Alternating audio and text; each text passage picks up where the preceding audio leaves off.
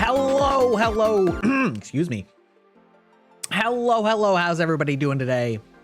Hello, it is me. It is your boy, your man, your unk, your classic old man. How dare you? How dare you? I haven't even finished my intro and you already played with my mouth? That's crazy. That's crazy, dog. Anyway, how's it going? Thank you, someone in Earth. Thank you. Yes, how are we doing? How's your weekend, everybody? It's Thanksgiving weekend, It's Thanksgiving week for all of you brethren in America. And if you're not in America, it means that nobody's doing any work this week. And on Friday, there's going to be a capitalistic orgy in every store that they both really want and also really want to avoid, as everybody literally tramples each other to death, trying to get the fattest deals that aren't really deals. Yes. Yes, that's right. Capitalistic orgy, just business. No. Like, capitalistic threesome is normal. This is like full on. This is full on, okay? You got the deals. May we gather around the holy table and perform the ritualistic rites. Yes, exactly. Yes, that's right. Fun question for chat. How many of you guys know why Black Friday is called Black Friday? I know at least a couple of you know, but how many of you actually know what that is? Black Friday fell off, to be honest. A lot more people used to get seriously injured. True, actually, true and real. Dude, when I was growing up, I remember when like Tickle Me Elmo came out, and like people were literally getting in fist fights over that shit in like toy stores. It was crazy. You learned a few years ago, but you forgot. Is it the number of black eyes that people get? No. No, it's actually kind of a crazy reason. Hold on, because I like also didn't eat today, and so I ordered a pizza right before stream that just got here. So I'm gonna be eating just a little bit.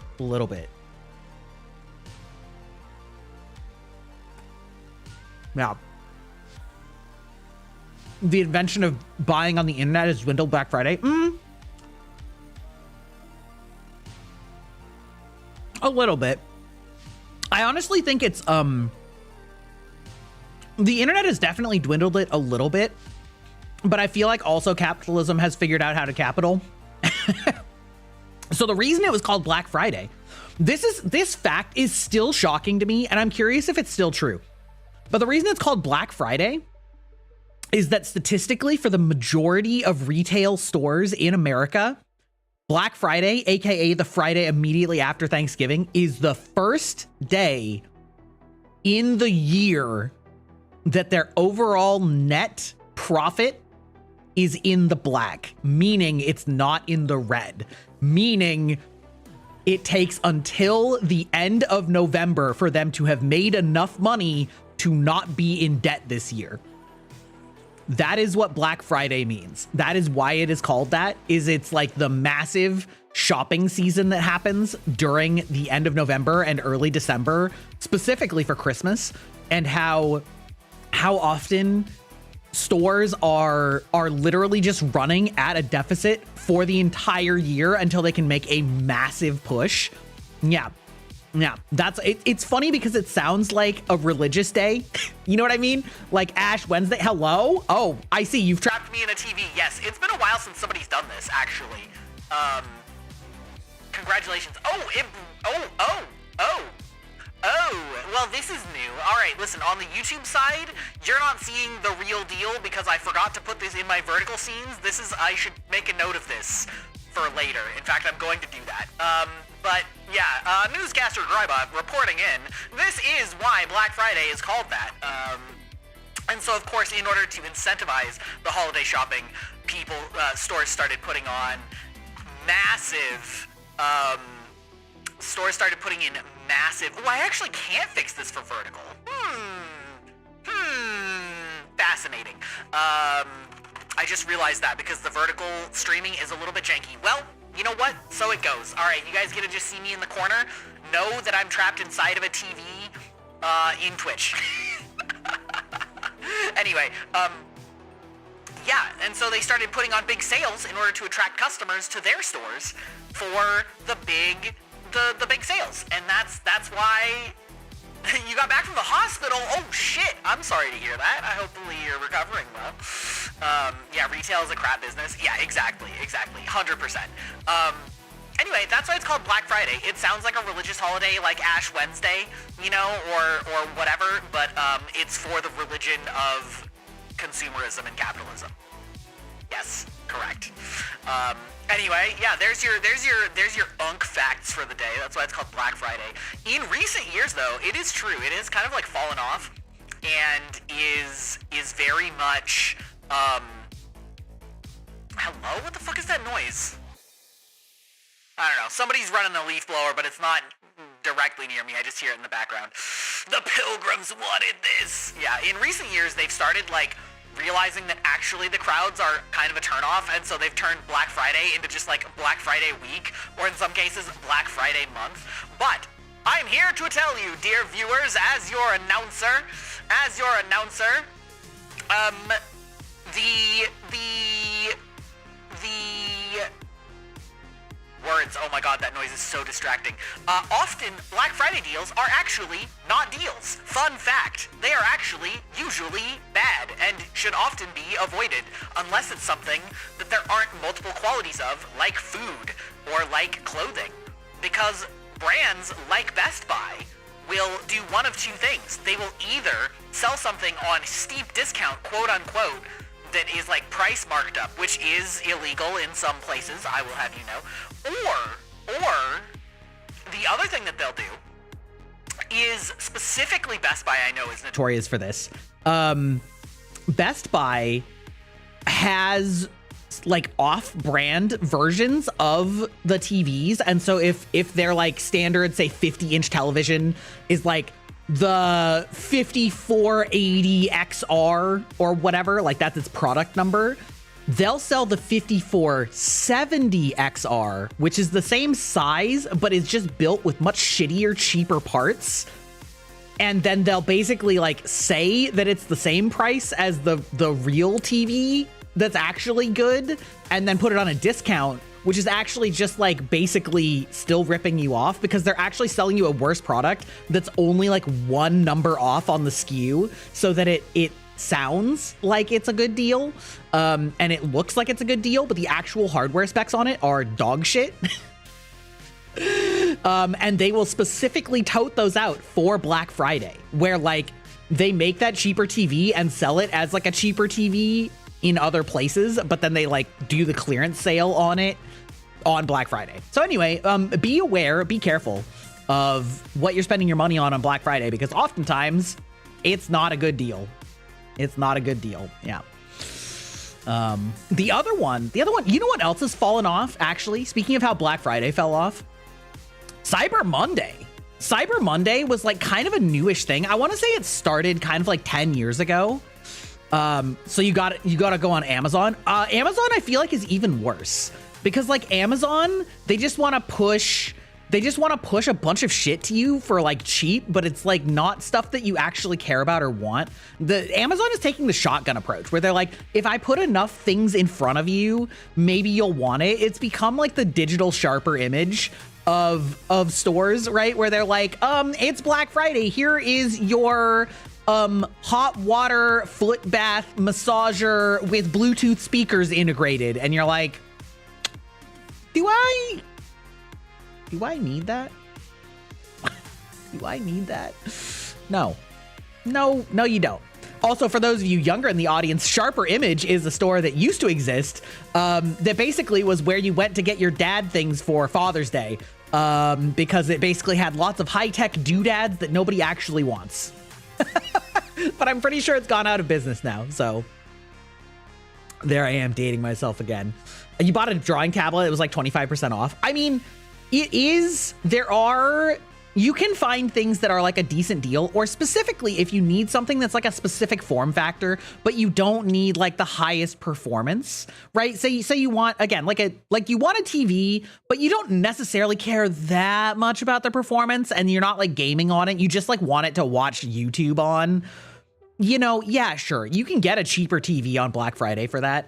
Or like, again, if you want like a laptop, but you don't actually want to have to do work on it, it's basically just a tablet or a laptop so that you can like, again, watch YouTube or whatever, watch streamers, watch twitch.tv/Grybach. You know, yeah, you don't need high specs for that, you know, so like that's fine, right? But they definitely try and deceive you with their marketing, and like it's often not a good deal. So anyway, but Cyber Monday, I feel like that started somewhere in the 2010s where like a bunch of computer manufacturers, you know, like Newegg and those guys were like, well, what if because they don't have storefronts, right? Like Amazon, Newegg, etc. And they were like, well, what if we just made a separate day online for Black Friday that was the Monday after Black Friday / Thanksgiving? And they called it Cyber Monday. And that also used to actually have good deals. And now I feel like the deals are getting worse and worse each year. And there's like literally nothing of value on Cyber Monday, like ever. I don't know, man. It's fallen off. It's fallen off, man. I don't know. Maybe that's just me. Maybe that's just my boomer ass. Like back in my day, 10 years ago, there used to be good deals on the internet. Yeah. Anyway. The idea being that you shop online while at work, assuming a desk job. Yeah. Ooh, you know what? That is smart. I didn't really think of it in those terms. I did that. I did shop online at work. I didn't really think of it being like that's why they did it on the Monday, but that is smart. Yeah, that is smart. But yeah, Cyber Monday, kind of a joke these days. It's really not great. It's really not great, you know?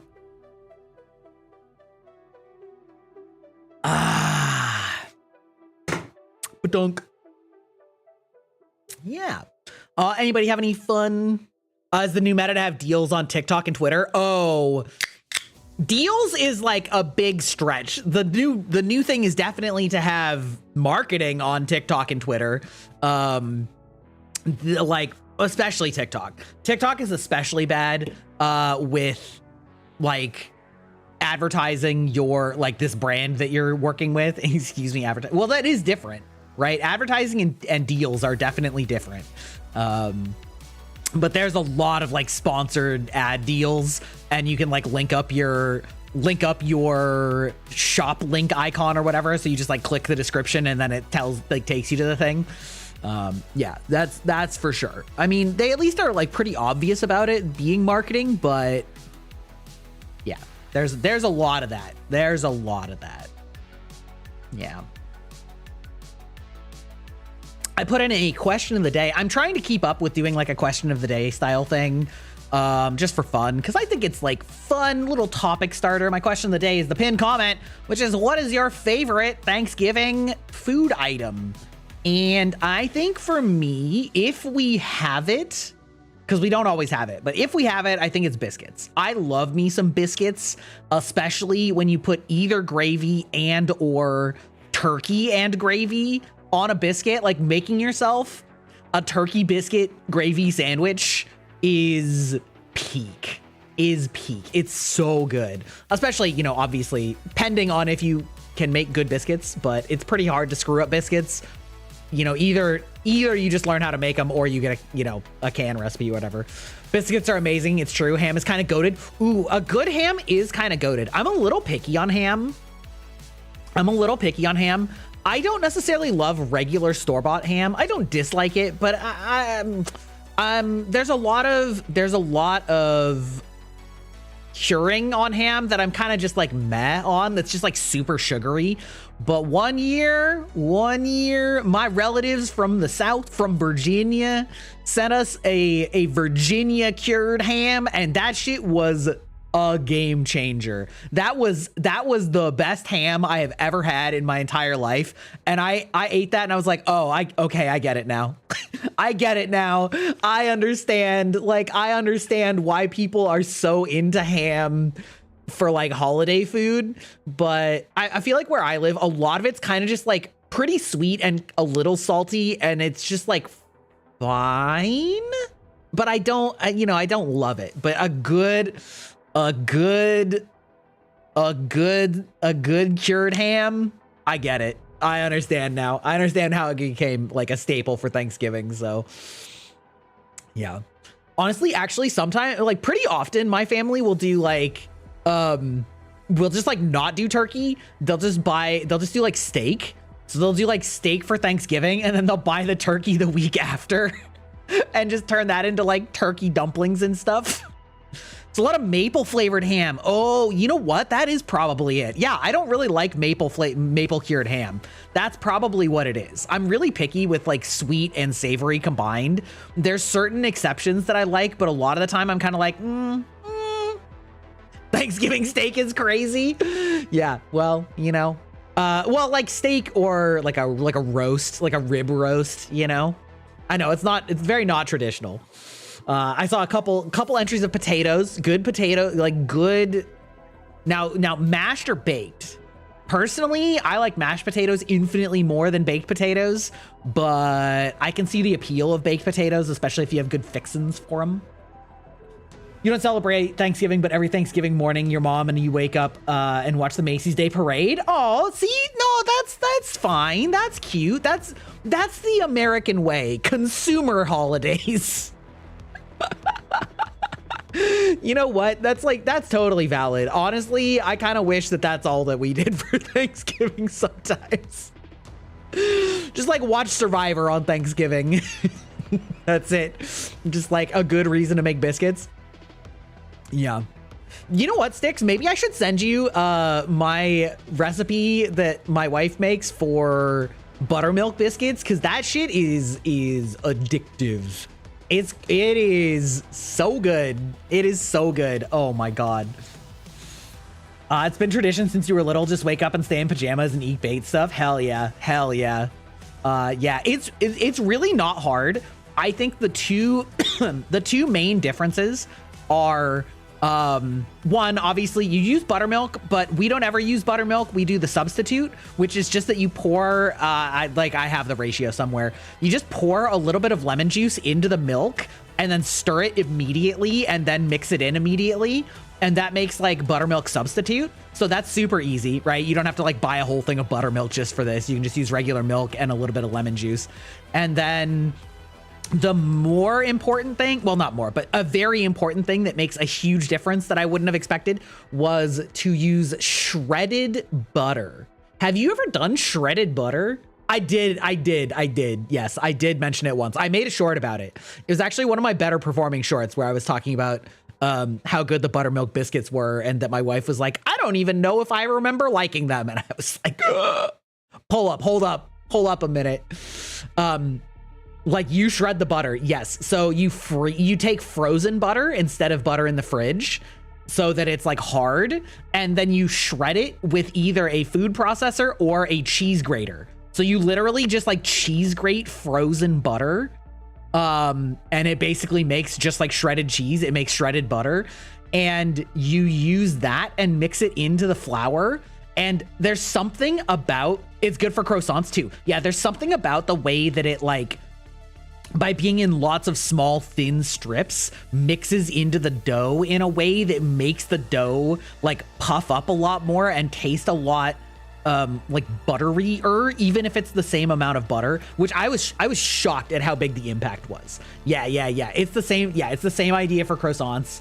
Yeah, it's so good, and it's really not any harder than regular biscuits. You just have to like do those two things. And otherwise, it's exactly the same, right? You'll just like mix it up, put it in balls, put it in the oven, the end, right? Oh, it's so good.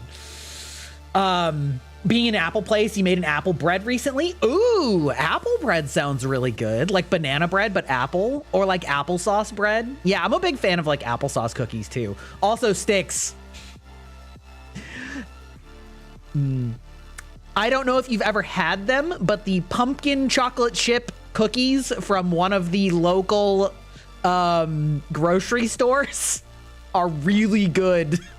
They're really good. They're like really nice and soft, and like, oh, they're so good. Anyway, that's like my favorite snack to buy during holidays around this time of year is the pumpkin chocolate chip cookies. They're goated. But yeah. Pumpkin chocolate chip cookies, soft. That sounds familiar.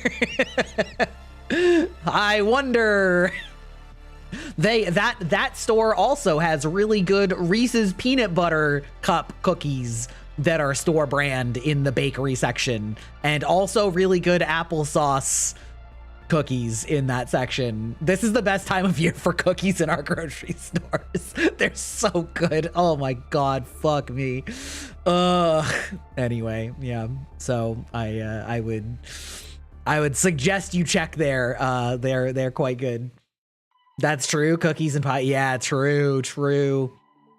I actually don't, because of the diabetes, I actually don't do we don't really do like holiday desserts very often. The one thing, yeah, Aeon, how's it going? I'm talking to Styx about some local cookies without listing any store names.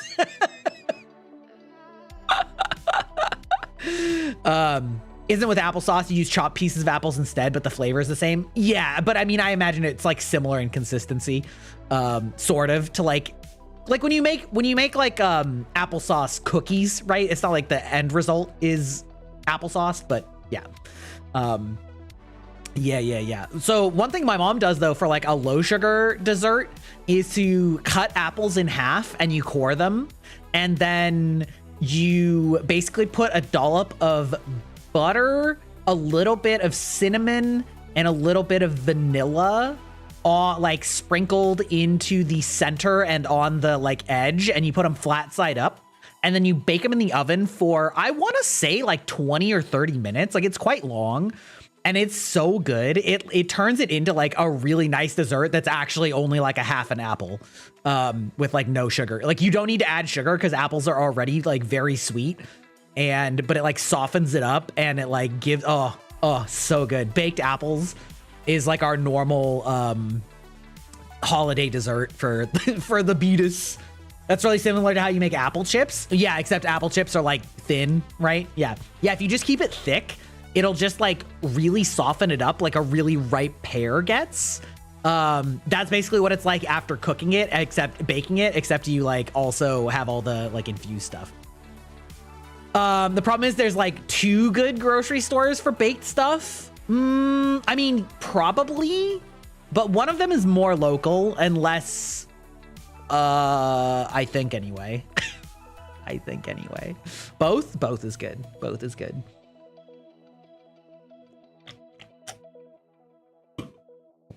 I guess my hint is that it's a, the name is very short. The very short name. Living near one would be, you'd be biased for that? Okay, fair enough. Yeah, fair enough. Very short. Talking in code on stream is so fucking funny. Never mind. You have to make your own jam if you want something that isn't painfully sweet. Most of the time, just reducing the fruit in a pan makes them sweet enough. Yeah, I do add like Splenda if I'm making like a compote or a jam, but not nearly as much as you would need. Like, if you don't know what a compote is, by the way, that's sort of a, I feel like that's a word that doesn't get used very often. It's basically if you just put a bunch of fruit into a skillet and then you like heat it until it melts. You like heat the fruit until it melts. It's like often what you would put on, it's like more liquidy than jam, but you get it on like in restaurants all the time. If you get like a lot of the time, like maybe blueberry crepes or pancakes, right? Will have like a blueberry sauce that they have. That's a compote. I love making compotes of mixed berries and then pouring in like lemon juice to give it that extra like sour pop, and lemons, and then like some Splenda. But I love doing like raspberry, blackberry, blueberry, and then throwing in like an apples or something like that, or like peaches. Mixed berry compote is so good. Next time you should go look for those cookies then. You used to get the chocolate ones from there. Oh yeah. Mm-hmm. My little sour pop. Love that. Yes, the K-pop demon hunter's brain rot is real. Yes, facts. Yeah. Anyway, 'tis the holiday season and I was doing other stuff. So I didn't really make any plans for this week. And I didn't know when I should get back into Vampire the Masquerade. That's right. So today we're just going to do like some little bit light yapping here like we're doing. I was going to go through the Game Awards and, you know, sort of give my thoughts on all of them. And we can vote. We can vote on the Game Awards. So I was, we're going to do that. And then we're going to go to an old favorite. You know what? We can call it in celebration of my live 2D debut. Playing some Dark Souls 3, my comfort game. You're telling you the one near you is just for the baked stuff? Oh, okay. That could be anything. That could actually be anything, though. Making compote and then pouring that over vanilla ice cream? Yes, Aeon. Yes. I love making compote. Okay. Also, this is one that we got from like, my parents basically rented out a bedroom after I was out of the house to like students going to local colleges around here. Yeah, it docks where you are. Yeah, understood. Is it an Asian bakery? But it was like, I don't know exactly what they called it because they called it like fluff pancakes, but it's not really a pancake. And it's basically like, I think it's a quarter cup of flour,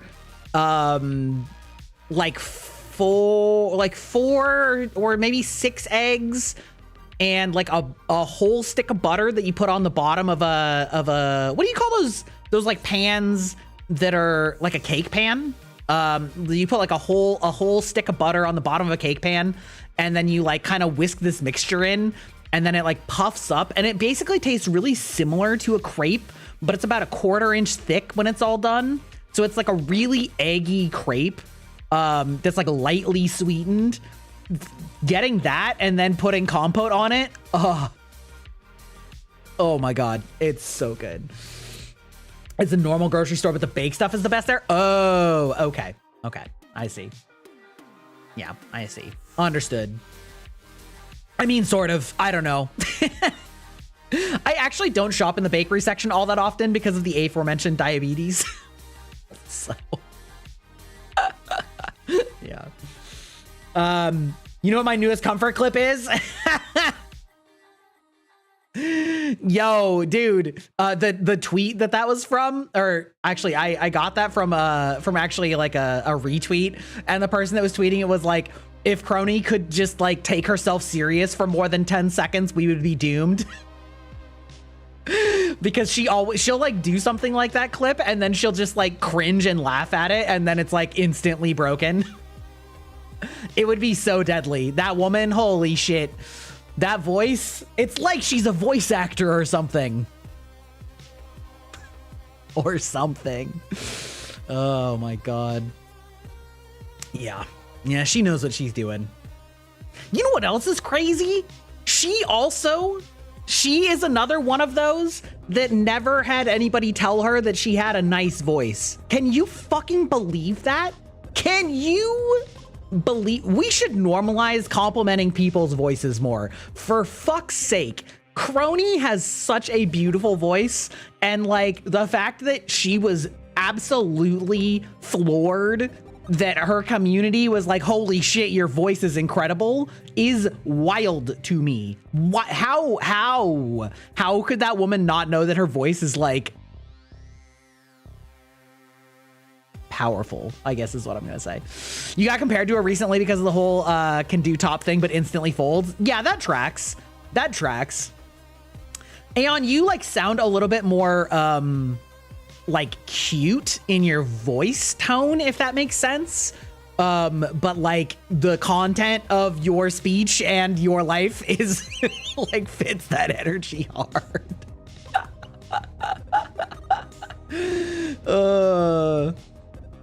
That would destroy your ego completely and make you go mute. What do you mean? Wait, what? If somebody complimented your voice, it would destroy your ego? What do you mean by that? Someone said your voice was good for singing if you practiced and your ego went through the roof. Understandable. Listen, men don't get compliments ever. You were explaining how to pull a guy by the tie. Okay, I mean, listen, you're explaining how to pull a tie. Understood. Already got it.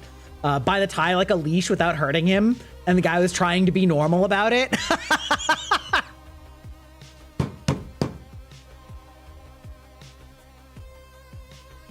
Aeon. That's crazy. That's incredible. I'm visualizing it. It was a safety concern. Yeah, right. Jesus Christ. Insane. Yeah. Listen. All right. Listen, people, give compliments out more freely. It'll make people's day. Also, people, learn to accept a compliment and just smile. Be happy about it. Hello. How am I doing today? I'm doing good. We've been talking about Thanksgiving foods and Black Friday and all that jazz. Yeah. Also, oh my God, have you guys seen the price of RAM? Pull both sides equally. Yeah, don't give too much attention to one side. You'll end up lopsided.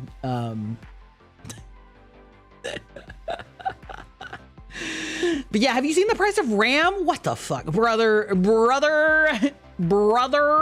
I am so upset that the fucking AI industry is now hitting RAM like it hit GPUs a couple years ago.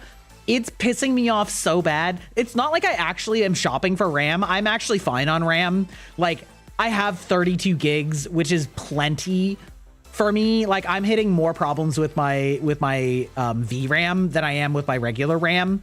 And I think that a lot of people don't realize that Windows does this dumb shit where it will just like utilize your RAM even if you don't really need it. And so it'll say that you're always at a high utilization even if you're really not.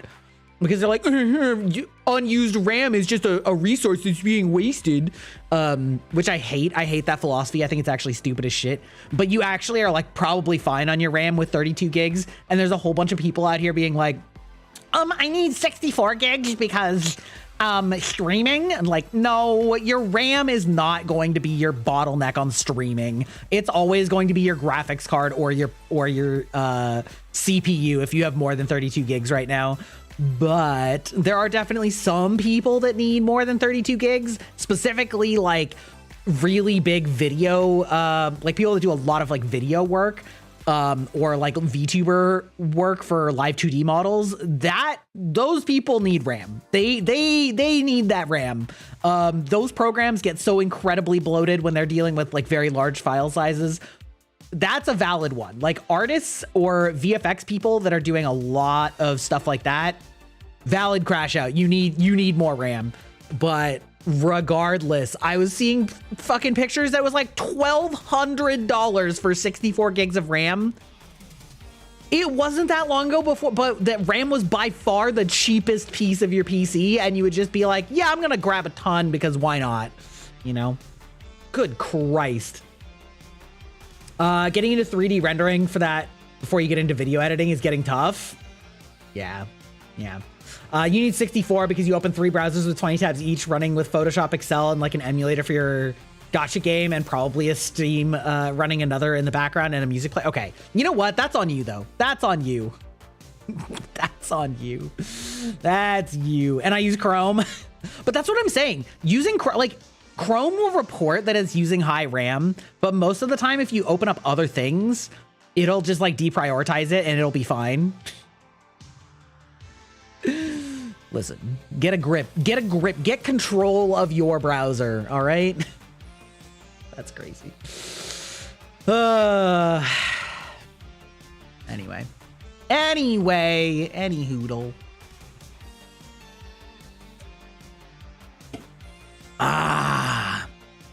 Any hoodle. Wait, what was I? I had something pulled up. Hold my brain. Okay. Yeah, you guys wanna do a little bit of voting on game of the year type shit? Took me forever to get logged in. I hope nobody has my Twitch information fucked up, and I hope it's just on Twitch's end, because I tried to sign in with Twitch and it kept telling me that somebody's already signed in with that, and I'm like, I I know they haven't, though. I know they haven't, though. That was you last year until you decided to not use up 20 tabs. Yeah.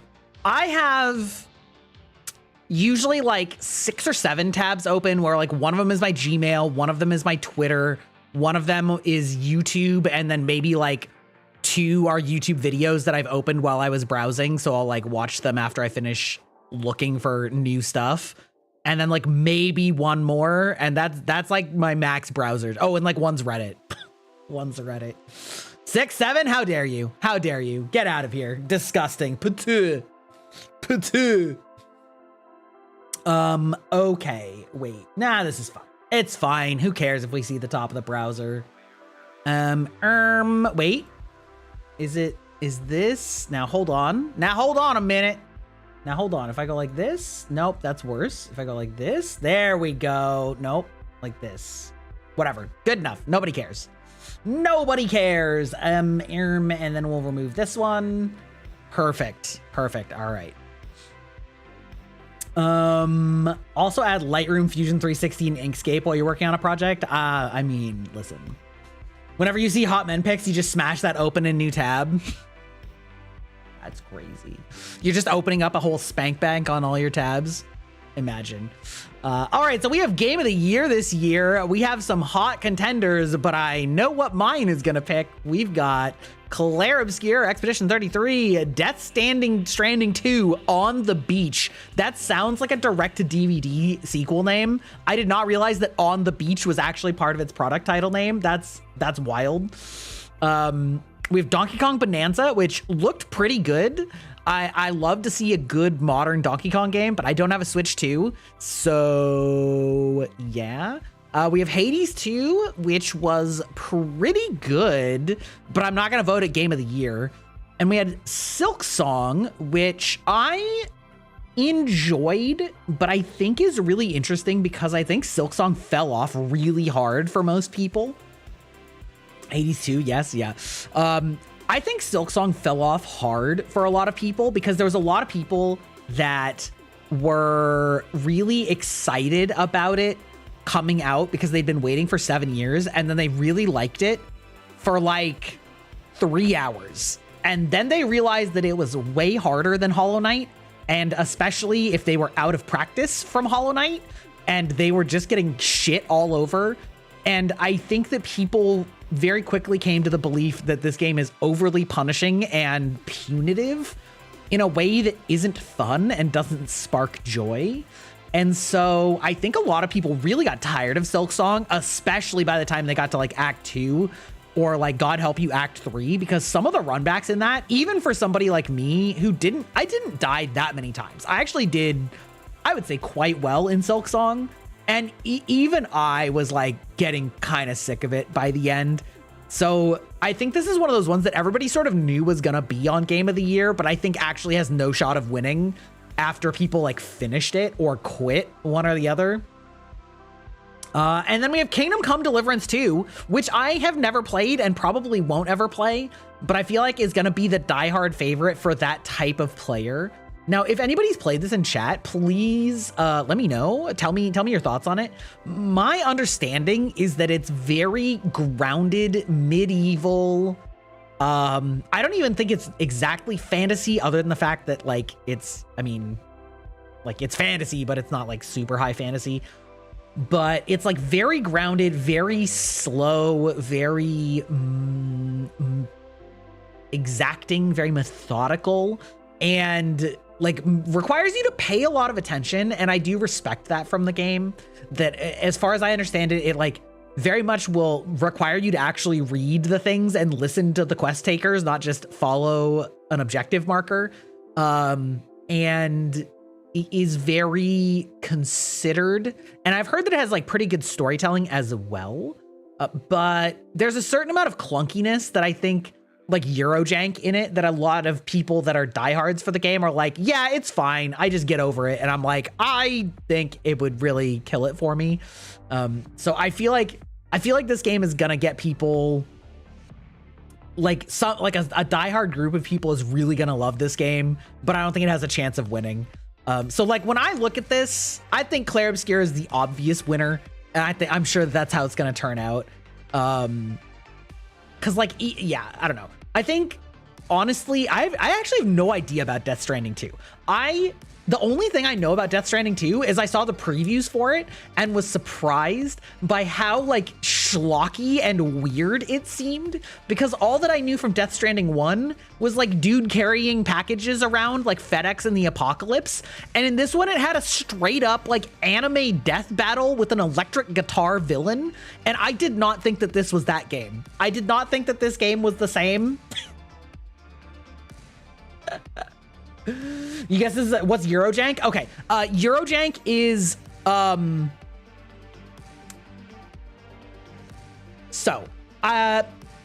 basically it's like a specific subgenre of janky games. Janky meaning like slightly awkward or like not the most intuitive or cleanly implemented.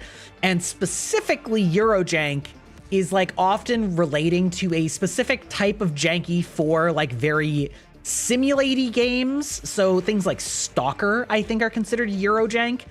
Often, mostly because they're usually developed by like very small European developers. And so there's like kind of a common mood vibe for games that are often described as Eurojank, where like the setting is really immersive and has very like European roots and very like often very specific subcultures, but also is like by being like a B studio or like a AA studio or whatever, often is like really rough around the edges in ways that are often kind of similar. And so people kind of call it Eurojank as opposed to just like normal jank, if that makes sense. Stalker, that explains a lot. Yeah, semi-gritty, semi-experimental, high potential, mediocre execution. Yes, that is a perfect way of describing it, Shoto. Yes. Yes, I think Stalker is Eurojank, and I think that Kingdom Come Deliverance is like a similar type of Eurojank. It's not exactly the same, but like it is a gritty medieval like story game where you are immersed as a fucking peasant in the Middle Ages. Like, yeah. Overly complex systems for the sake of being complex. Yes, it's kind of like Euro board games too. Is like a separate subset of games that are often like very, very resource and time management based board games, and often involve like lots of trading of resources to other resources in order to like. And yeah, so there's like Euro board games too, which are not janky by that definition, but like there's definitely a flavor of the like German over engineering of a board game. I'm your best English teacher since uni years. Yeah, I should put that in my tags. English sensei, ego sensei. Yeah. Actually, it was really funny. I was just the other night, I was playing Overwatch with a V sibling friend, and she was playing I think she's in Japan. And so she was playing with a Japanese friend that spoke no English. And so I was doing very like cursed, broken Japanese, because like I don't have a Japanese keyboard. So I had to put it in Romanji, and or speak it. And it was very funny. It was very silly. German over engineering of games. Absolutely. It was really funny to explain to your German hosts about Euro games where they were playing board games. They were like, no, that's just games. Yeah, exactly. Like, what do you mean? This is how games work. These are, oh no, that's French. The games?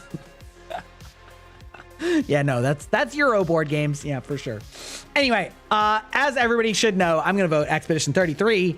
I don't think I would rate this like a perfect game by any means, but it so far exceeded my expectations in so many areas that there's really like nothing else I can possibly in good conscience vote for.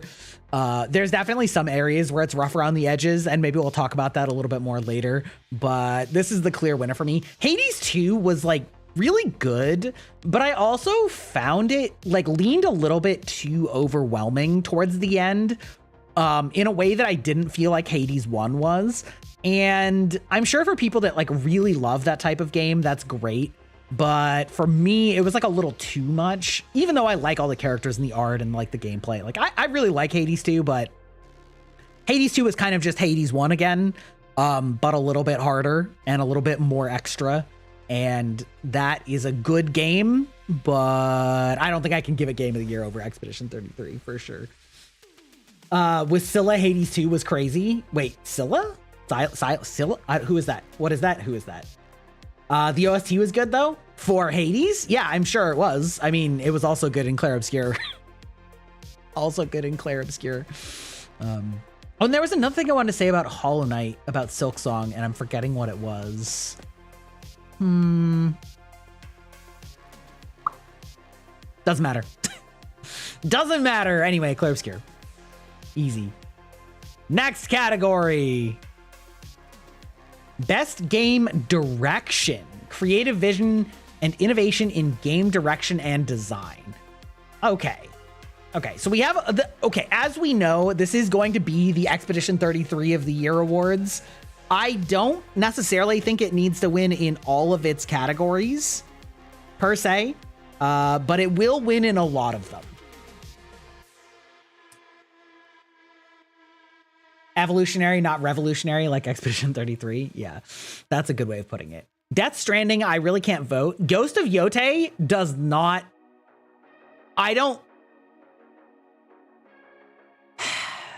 Ghost of Yotei has beautiful art direction. I will give it that. And if that's specifically what they're talking about, I could at least potentially put it there. I have basically beaten this game off stream. I haven't quite finished it, but I'm very close to the end. But I don't think I can give this like best direction overall if we're including things like story and innovation, because this hasn't done any... This game did zero innovation, in my opinion. It is very, very, very similar to Ghost of Tsushima in terms of its like aesthetics and its mechanics. And it did a few things different, but none of it was innovative compared to its own predecessor. And maybe that's a little unfair by like being the curse of a sequel, but I don't think that it really did anything like super innovative. And same thing with Hades 2. I don't think that Hades 2 did anything so innovative from its predecessor. And so therefore, like, innovative across the industry, I also can't put. Split Fiction, I didn't play, but I did watch. And I think that this is like kind of a maybe, in that it's sort of the blend of... what was the one with the husband and wife that were like having a marital fallout / reigniting in It Takes Two? It's like a similar thing to It Takes Two. So like this I could maybe put. However, with that all being said, I think this one also goes to Clair Obscur, because I think the art direction in it was peak, which again, art direction in this and Yotei and Hades 2 were all strong, but I think that mechanical direction was also very interesting. I think that the Picto system was a good and interesting system. Probably could have used a little refinement in the UI, but whatever. And also like a very good, interesting story, amazing soundtrack. So I think I got to give best direction to Clair Obscur also. Oh, the electric guitar and the drummers. Oh, yeah. Okay. Best narrative. Ooh, see, it's not Ghost of Yotei. I'm sorry. I don't want to dunk on Ghost of Yotei. And this is one of those things that like low-key annoys me about internet discourse. Because like, if I dunk on Ghost of Yotei, there's gonna be some people that'll be like, so you just hate a game if it's got a woman as a main lead? And I'm like, no. Absolutely not. I have played games with women as the main lead that are great. This game is just good. Don't do that out loud. Yeah. No, but what I'm saying is like, the story in this game is fine, but it is not strong. The story in the first game was much narratively stronger because the story was about the conflict between the way that Jin Sakai had been raised as a like noble samurai who is supposed to like face things with honor and dignity, even if it means like walking straight to your death, versus Jin Sakai, the man who is vowed to save the people of his homeland from invasion, and views it as more important for people to live than for himself to obey this code of honor. And I think that that's a really good dilemma that's often not explored in heroic stories. And if it is, it almost always comes down on the side of, well, you should do the honorable thing and it'll just work out. And I kind of hate that trope, because that's just not like that. That's just not how things work. And I think it's much more interesting to have a character like struggle with their own morality about whether it's more important to keep to the like letter of their oath or keep to the meaning of it. Cough cough Sanderson reference. This is going to be a big one in Stormlight Archives, but I won't delve into it too deeply. That's a big theme in the Stormlight Archives, which is all about oaths and vows and like the difference between the words and the meaning and the purpose. And that's a really good story structure. And Ghost of Yote's story structure is very bland. It's like, as a story, it's literally like, yeah, so some bad guys killed your parents in front of you, and so you've grown up and want to kill them all. The end. That's the whole story. And like having almost beaten it now, that continues to be the story by and large the whole time. Is like I'm gonna go kill these dudes, and like one of them you get sort of sympathetic for because you sort of like found out that she didn't really want to like go that hard against your family. And so like that story was okay, but I wouldn't say that like thematically that's not like a main element of the main story. And so like I'm not going to say like this game isn't bad. I am enjoying this game, and I did enjoy this game, but it like I'm enjoying it for the aesthetics and for the gameplay, not for the story. The story is just fine. It's perfectly serviceable. I've played lots of games with like a revenge story, and the story in those games isn't the strong point. Like the story of John Wick is not the strong point of John Wick. It's simple enough to convey its main purpose, which is all entirely based on vibes and like amazing stunt coordination and amazing like direction and like weird world building. But like the story of John Wick is not a like compelling story. It's literally, you killed my dog, so I'm going to kill you all. The end, right? And so that's like exactly how I feel about Ghost of Yote, unfortunately, because I would love if they did make another really compelling story. And it's just fine. I don't have a problem with the main character either, like Atsu. She's fine, you know? But like, because the story's kind of bland, like she's a little bland, and you know, yeah. Haven't played, so the problem is the only two that I've played here are Expedition 33 and Ghost of Yote. I hear that Kingdom Come Deliverance is a very good story. But obviously I feel like I shouldn't vote for something that I haven't played, unfortunately, which I think is also going to be a reason that Expedition 33 sweeps this award show, is because a lot more people played this than like say all of the other games combined. But yeah, anyway, love it though. Love the story in Expedition 33. I do think that I do actually have some criticisms for the story in Expedition 33, but they're like very in-depth, specific niche point criticisms that I don't want to get into for like spoiler reasons. So like I would actually probably ding the story in this game a little bit for those reasons, but it was still a really good story. So, but it was still really good. Best art direction. Okay.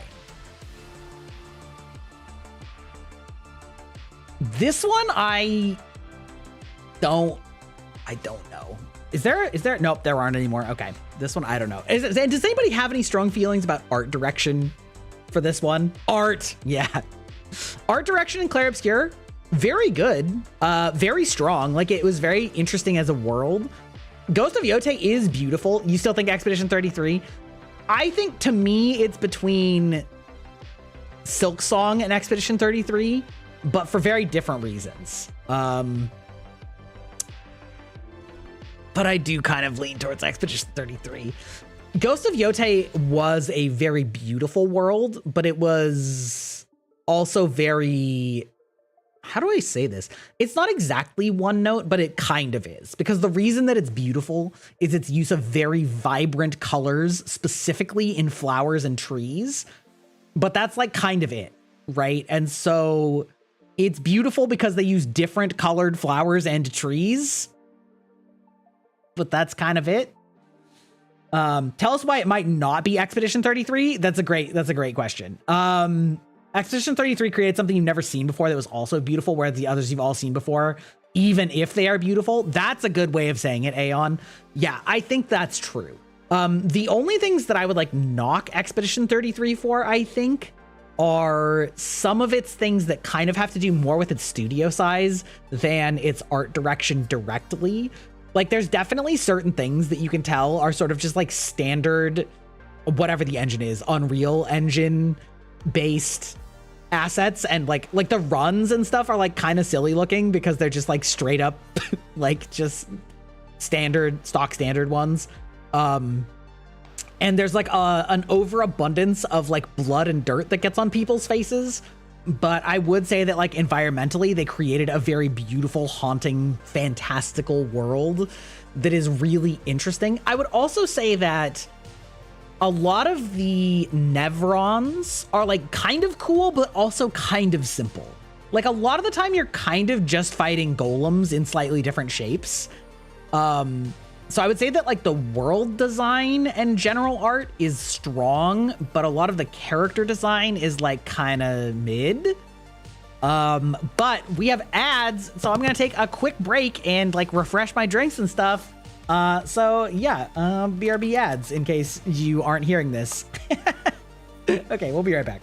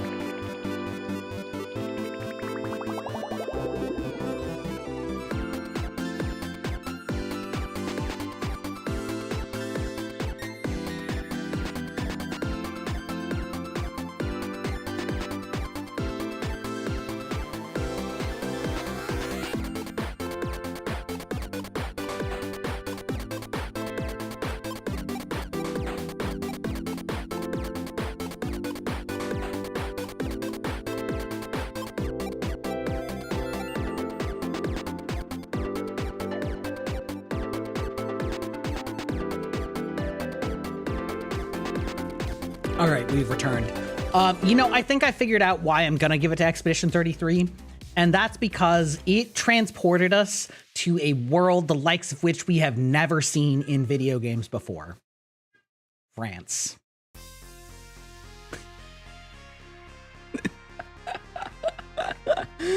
Also, the Expedition 33 threw out their original design and started over in the middle of development, so the fact they came up with a world that compelling and the turnaround time is impressive. That's true. I would like to, like, not, how should I say this? That is impressive, but that doesn't give it bonus points in terms of being better. You know what I mean? That's more impressive for them. Oh no, not France. Oh, oui, oui. The French. The fabulous French direction. No, I think that is quite good. I do think that Silksong did have fantastic art direction in a lot of ways. There's a lot of really interesting, like, monsters, and I like it. I would say, however, that, like, I don't know, it's tough. Like, I think that, like, some of the biome design isn't necessarily diverse enough in Silksong, but I would also say the same in Expedition 33. I would say a lot of the Expedition 33 biomes are actually kind of similar, so it's tough. It's tough.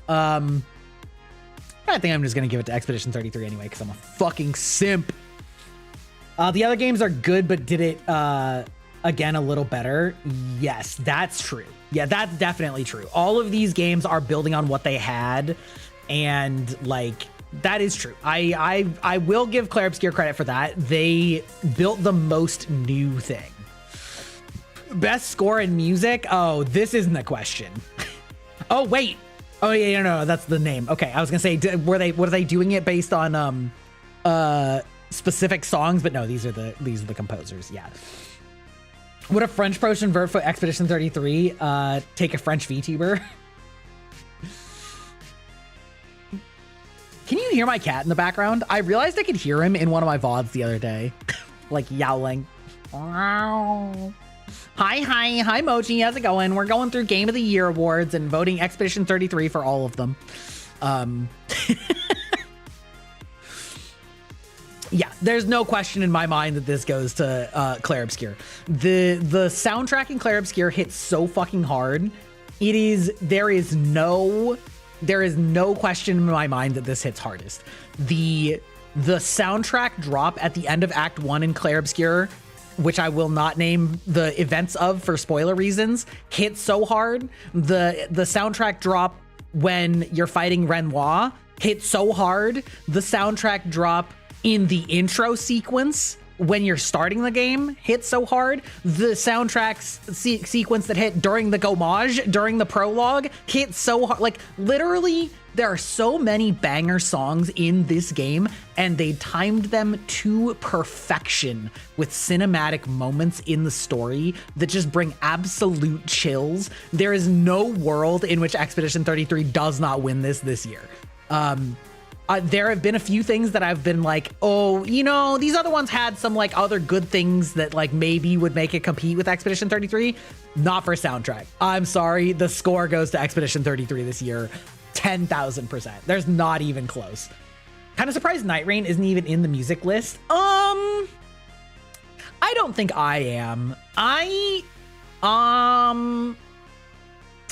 Like, they're good, but they're also kind of like Just More Souls music, TM, and Night Rain being kind of a weird, like, half game in that it's like just one map with some variations and, like, multiplayer.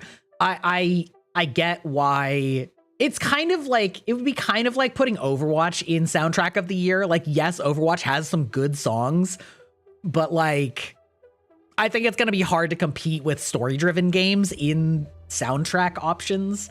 So I'm not that surprised that Night Rain isn't in there. I'm maybe a little surprised that Night Rain isn't in any of these categories. All these games are very lucky Sega didn't release Sonic game this year. True. The funny thing is, I like the soundtrack for Ghost of Yotei, except I actually haven't listened to the soundtrack for Ghost of Yotei because I enabled the option for the lo-fi mode, which is the shout out to Samurai Champloo that has the like lo-fi vibes samurai action where they put an actual menu option to switch all of the soundtrack to lo-fi. So I've just been listening to lo-fi Ghost of Yote the entire time. So I actually have zero clue what its actual soundtrack sounds like. But the lo-fi is good, so...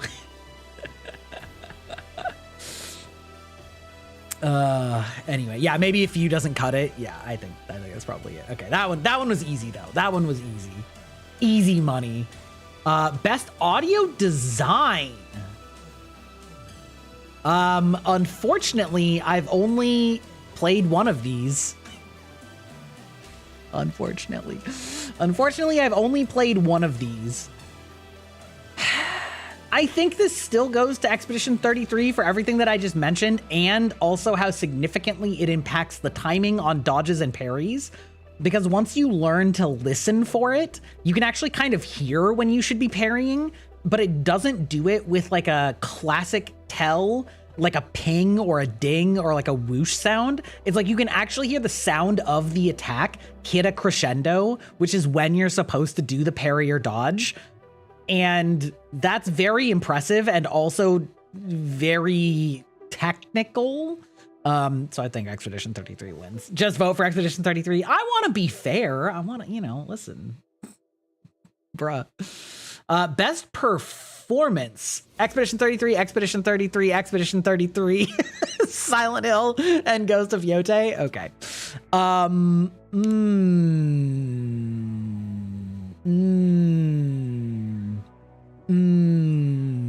Okay. Unfortunately, and I don't really blame Erica for this. This looks very one-sided. Yeah, no shit. No kidding. Absolutely crazy to put 3 characters from the same game. Like, no wonder. Like, of course it's Expedition 33 of the year if one of the categories has it 3 times in there.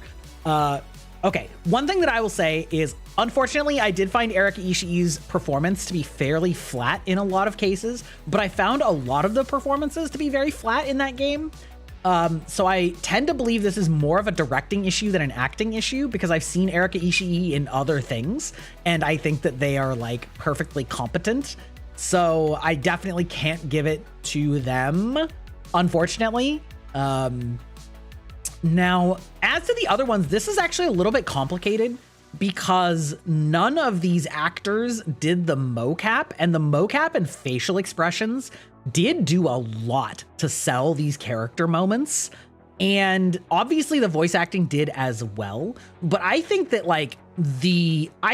Gustav's facial expressions and mannerisms really added a lot to his character. And of course, Charlie Cox's voice acting was good as well.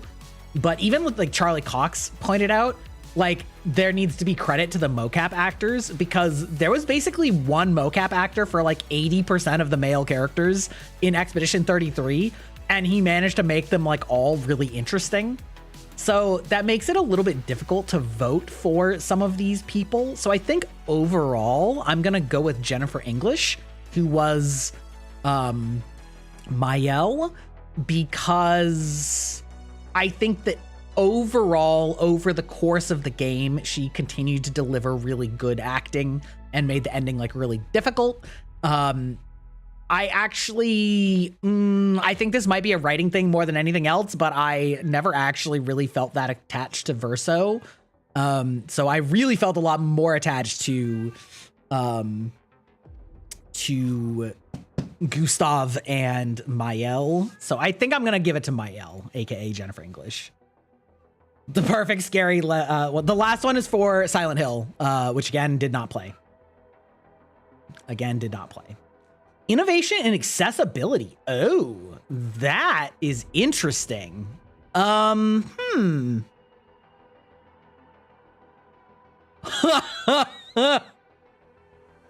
What did Doom the Dark Ages do for accessibility? That game, I don't know, maybe there's like super high accessibility options in that game, but that game felt like the least accessible game that I've ever played. Maybe not ever, but maybe there are a lot of accessibility options in it.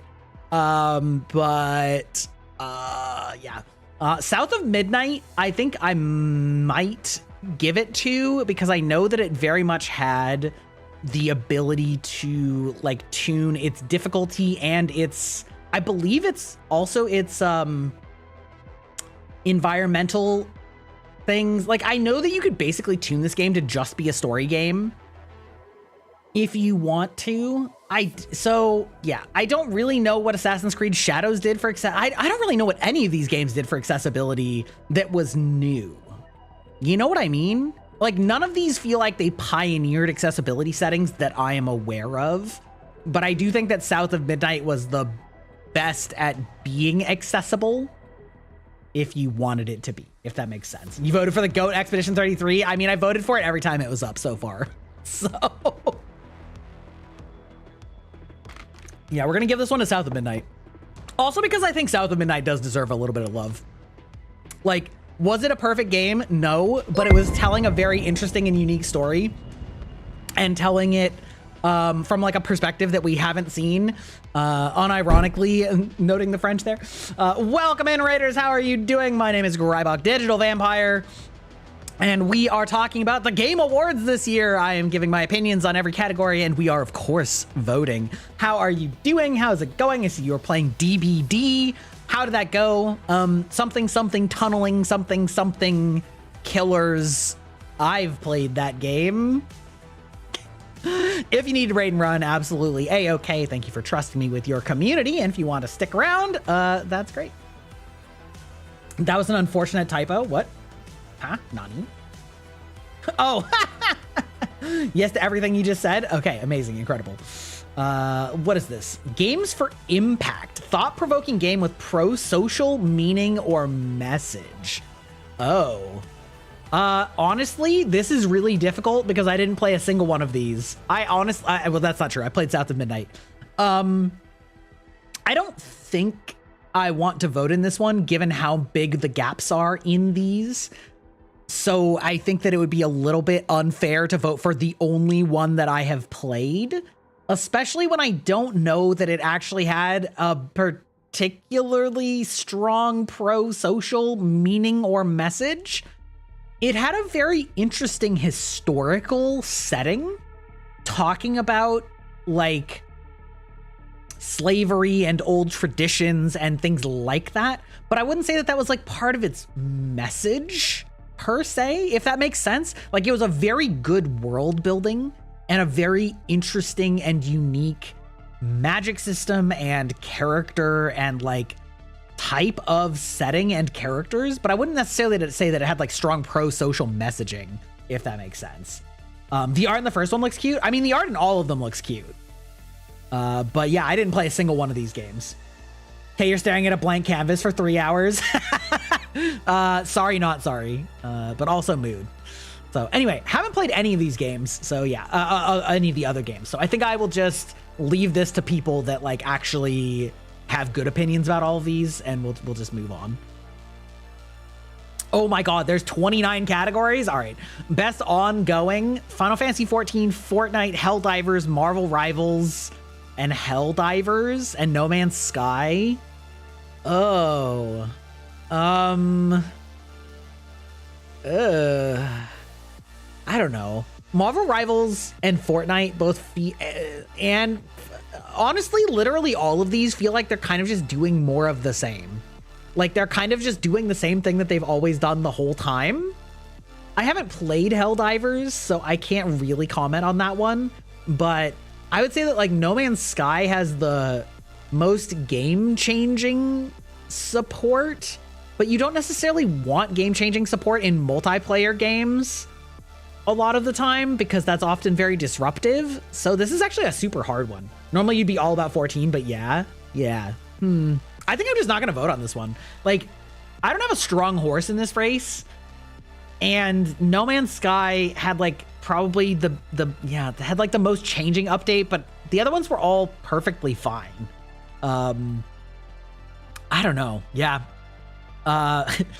Fortnite, because it put in Demon Hunters, put in K-pop Demon Hunters. They know how to capitalize on a trend. Actually insane, though. Is that not insane that K-pop Demon Hunters took the world so by storm that within like a month they were in Fortnite? That's actually wild. That speaks more to like Fortnite's social presence than its ongoing support. But Good on them. Good on them, actually. Best community support. Outstanding community support, transparency and responsiveness, inclusiveness in social media. Still no opinion, actually, to be perfectly honest. And I don't know that Baldur's Gate deserves to be on there either. I'm just gonna skip that. Skippa. Best independent game. Best outstanding creative and technical achievement for a game made outside the traditional publisher system. Okay. This is where things get a little complex because calling Clair Obscur an indie game is like kind of a stretch. I feel. It's definitely not the totally traditional publisher, but it's also seems a little bit less indie than all the rest. You know what I mean?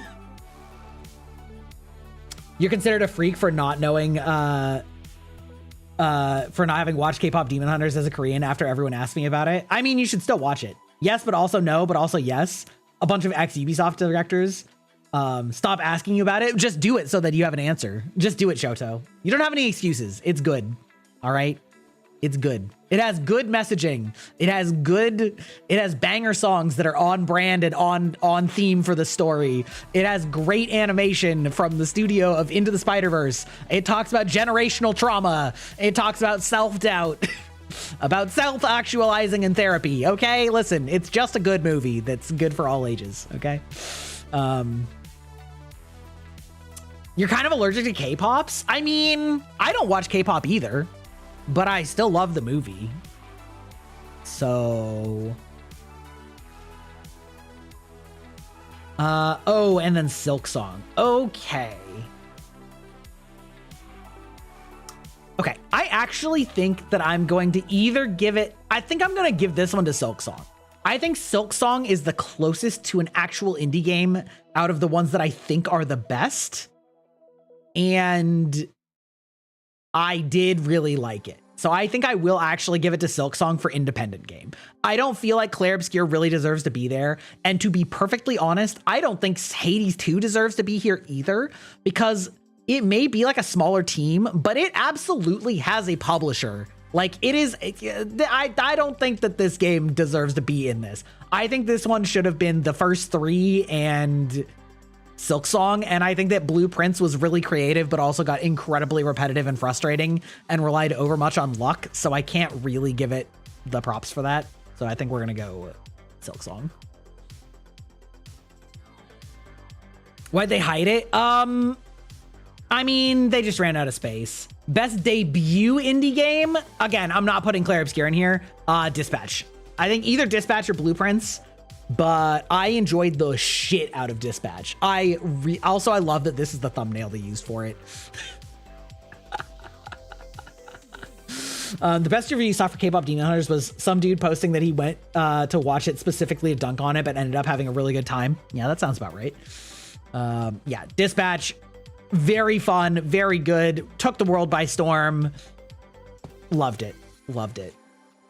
Best mobile game. Don't play any of these, so I won't rate it. I guess, chat, do you have any thoughts? Destiny Rising, Persona 5 The Phantom X, Sonic Rumble, Uma Musume, or Wuthering Waves. Woowa. I feel like my chat is gonna say Woowa, if anything. I feel like my chat's gonna say Woowa, if anything.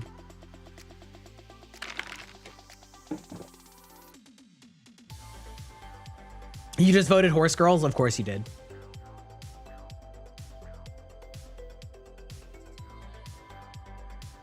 Uma Musume wins your mind because Woowa is redeeming itself right now? Okay. Best VR AR? Also, don't play VR and AR. So, skippa. Let's see. Best action game. This one, I'm inclined to give Hades to.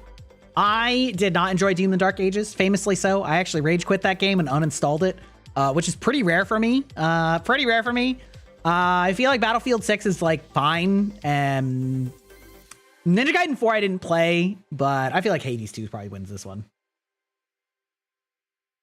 I rage quit? I did. I found it exceedingly frustrating. And not in the good way like you want. Okay, best action adventure. Ooh. I don't think Silk Song belongs in action adventure. Color me too much of a stickler for the rules. I don't think Silk Song belongs in that. I think Metroidvanias are not action adventure games. So I'm removing that one from consideration. Out of these, it seems like it's down to Indiana Jones and Ghost of Yotei. And I'm actually inclined to vote Ghost of Yotei for this one. Indiana Jones was pretty good, but also kind of rough around the edges in a lot of ways. And I think maybe overstayed its welcome a little bit. Ghost of Yotei is exactly what I was expecting from it, and it succeeded. So we're going to give it to Ghost of Yotei. Hard to imagine. I know, right? I know. Strickler, it's my Batman villain name. Okay, that's funny. Best RPG. Okay, we don't even need to talk about this one. Claire Obscure wins this easy. Avowed, I think, was like fine. There's no way it's beating anything else in this. Well, it might beat some of the things in this list, but it's not gonna beat that. I don't think Monster Hunter Wilds really should count as an RPG. Maybe that's just me. I mean, I guess it like technically is, but I don't like this trend of calling games that are action games but have stats RPGs. I think that's a bastardization of what RPGs are, which is role-playing games. I don't think anybody is role-playing Monster Hunter, okay? All right? Also, I don't really think Dark Souls is a role-playing game. I'm gonna say it. I think that the story has to be an important part of being an RPG. And the fact that people have incorporated mechanical systems from RPGs into their games doesn't make those games RPGs. All right? All right? Your only vote is for Final Fantasy Tactics? Yeah, I mean, if I could put that, but also I don't want to put it on a remake for total best RPG. I would rather give it to something new, so, but it's not on here, so. Yeah. I have strong opinions about RPGs, and actually also have strong opinions about how, like, the reason that a lot of the statistical and mechanical things in RPGs exist is because they were trying to simulate tabletop RPGs, which didn't have those types of systems because they were all done in your mind and in the GM's head and on a battle mat. And you can't make a game that has infinite ability to react to all these situations. And so a lot of RPG systems were sort of like best hacks you could do. And then it's like diverged where now people just think RPG means do you level up? And I don't like that. That's not what RPGs historically were about. It was a thing you did, but it wasn't about leveling up. It was about like collaborative storytelling and like partaking on an adventure and making choices that matter to the world that you're inhabiting. And like, yes, mechanics somewhat like define your character, but they're not the only thing that defines your character. And like, yeah. Okay, best fighting game. I'm gonna skip a skippa because I don't really play fighting games. Full stop. Wilds is an RPG. Story wasn't that good, but it's kind of there. Yeah, well, yeah. All right, we're gonna skip a fighting games. There's already so many of these. Best family game. Having not played any of these, I'm gonna just go with my gut and say Donkey Kong. I think Mario Kart World, oh, and also Split Fiction. Okay, I'm gonna say Donkey Kong. I think it's probably the best overall. Most of these games are probably fine for your family. I think Mario Kart doesn't do anything super crazy different than Mario Kart ever did. Same with Sonic Racing. And I think Donkey Kong was like a really nice refresh of this brand and like very fun and cute. So we're giving the DK a little bit of love this time. All right. Best sim/strategy. Well, I'm sorry, all the rest of you, but a remake of a 28-year-old game is going to win. Final Fantasy Tactics wins this hands down. I haven't played the rest of them, and I don't care. Final Fantasy Tactics is still one of my favorite games of all time, is one of the best tactical RPGs, and the voice acting set it up like 2 whole points above its 10 out of 10. So, no question. Who puts it? Well, it sort of fits. It's just a different type of strategy game. But, I mean, I didn't play it. Best sports racing. I'm gonna put Mario Kart just to spite all of the sports people. I find sports games incredibly boring. Full stop. As a player from Civ 4, okay, amazing. Best multiplayer. Ooh. Interesting. Okay, so we have Arc Raiders, didn't play. Battlefield 6, don't play. Peak, which I have played. Elden Ring, Night Rain, and Split Fiction. I'll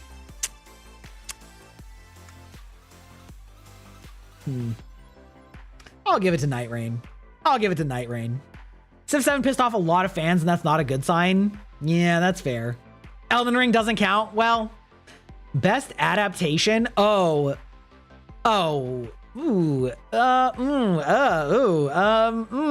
of these have questionable things. There's no world in which I'm giving the Minecraft movie a best adaptation. I didn't watch Devil May Cry. I only watched one of the, actually, I didn't watch any of these. I am most inclined to believe that The Last of Us Season 2 is the best adaptation, and that a lot of the people that are mad about it didn't play the game and don't realize that like one of the most important events that happens in it happens in the game about an hour into it, and they're like, I can't believe the writers have done this shit. It's like, well, the video game writers did it too, so. Until Dawn was okay. Okay, I didn't watch that. Most anticipated game. Wait. Oh, these are, okay. For me, out of these, there's only one of these that I anticipate, and that's Wolverine. I could not give less of a shit about Grand Theft Auto. Could not give less of a shit about Grand Theft Auto. Boy, especially when we see that it's probably gonna come out with like a fucking $120 price tag or whatever, because they literally spent $1 billion making one fucking video game. I'm sorry, GTA is not going to be $1 billion video game. Sorry to tell you. No thoughts on First Light. Don't care about Resident Evil. Really don't care about The Witcher either. I'm hyped for a like R-rated Wolverine game. I'm here for it. And we love Wolverine. Yeah. Content creator of the year. Oh my God. Okay.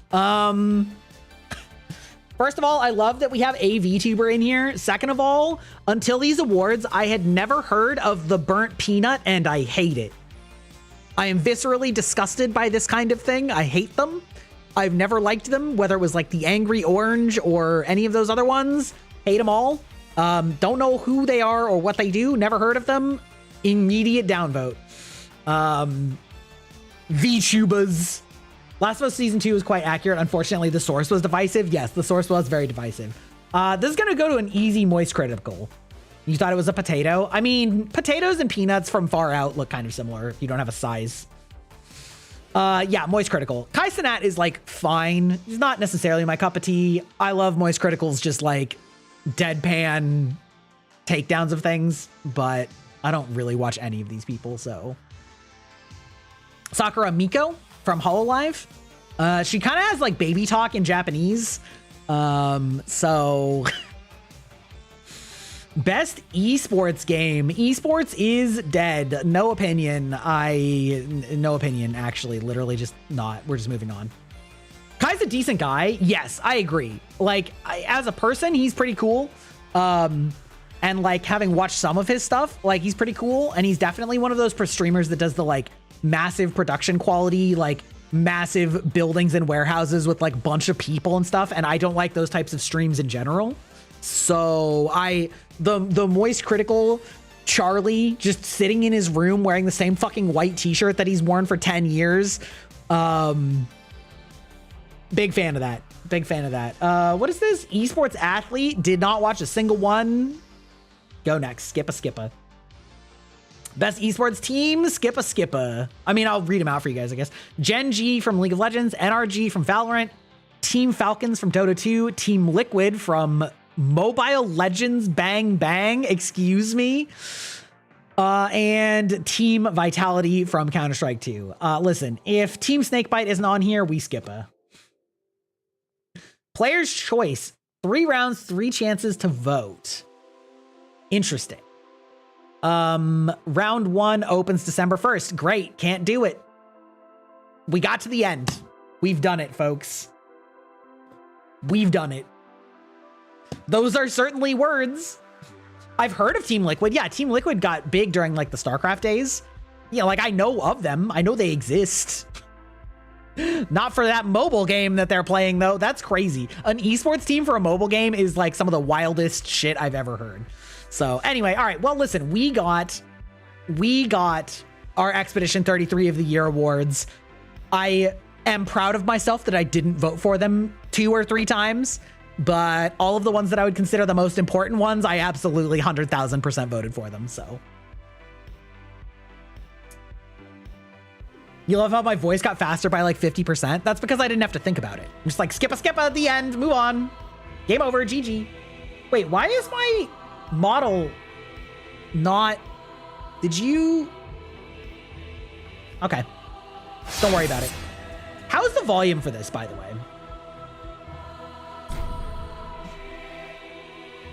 What do you mean failed to log in? Fuck you. Whatever. All right. Seems fine. All right, great. Fan-fucking-tastic. We're gonna go over here to the creator dashboard. And we're gonna go actually change my fucking stream to Dark Souls. Now, chat. I am giving you all a wonderful opportunity right now, okay? Dark Souls. Are multiple launchers wonderful? Yes, yes. I'm gonna give you all a choice here. We are gonna start a new game of Dark Souls. I am very good at this. Yes, indeed. See, she agrees. I'm just gonna let the intro play. But you guys can choose my starting class and or general build if you want, and I'll just roll with it. Of the Lords of Cinder converge. This is my favorite Souls game. No cap. My number 1 is Dark Souls 3. Janitor. Pilgrims discover the truth of the old words. Oh, I can't believe you've done this again. The fire fades. The fire fades. And the lords go without thrones. And the lords go without thrones.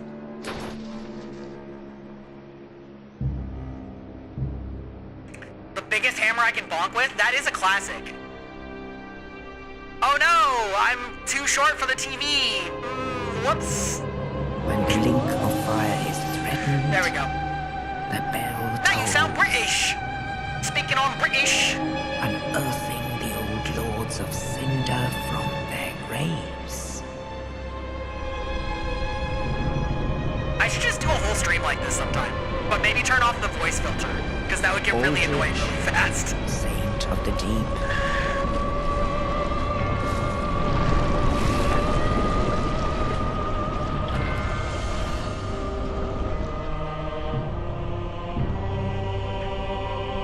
Number 1 Trip Souls. Boy, mate, governor. You what, mate? Farron's Undead Legion, ain't it? Ain't it?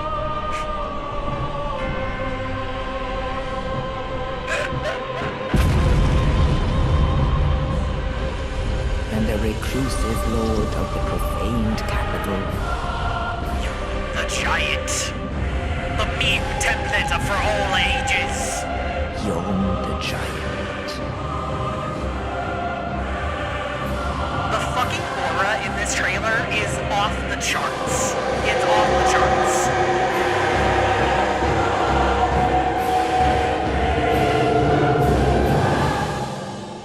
Maybe he just has a really small face. Only in truth, The the lords have lords abandoned will their abandon thrones. their thrones.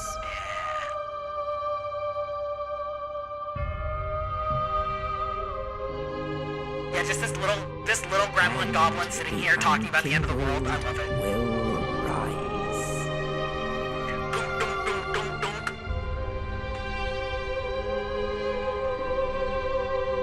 Nameless, should I- accursed undead, unfit even to be cinder. And so it is that Ash seeketh embers. That's right, that's me. I'm Ash. I seeketh embers. So, as I was gonna say, now this is really loud in my ears, and fun fact, Dark Souls 3 is old enough that it does not have, audio controls. I actually can't make this game quieter in-game somehow, which is wild. Fucking wild. Great. I'm gonna give y'all the opportunity to, we're done. All right, we're back down here. All right, fantastic. The only votes I've gotten so far are the biggest, bonkiest hammer, which I'm totally fine with. I can live with the biggest, bonkiest hammer, unless anybody else has any particular requests that they want for this Dark Souls run. Any preferences? You got 10 seconds. What are the classes? So the classes don't really matter. They just give you your starting equipment. So there's Knight, which is sort of like sword and board, decent armor. There's Mercenary, which is like a dex, like scimitar wielding. There's Warrior, which is like all strength, big chungus axe or hammer.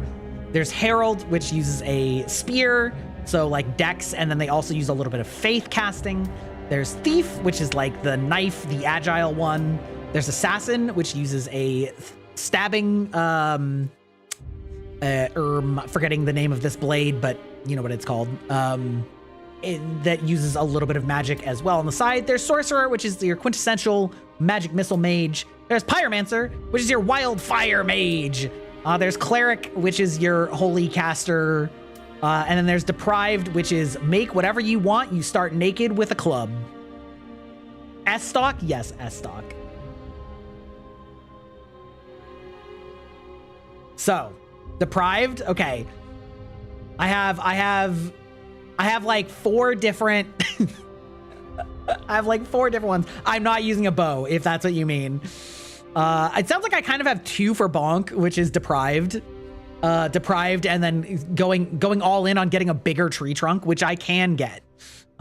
Deprived. Okay, we're going Deprived. Let's see. Name is Girlbach 2.0. We're gonna do a fire gem. This face preset is perfectly fine.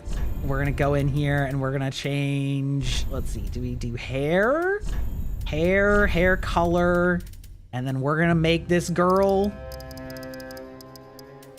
have purple hair, because of course we are.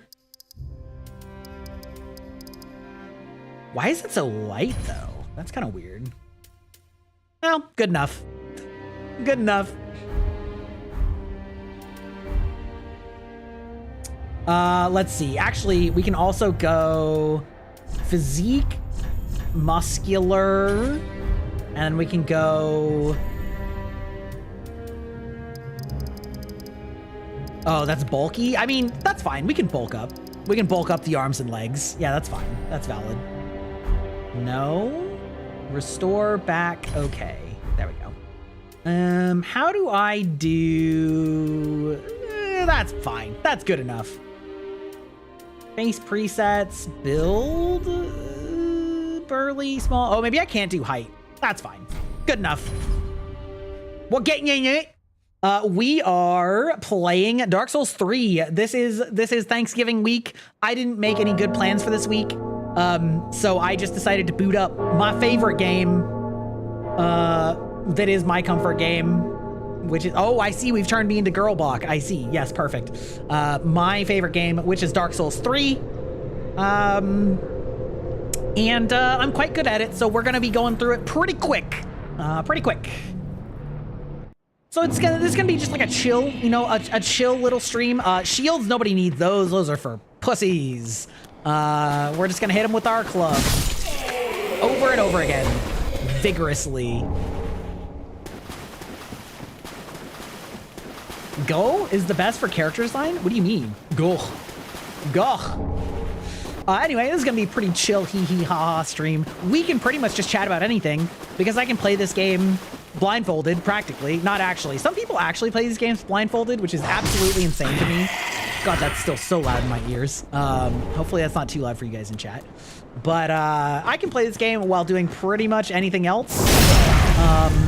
This will be my showcase to you of what it's like to be a chill streamer playing hard games because, you know, it'll be fine. This will also hopefully show you that Dark Souls is more approachable than you may think.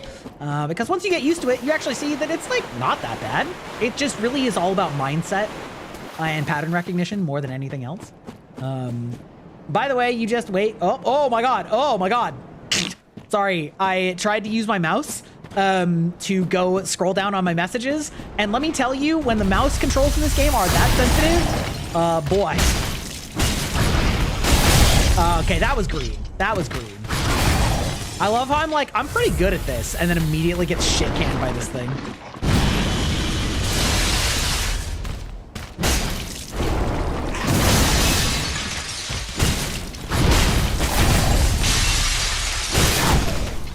So, fun fact, if you hear that sound, it means that you've done enough damage to stagger them, and you can just walk up and smash them in the face really fucking hard like that. But, you know, just like that. Clubs are very good at breaking crystals, so, in fact, I actually have probably the best starting weapon to fight this guy. Also, fun fact. Also, fun fact about this game is, and this is true in all of the Souls games, but Souls games dodge on button release, not on button press.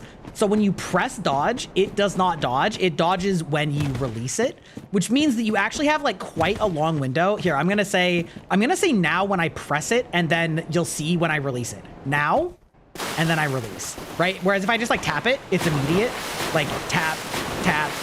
But if I go press and then release, you actually can delay your roll for quite a while, which is really helpful when you don't know the timings, because it means that you can like kind of start your dodge and then you see that they're not actually gonna hit you yet, and you can kind of hold off and like time it, which if you're not used to, you might press it and then you're like, why am I not dodging? It's because you're holding it, right? So anyway, just a little fun fact about the Souls system. Why does the fire have boobs? Because in girl block form, which is what we are, the secondary sex characteristics of my spirit are expressed mostly because it's a joke. I think it's funny. I think it's funny for the little spirit to have blue boobs. That's the actual reason. You're not focusing, okay, K-pop and focus, good luck. Okay, yeah, good luck. You keep saying that you're gonna focus, but you're not. Oh, why did that not jump, bitch? Oh, my settings in this game are different. I actually normally don't like that, but I'm kind of getting used to it for this one. Auto target, controller vibration, camera, blood subtitles, network input, graphics. Wait, where do you actually set that? Manual control, defaults, sound and display, brightness, network, input device, key bindings, camera, switch, attack, move, walk, run. Wait, where's jump? Jump. So if I do this and then I'm like that. Yeah. Okay. That gonna do it for me? So if I do that, yeah, there we go. Okay. And the bloobs were misaligned during the Halloween event? Yeah, that's because, although there's the illusion that my spirit was wearing a Halloween outfit, in fact, it's actually just a completely separate asset that I pinned to the back of it. Ow. Oh, camera king. Could you not actually do that? And so, yes, the alignment was a little bit off, which was pretty funny. It was pretty funny. All you drew is a circle head. You know what? I couldn't tell you what's possible. All right. But the greatest killer in Dark Souls, aside from gravity, gravity is actually the greatest killer in Dark Souls. But aside from gravity, the greatest killer in Dark Souls is fear. Like being afraid that you're going to get hit, and then you stay too cautious, and then you don't take the opportunities when you have them, and then you panic, and then you like attack you know, you attack too late because you're like, I gotta get an attack in. Yeah, that is the greatest killer in Dark Souls.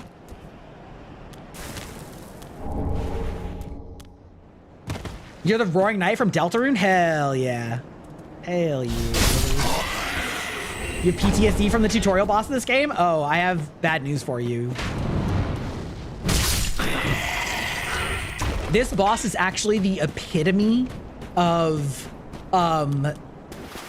have no fear, because he is terrifying, and yet if you just hit him a lot, like, he'll die surprisingly fast. He'll die surprisingly fast. Also, you can start early.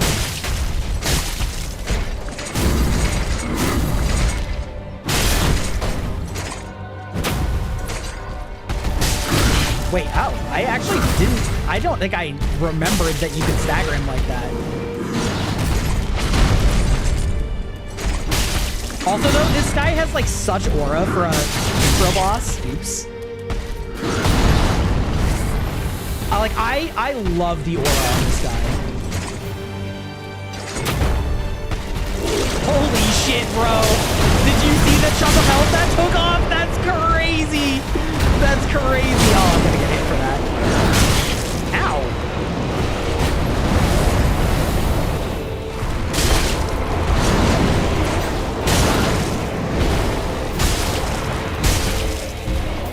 Okay.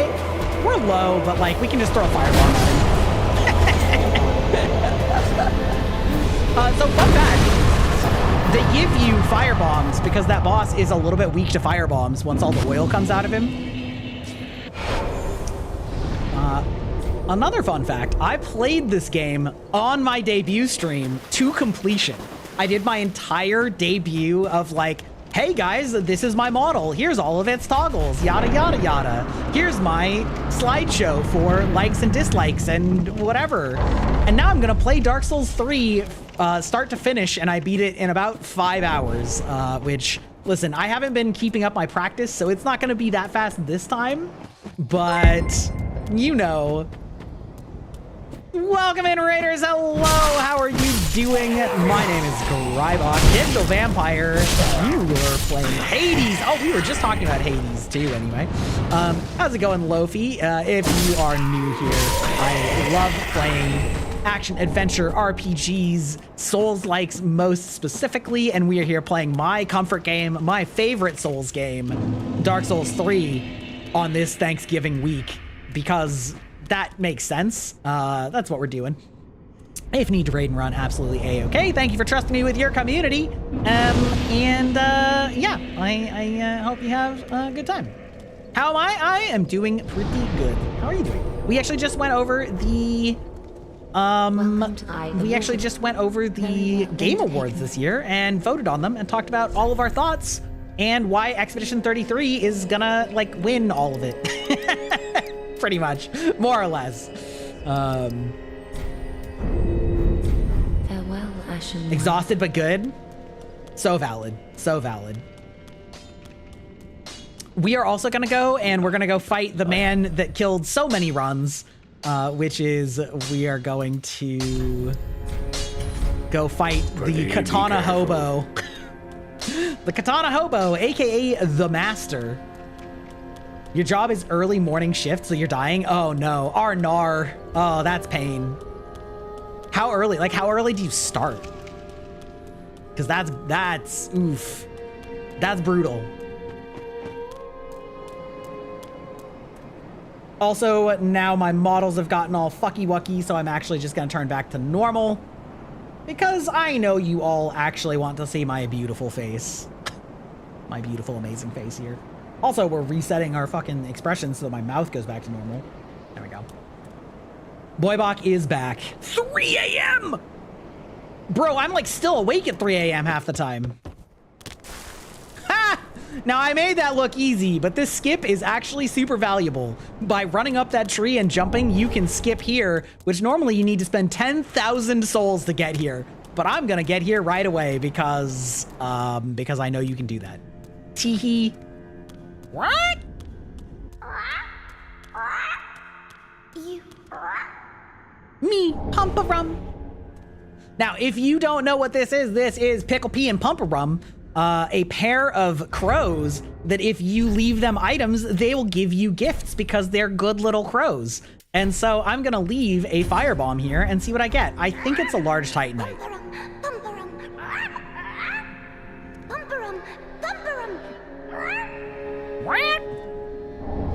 It's a large titanite. Oh, why do I remember that? Fuck me. We're also gonna drop a homeward bone because I actually just don't remember what that is. Hey there, Alec. How's it going? How you doing? Oh, I got an expression. Oh, that's cute. Also, not only is this sort of a hidden area in the first place, but they put a hidden wall here because the developers of this game are mean and they like to troll you. However, it's an extremely valuable ring because it gives you increased souls. So I'm going to be playing this game, getting more souls than usual, baby. We love to see it. You have to get ready for bed? Okay. Absolutely A-okay. They sound more like parrots than crows. I mean, true. They definitely sound the way that parrots sound, if that makes sense. But, you know, it is what it is. Let's see if I can buy myself any piece of gear that's useful. I could buy myself chain armor. 800, so I need like 70? Yeah, that's fine. Let's buy ourselves a little bit of armor. Ashen 1. Ashen 1. Amazing. The drip is already materializing.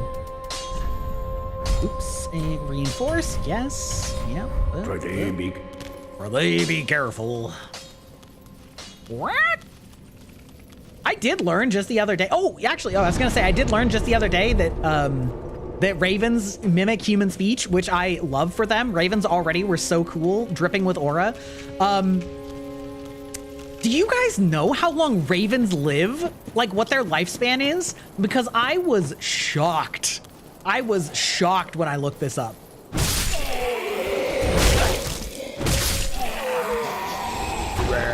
I don't need this at all. I was shooketh.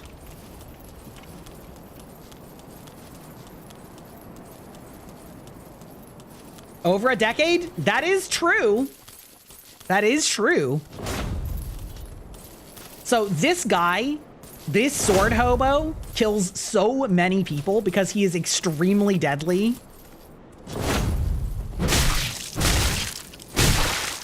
It's also one of those hesitation is defeat things. Oh. Oh, no shot.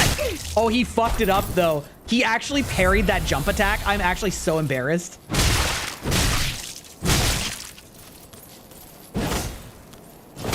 Whoop. Ow. And he killed me too. So there you go. He kills a lot of people, including your boy. It does happen from time to time. Was I wearing... Do I wear gloves with my outfit? I do actually. It's a little bit hard to show. Wait, hold on. Maybe I can do this? Yes, I can. I do. I wear fingerless gloves. We have the fingies.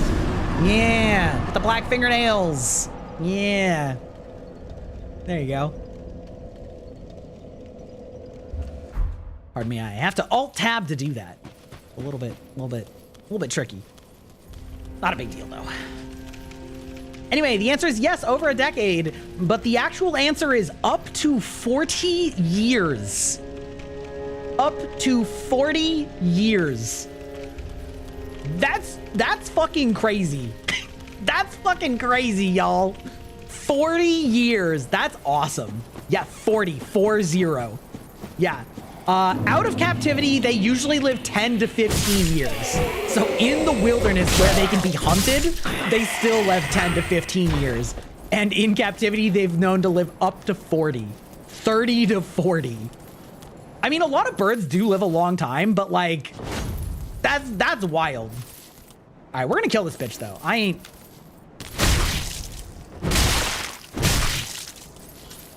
We're not letting that fly. Oh, that was so lucky.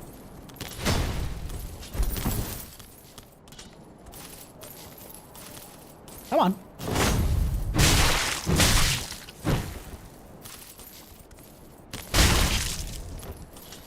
So the thing is, he is dumb, right? Come on.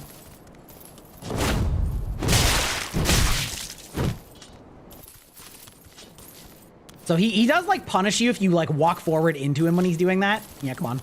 What's up?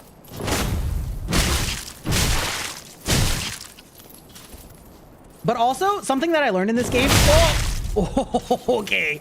Something I learned in this game is that in the early areas, like there's a lot of enemies that are very easy to posture stagger if you just spam attack, which I think was an intentional choice to make it so it's easier for people that panic attack. Great, now we got some gloves. See, that's the important part. Not that I got the katana, it's that we got gloves, all right? Yes, parrots can hear, yeah. But I think the thing is parrots are known to mimic human speech. I think a lot of people don't know that ravens can, which is kind of dope. Considering that medieval humans would often die by their 30s, that is crazy. I know, right? Listen, they're onto something. Great. It is ad time, so we're gonna be right back before we continue on. But yeah, we'll be right back.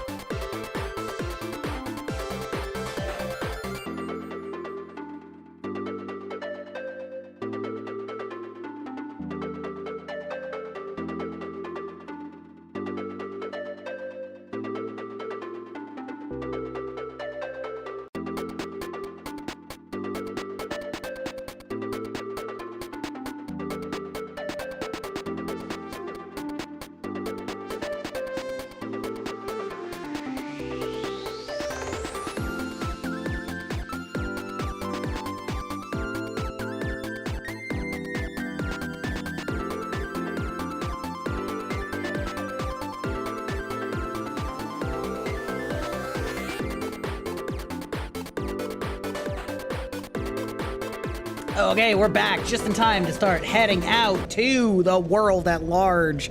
Oh boy, I love diabetes. My blood sugar's being a bitch. Oh well, it is what it is. Classic. Even though I dosed quite far in advance, pizza do be pizza. Should have known better. It's fine. Did I level up? No, I didn't. Level up. All right, cuz we're gonna need a lot of stats. Actually, we're actually gonna need a lot of stats. So I'm gonna put a couple points in the cursed vitality stat, the equip load stat that nobody likes, but it's fine. It's fine. Travel to the High Wall of Lothric. Ta-ta.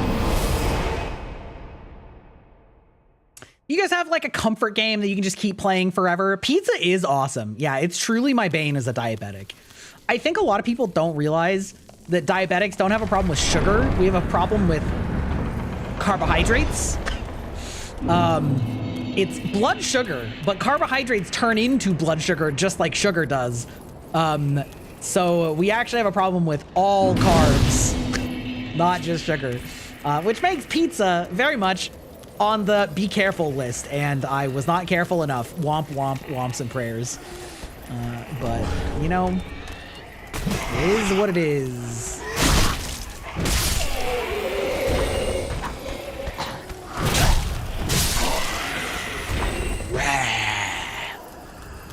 Me in the local Denny's parking lot.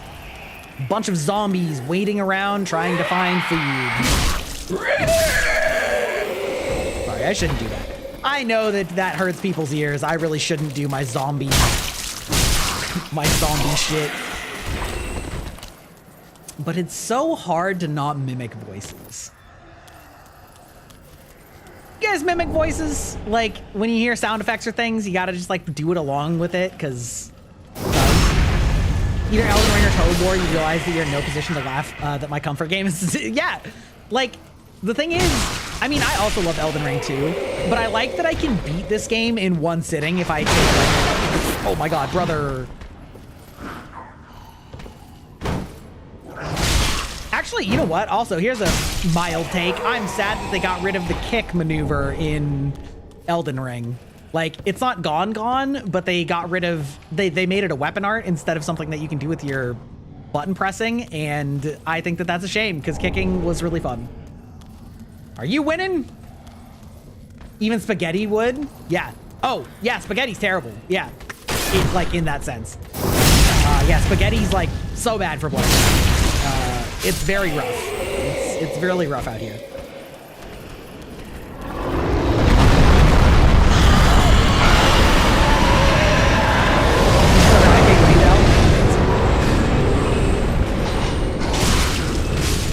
My favorite activity is getting monsters that fight each other and then just letting them fight each other. Like that dragon up there. Also, if you're not familiar with what this is the first mimic in the game, aka the first developers punching you in the dick if you don't know what you're doing. Because if you try and open that, it eats you.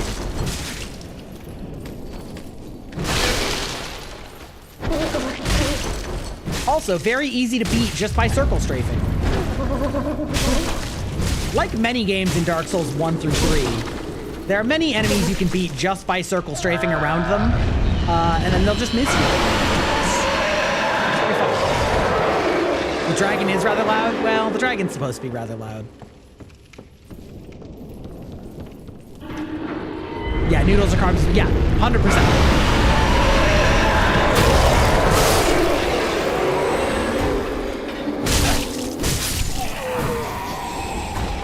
This area tends to ambush you a lot. I'm gonna fight this guy. This guy is legitimately one of the hardest enemies in, like, all Souls games, I feel like, because they're so relentless, and they actually have, like, quite a bit of poise.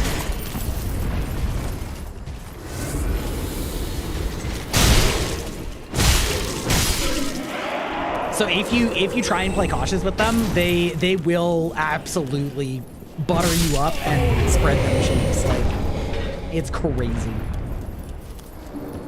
Also, I went the entire first run of Dark Souls 3 not knowing that this bonfire here is here. So I had to run past all of that every time until I got to the first shortcut. Yeah, the night types, they're the worst. They're the absolute worst. Titanite Shard! Hi! Hi, shashai, Titanite Shard.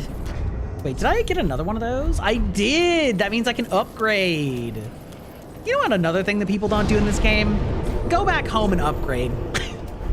Like, in the early levels, you actually get so many levels and so many resources that you can just go and spend immediately, and people just, like, get into, like, the swing of things and just go, yeah, I'll just keep going, and then they die, and then they lose all their souls, and then they're really mad that they lost, like, 6 levels when they absolutely had time to, like, go back and not lose those levels. Be careful. Well, very that takes. And then we're gonna we'll get a little bit of endurance too.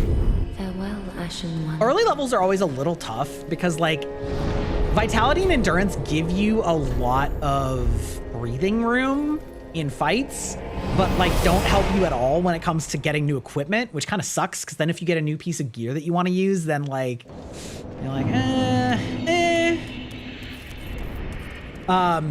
I could turn the game volume down because the game audio is overpowering my voice pretty badly. Okay, that's good feedback. It's really difficult to tell because there, I just turned it down quite a bit. Unfortunately, I was just saying earlier, in this game, there's no audio options. Can you actually, well, oh, there is. They're just only when you're in game. Okay, incredible. Voice is fine. We're gonna do sound effects down like a lot.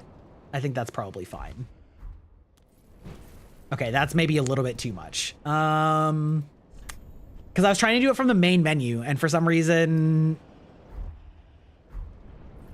they only had it. That dragon drained me at 100%. Okay. See, there you go. Thank you. Good feedback. Thank you, chat.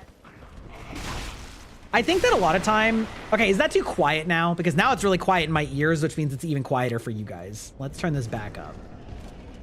All right, it's a work in progress. I think that a lot of chatters in general streams are like afraid to tell streamers that something is off because they're like they're worried that they'll be perceived as like being annoying or telling them something that they know. But it's actually very difficult as a streamer to know exactly what your chat is hearing, because like what you hear in your ears is not necessarily what chat is hearing at all. And so like for me, the game was always like really loud, but I turned it down in OBS. And so like I actually don't hear it the same that you guys do at all. Right. Yeah, another fun fact, by the way, those enemies turn into big tar monsters. But if you kill the dude that turns into the tar monster before he turns into a tar monster, it actually, you can actually stop it. You can just prevent it wholesale, altogether. How's the volume now? Is it like too quiet now? Did I nerf it too hard? Oh, the pus of hot man. Yeah.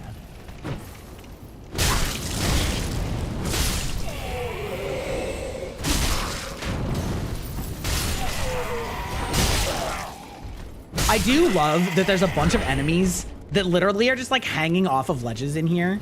Seems fine for now. Okay. There's a lot of enemies that are just hanging off of ledges here waiting for you to come up to them.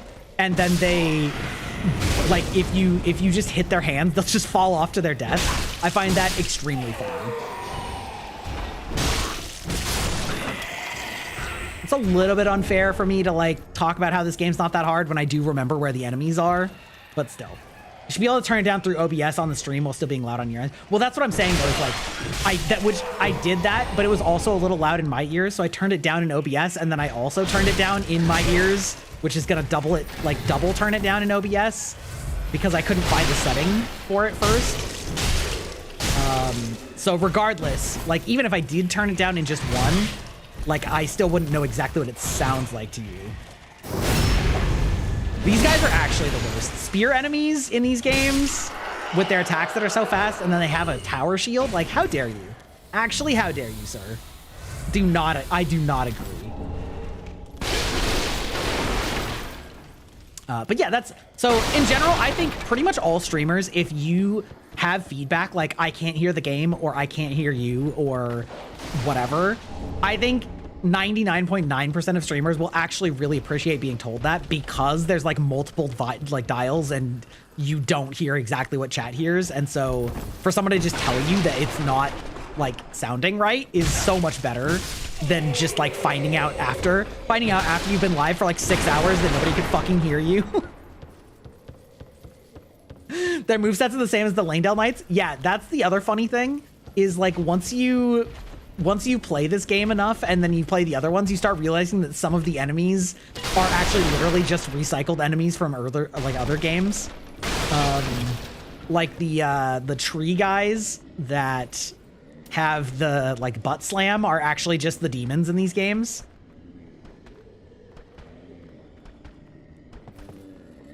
Okay, I'm gonna try and go like from downtown. Perfect. And then, nope, incorrect. Incorrect, that's not what I wanted. Oh, perfect. Ooh, I missed.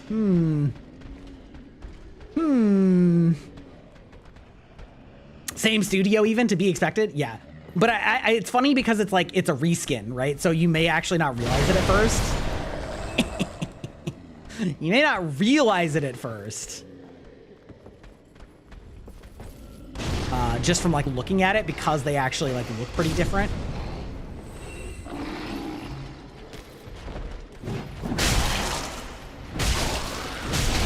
Oh, okay. All right. That's my bad. That was hubris. I should have just gone back around. That's fine. That's fine. This room is actually quite difficult, though.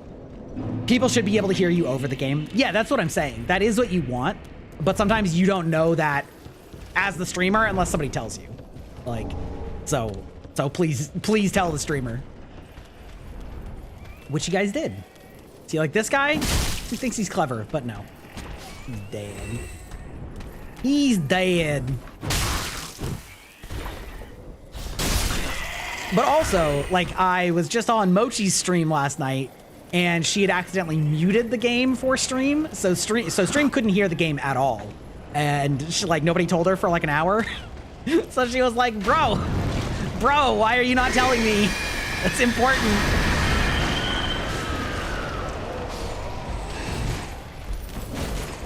Yeah, fuck you.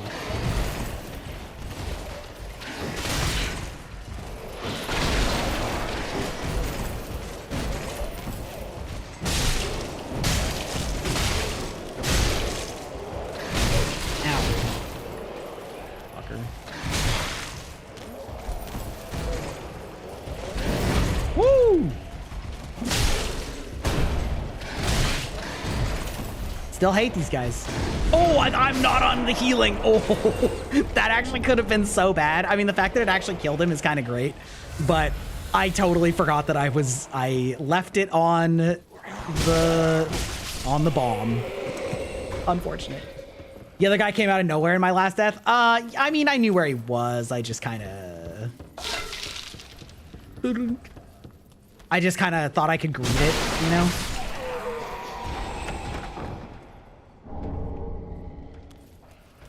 Oh, my souls are up there. Oh, that sucks. It doesn't matter that much, but...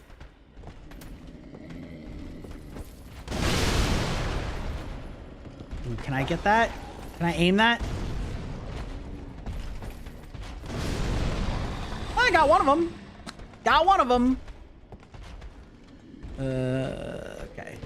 What I really want to do is just try and aggro one of them at a time, because they're not that hard to fight on their own, but... Fighting 2 or 3 of them in a closed room is pretty bad. It's pretty tough. Can I just hit you? Ooh, I can. Yeah, we can get you up here. Yeah, we can get just like reposition a little bit.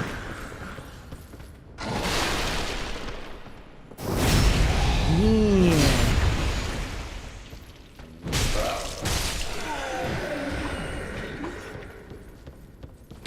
That's so true. Spears do feel so like one-sided in these games because like whenever you're using it, they're like, oh, I sidestepped a 1/4 of an inch and it missed. And then the enemies are like, yes, I have incredible tracking. I hit you all the time. Ooh. I actually love fighting these guys because they do this jump and they have such a long aftercast that you can just slam them in the back like this. Oh, that's not great. Oh, that's not great. Fucking dogs in FromSoft games. Oh, come on now. Fuck you guys.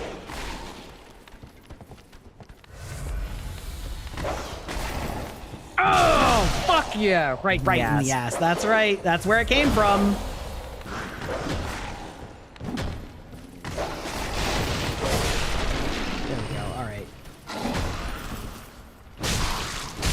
There we go. There we go. The dog was the confounding factor. If that dog screwed this up and I died to that again, whoo boy. Oh boy. Oh lordy.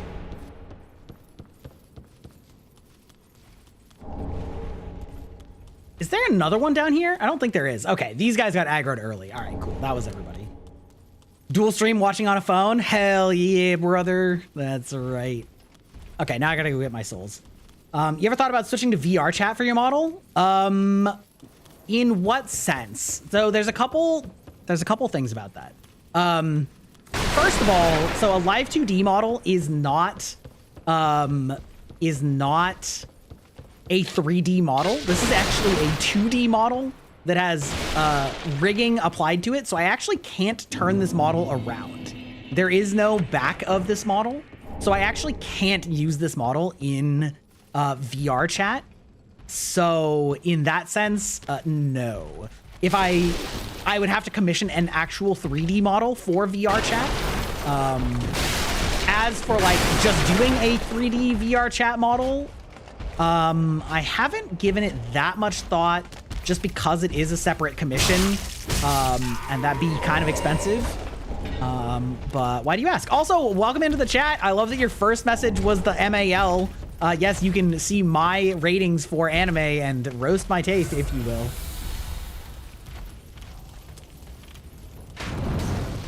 Oh shit. Stupid Shellfish is kind of a great name, though. What is your favorite shellfish? This is an important question. 33% say so. You'll fit in great here. You'll fit in great here. Also, chat. Oh, fuck this. What's your opinion on, like, music? Because I know a lot of streamers play, like, copyright music on their streams and then just, like, export the VOD without it, which I can do by having a different track on YouTube. But I just don't really listen to that much music. And so I usually just keep it to the in-game. Ooh, I'm in danger. I usually just keep it to the in-game soundtrack the vast majority of the time, or just put on really, like, low volume.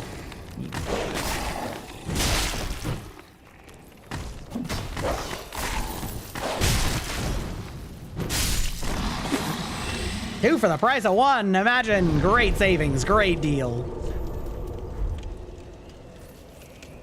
It would give me full motion for the model. It would, except that I would actually need a separate model. That's what I'm saying. Like, I would need to pay for a 3D model, and I would need to get 3D tracking, right? That's the problem.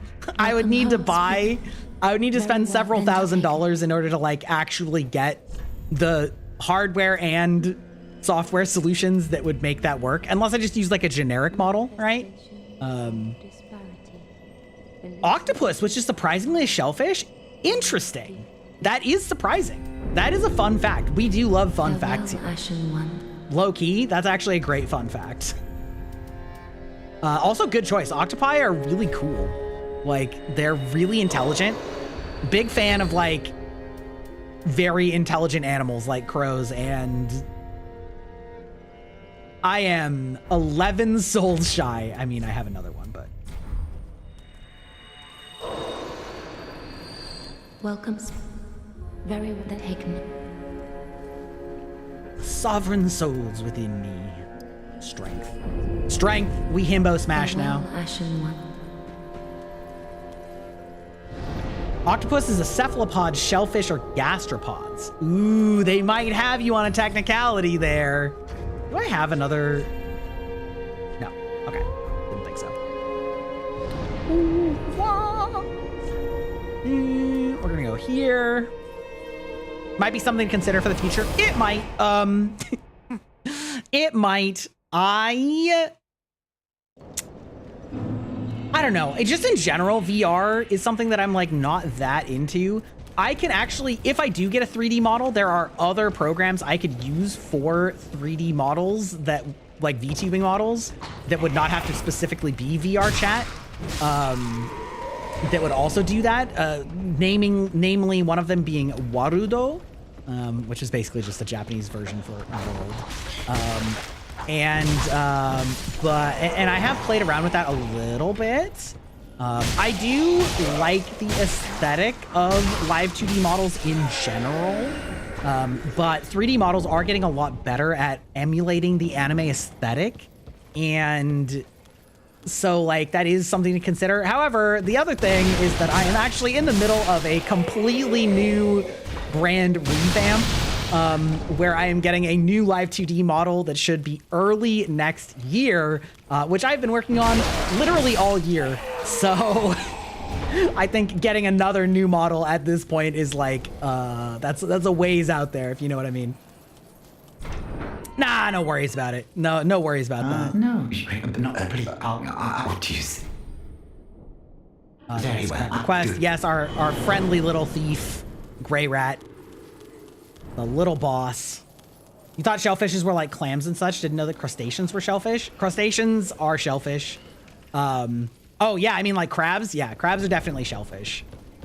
One of those weird classifiers. Also, I think shellfish is a culinary term, kind of like vegetable. So there's like vegetables that are also fruits, for example.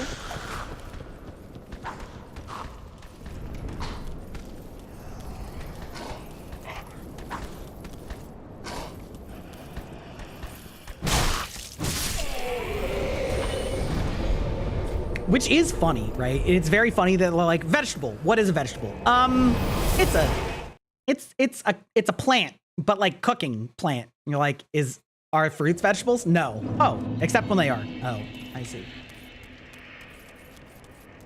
You know, no worries. You know, listen, we are happy to sit here and learn. You know, that is on brand for this channel. Getting info dumps about what does and doesn't classify as a shellfish is peak Grybach performance, you know?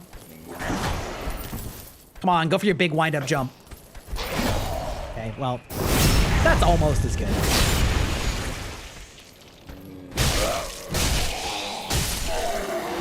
The club is like actually a really strong weapon in this game, just because it has a really fast attack speed and does surprisingly good damage if you're just pumping strength and two-handing it. Like, it actually works quite well.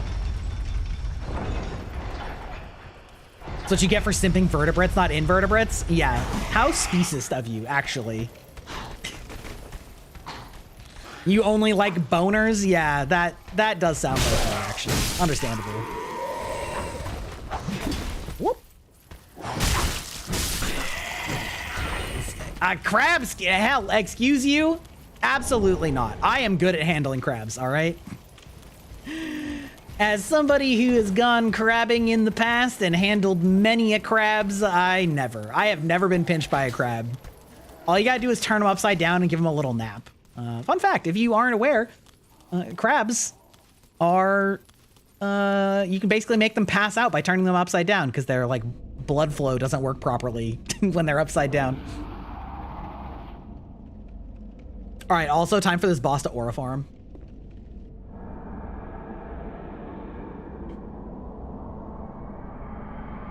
Which is weird to say for a giant dude running around like a dog on all fours. But this dude kind of has some aura.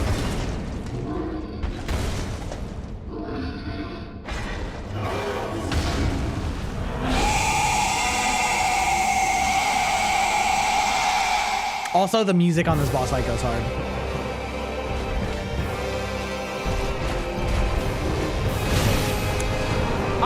You know, there's something about that wind-up that always gets me.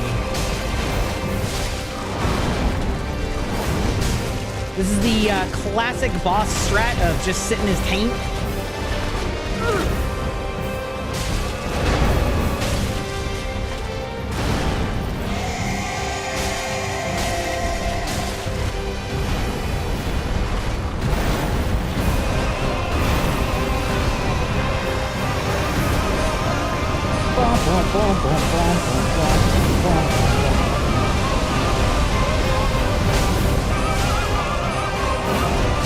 Clubs, am I right? Clubs in it. Tain't nothing but a thing, if you will. I know. I'm joking. I mean, I'm not joking in that I am, in fact, quite proficient at crab handling, but I wasn't like offended. Don't worry about it. I was just dropping fun lore facts about IRL Grybach, that he knows how to handle shellfish, you know? Yeah, I would say that I'm not a shellfish lover. Very well, then take. Okay. Let's give a little bit more endurance. My damage is clearly fine. My damage is clearly fine after that. Let's see.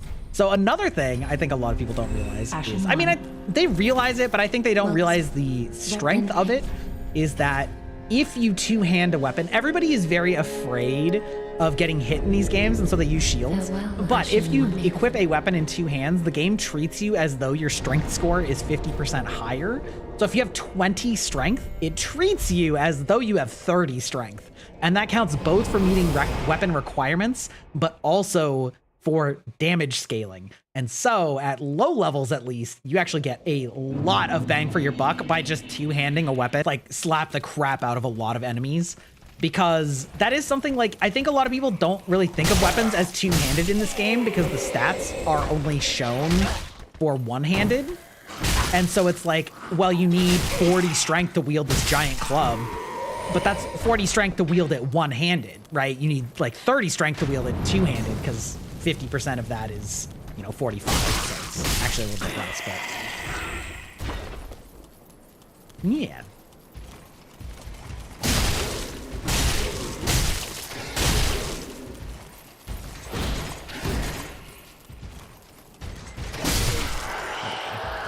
And then we have this accursed spear knight. Oh, I can't believe you didn't get that. Okay, all right, listen up, you bastard. You like how this playthrough is a Dark Souls 3 class? Yeah, I kind of can't help it. Because like I said, I kind of know so much. Oh, Lothric Knight Armor! Holy shit, drip unlocked. Oh shit, dude, Lothric Knight Armor is actually kind of sick. It looks very funny without good pants, but the drip that's actually a good drop. Holy shit, bro. Oh, I need to get some good pants to go with this. Are you there to the Wave blue, yeah, okay. Yes, I like giving my little how-to Dark Souls games when I'm playing these. But I firmly believe that Dark Souls is not as hard as people make it sound. It's just that you need to have the right mindset. I can't believe I got denied a backstab for that.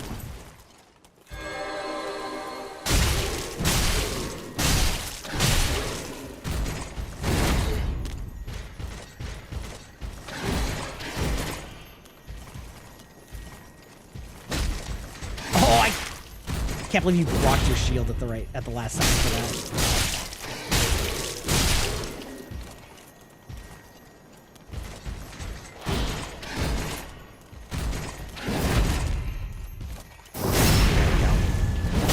What about clown pants to go with this? I mean, it would be great if I could find any. Oh, dude, I got a Lothric Knight sword too? Oh, dude, I'm getting good Lothric Knight drops. Holy crap. I do wish it was a little bit easier to get, like, armor sets off of random enemies like this than just farming them for drops. Like, I wish that there was, it was more common for you to be able, like, because in like, say, Elden Ring, right, they give you, like, full set things pretty often, but not for every enemy, right? And so, like, I wish that there were more areas where you could find, like, a garrison or something that would unlock something that would let you purchase, like, all of the guard outfits, because it's not like they're ever good, right? Like, they're fine, but none of the, like, random NPC enemies ever have armor sets that are, like, strong in terms of like, stats or whatever. So I wish they made it a little bit easier to get them just for the pure, like, aura farming. Because, like, there's nothing more boring than killing these enemies a dozen times in order to get, you know, a full, or not dozens of times in order to get one full set of armor. I do love that they do this thing where you can like see the entire game laid out in front of you. Like you can actually see all of where we're going. We're going to get airlifted down to that bridge down there.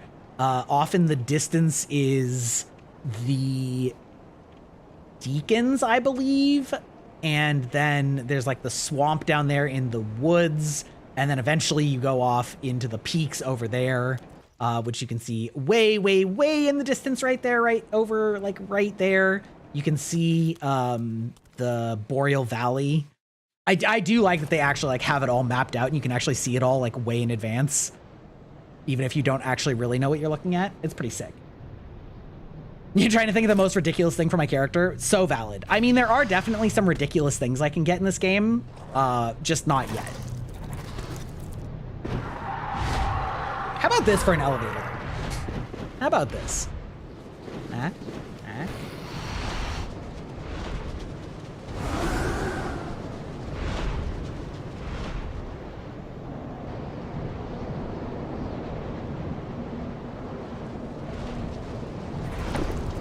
Whoop. Oh, they cleaned off my legs. How nice. Why not just jump down? Because I can't survive infinite falls. Because I came from up there. It was quite a ways. There is actually not there's actually not a path there. Better than the Elden Ring Grand Lift? True. Oh yeah, see, so in the swamp, that's the swamp down there. And we have to like turn off these 3 fire beacons. And we can actually get up onto that ledge from an elevator over there. Yeah. Fun little where are you in the Dark Souls universe? Your drawing tablet came today? Oh, and it was supposed to be later? Sick. Christmas came early.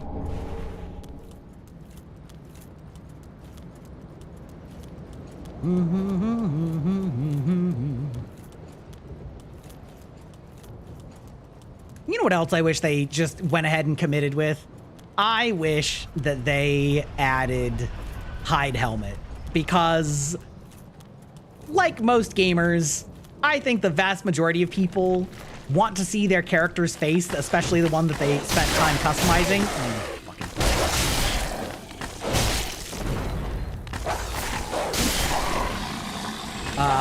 And it's very annoying that the majority of helmets hide your head.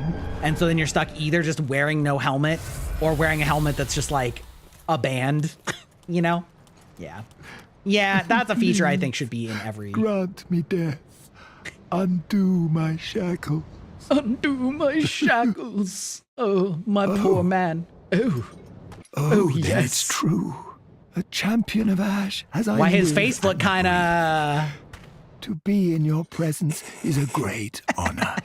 Oh, he's over here. I am Yol of Londo. Why his face a look kind of pilgrim, as you can like see only a clam, if you know what I mean. Failed to die as was ordained. Well, perhaps my say, I was once a sorcerer. Surely I can be of use. Cloister face? Yeah, exactly. All right, chat. Should I accept? Should I accept?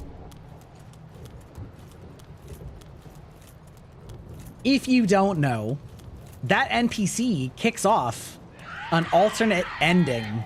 It is the most difficult ending to get, where you become hollowed like in Dark Souls 1, where it actually makes you look more raisiny every time you die.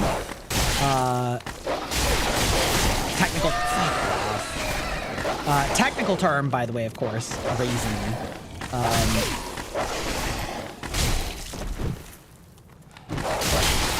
Ain't no fucking way.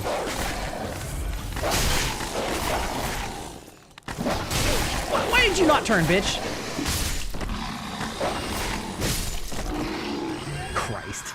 Dogs, it's always the dogs.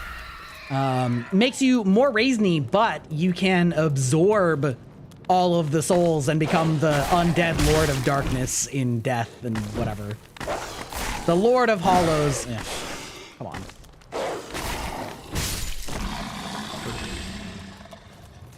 You prepared for a random cheeks clap redeem? Well, who could say? You think they'll ever make a Dark Souls store in Elden Ring 2? I would say more likely in Elden Ring 2 than a Dark Souls 4.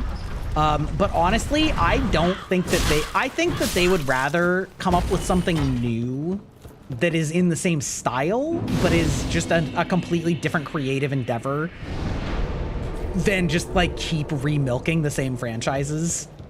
I think that really like Duskbloods, right, is very clearly Bloodborne inspired in terms of aesthetics and everything. And I think they would much rather do something like that, where they can make a whole new setting up and then just like keep that, instead of having to actually like keep the lore going or whatever. Because they already are like reusing a lot of assets and like themes and things like that anyway. So it's like, really, what's the point or difference? So I think they would rather just do something new, you know?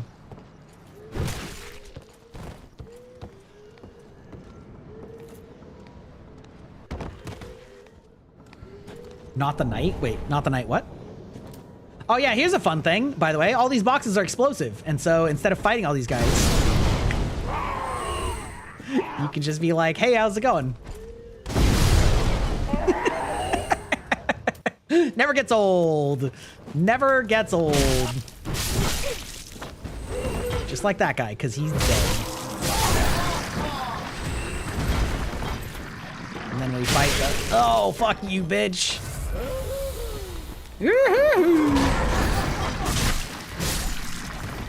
Yeah, you're so annoying. You know, I think these are the most annoying things. That spell's like not actually good against enemies, but it's very annoying against you. Ooh. Nah, not the Knight of Hollows. No, you are the Lord. You know, like the Elden Lord, kinda. You know, you're the Lord of Hollows.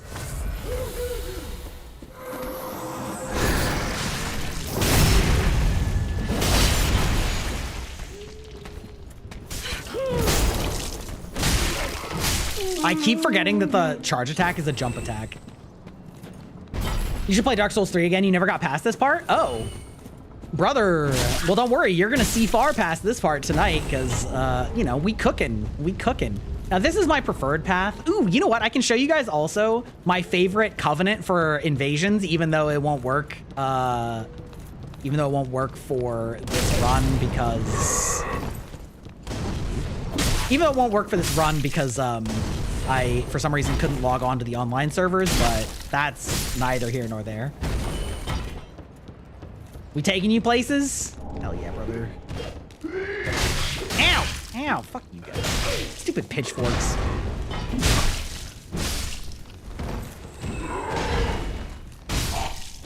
There we go. The purple guy, exactly. I'm a mad truther? I am a mad truther. Maybe not a mad truther for, like, you know, actual, like, lore or whatever, but I loved just being an agent of chaos in the Purple Brothers. Technically, Dark Souls 3 is the first Souls you played, but Elden Ring is the one that got used to the whole Souls thing. Yeah, that makes sense. Dark Souls 3 is actually, like, quite difficult for a first Souls game. It's, like, it's the earliest one that feels responsive, but it's also, quite difficult, and there are bosses that are just like walls, so if you can't beat them, then you're just stuck. Whereas in Elden Ring, if you kind of get stuck, you can kind of just like go elsewhere, right? And so Elden Ring is a little bit easier to get elsewhere, even though Elden Ring's like hardest bosses are harder than the hardest bosses in Dark Souls 3, in my opinion anyway. Yeah, not for the lore, yeah. So the Purple Bros, the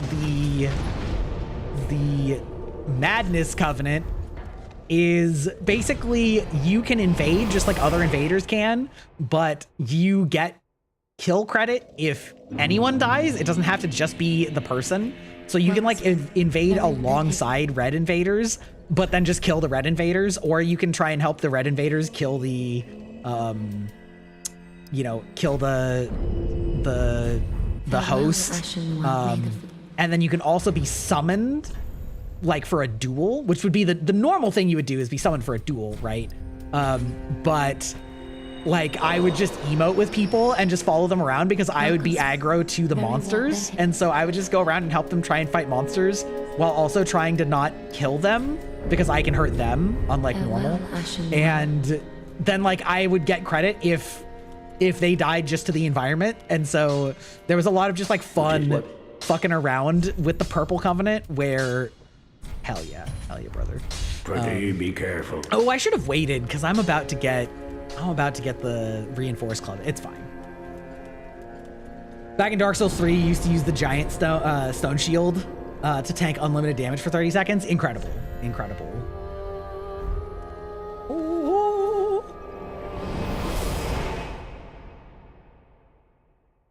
Incredible. Do I want to go this way? I think I do. I'll go this way. We'll get the other bonfire. And I guess... honestly, I don't even care about the pyromancer. He can stay.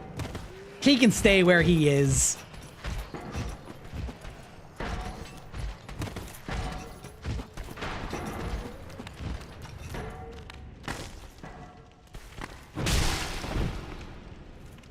Bonk.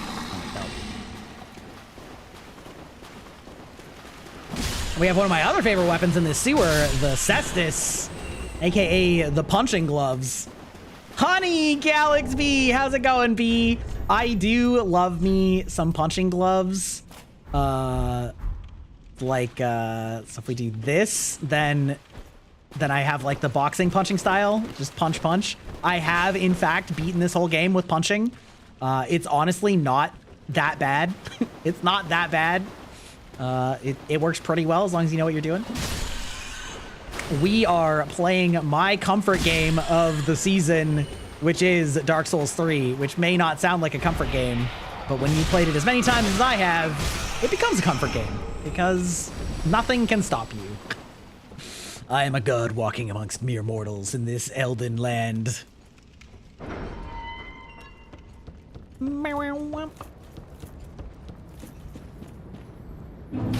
Hydrate? You making me take care of this old streamer husk of a body? I guess so.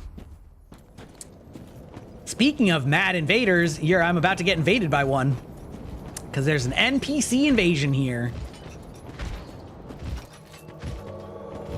By good old Lord Knight Hodrick, rather, excuse me. Oh, damn it. Unfortunately, I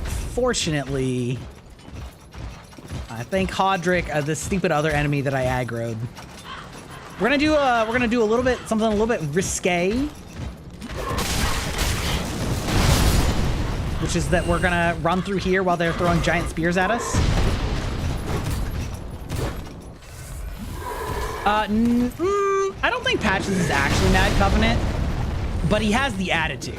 You know what I mean? Patches has the attitude of Mad Covenant. I should not have gotten that. That was a big risk that I fucked up.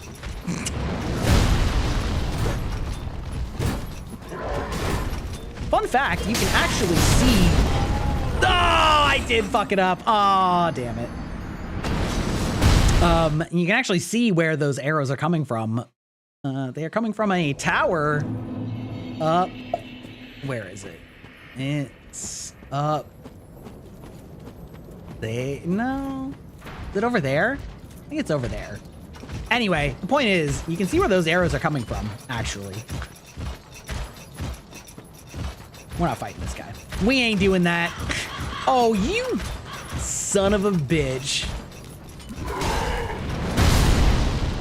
Putting it on this platform, that's so rude.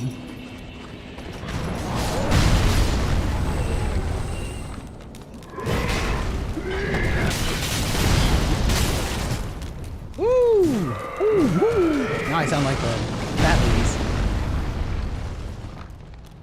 Ah, it's from over there. Yeah, you can actually... Oh! Imagine if I hit that again. Amazing. Hello, how's it going? How are you doing? It's going great. We are playing my comfort game, Dark Souls 3, because I love this game, and it's been like a year since I played it last, and I didn't make any plans for this week, this holiday week, and so here we are. That's what we're playing. I have played it many, many, many, many times. You're just after the Abyss Watchers? How many times have you played this game? Is it your first? If so, good luck. Abyss Watchers are one of my favorite boss fights in all of Souls games. Not because they're like the hardest, but just like they have such aura. They have such first time. How are you liking it? How are you liking it? I love it. Also, I'm about to show you something that you probably would never have found. Which is also why I love this game.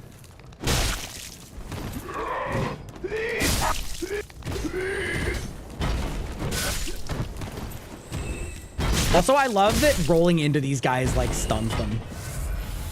You love it? Hell yeah. You just finished Dark Souls Remastered and Dark Souls 2 before? Oh, okay. So you're getting the full, fresh, like, Dark Souls experience. I love that for you. How are you feeling about the, like, more fluid gameplay? Windows or Linux? Boy, that's a tough question.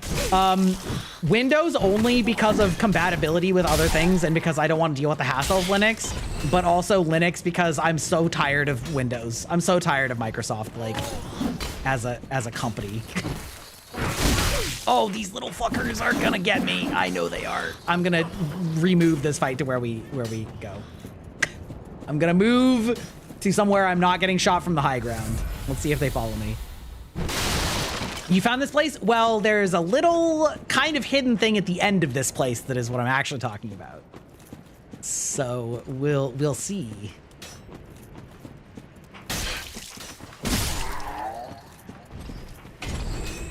Can I get this? I'm probably gonna get shot in the ass. Ooh.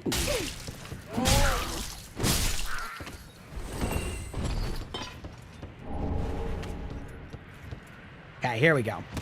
So, you know those big guys that I've just been mostly ignoring because they're annoying? Well, you see, this guy's got a cage on his back, and if you run up to him and don't attack him and instead say, examine, you can just be like, hey, can I get uppies?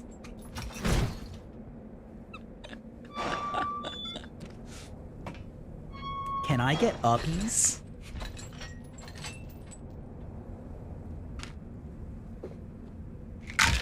I know. That's why I said that. That wasn't meant to be a dig on you. That's one of those, this is one of those things that almost nobody discovers because, like, who the fuck would do that?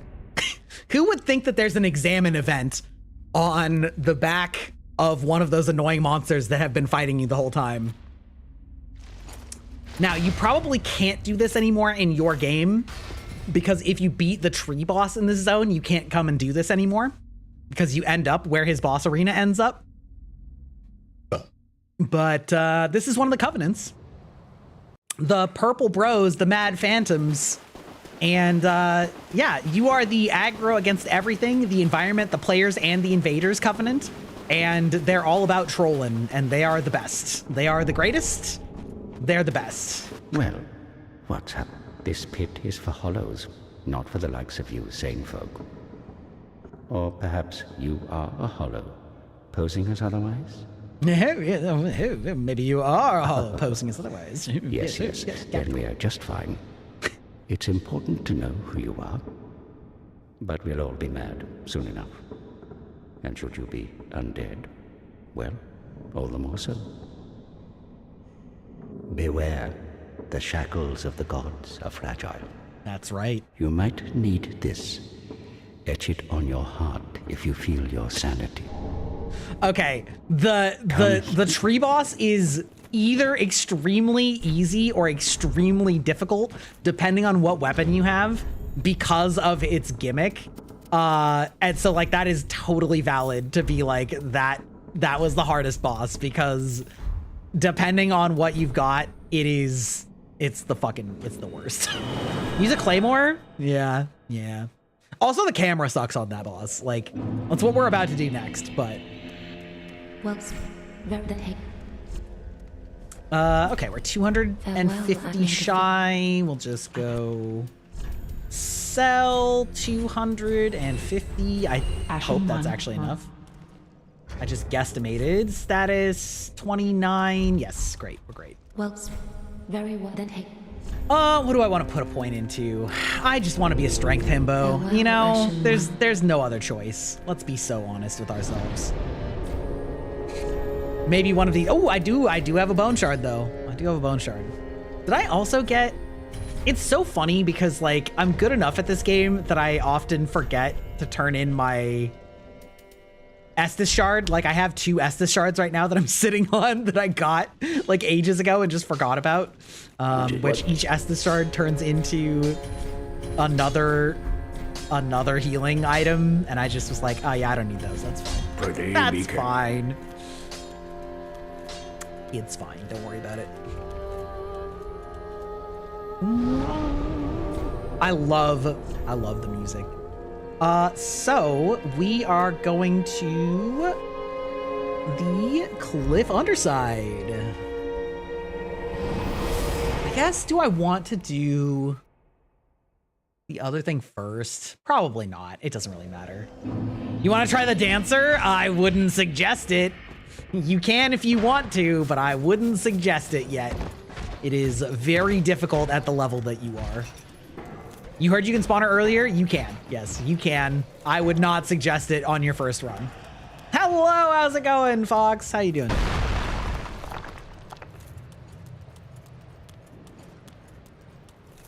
We're probably gonna get one try against this boss in before ads. I might beat it in one try, I might not. It kind of, this boss more than any other often kind of depends on like camera fuckery and like whether I get hosed on it, and also how impatient I'm being, of course.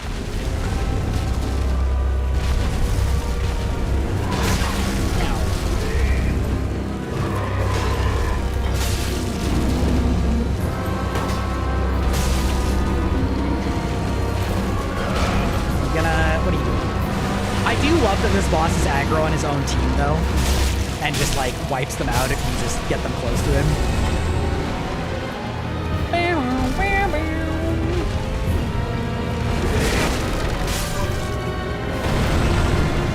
But they're mostly destroyed. Damn it. This song also is, I don't know how many of you actually remember the Mass Effect soundtrack. How did that hit me? But this song is like so sovereign coded.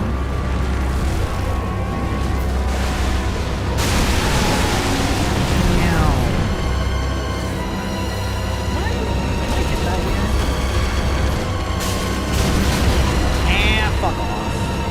Now I'm just being lazy. I'm like, so don't want to spend long on this boss fight.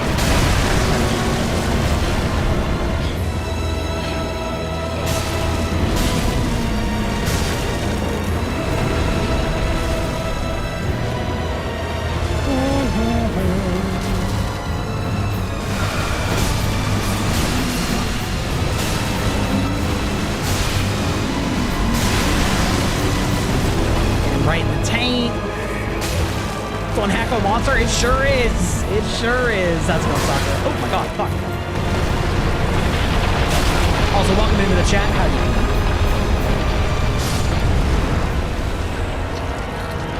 Can I get a clever one in on this? Yes, I can. There's one. Is there another one on his arm?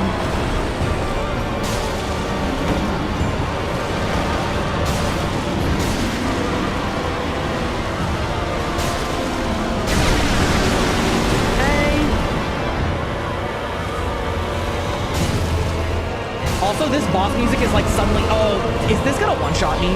If I get one-shot on this boss? Okay, thank God. Is this boss music too loud? Because it feels pretty loud to me.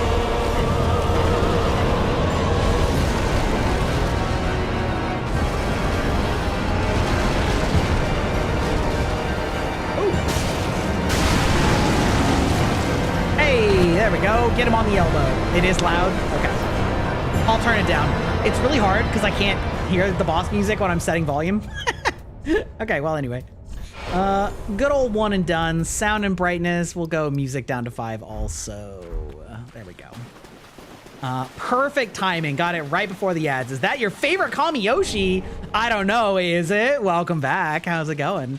We are playing my love, my one true love, Dark Souls 3, my favorite Souls game, my comfort game, the game that I've played so many times. How's it going? It's going pretty great. Although you're hitting me right before ads, which are starting in 2 seconds. So I'm going to be getting up. Don't worry. You're not going to miss anything because I don't do anything during ads because fuck that. Okay, bye.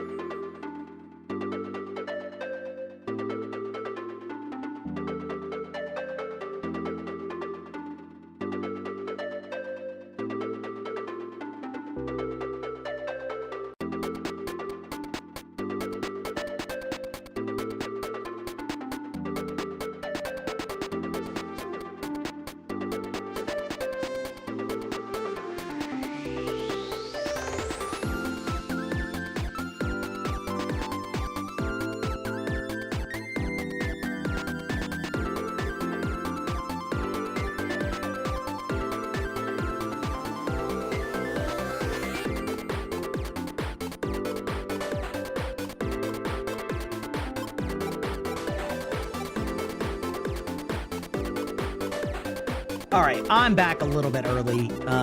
That means you guys on YouTube get to see me do such fun things like level up. Let's see. We're gonna come over here and just buy some random shit from Grey Rat. I need better pants is what I need. I need hard leather boots is probably not bad. That's fine. Goodbye. Goodbye and stay safe. Yeah, not a loincloth. Oh, I actually got the Lothric Knight's armor too. Oh shit. Well, I should have looked at that first. That's fine. Hell yeah, dude. We're rocking basically full Lothric. Wait, what do I got in gloves? Ooh, Bam, brown, brown. This is fine. Goodbye. Overpriced, but you're back. All right, yes. Welcome back from ads. Yes, indeed, as they say in this game. Indeed, welcome back from ads. It is unfortunate, if you are unaware, the way that ads work on Be careful. the twitch.television is that you either have to run 3 minutes or more per hour, or people that join your stream instantly get an ad, and those are called pre-roll ads. And unfortunately, the problem with pre-roll ads is that most of the time, if you click on a random channel to see what they're all about, and then you get a pre-roll ad, you'll just go, meh, I don't want to watch an ad to maybe see if I care about this streamer or not. And so then you click off, and the conversion rate of people when you have pre-roll ads on is quite bad. 30. So that means I would need 20 strength. Oh, we're actually pretty close to that. You need anyway, pre-roll ads basically kill new viewer experience, and so unfortunately that means I'm stuck with 3 minutes of ads per hour, which sucks ass, and I wish it weren't so, because I basically don't make any money from ads anyway. Oh, 85%. Oh, but we're upgrading to the bonk hammer because, like, come on, we gotta. What is the blue thing good behind me, sir? Wait, why did that not work? That should have worked. Well, tis good, wasn't it? What needs smithing? Hello? Wait, hold on.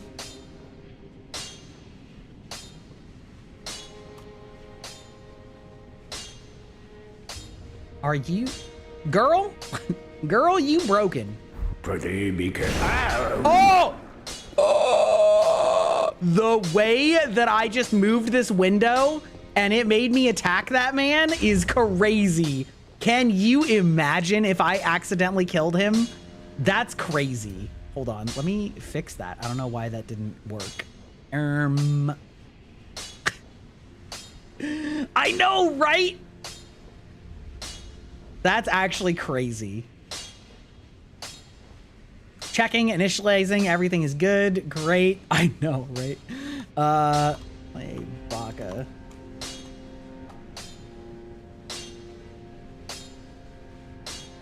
Oh, it's just broken. Okay. All right. Well, you know what? I don't know what broke. Fantastic.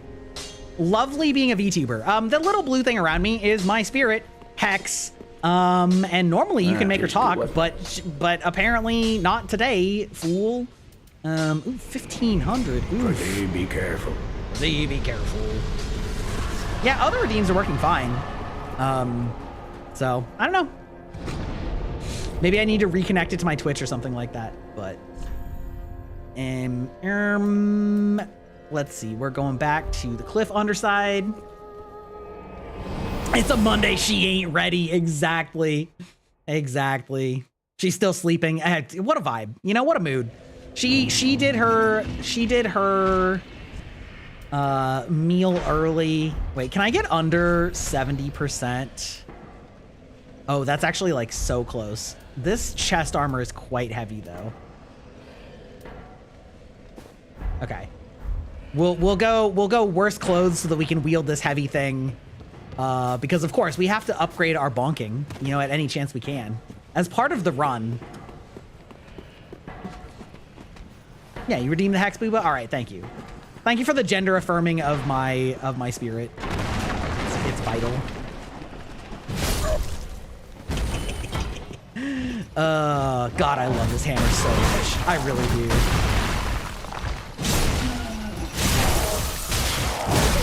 Oh! Whoa! I also hate fighting these guys because they're so aggro. Fuck! Okay, well, you know what? I should have just fought them elsewhere. All right. Let her have her beauty sleep. Indeed. She's my little mascot. Hex needs glasses. Listen, Hex is getting a full body makeover when the 2.0. I did get bonked. It does. Hello, game? Chill. Yes, when I get my model 2.0, Hex is also getting a 2.0 and getting reworked.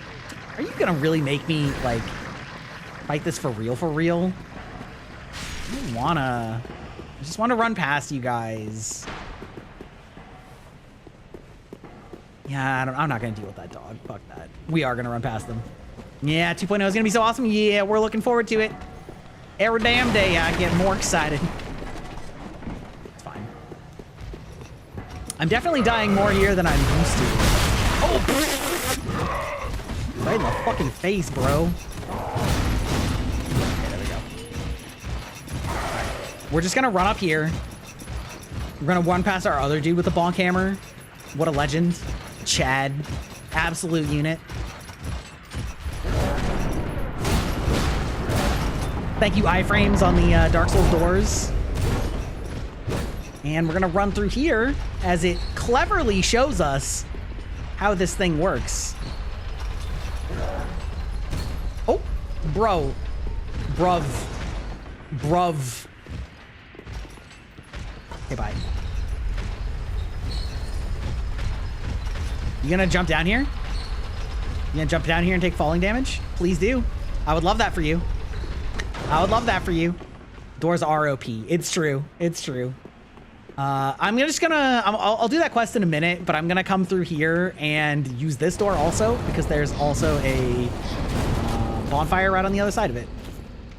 The power of knowing where I'm going.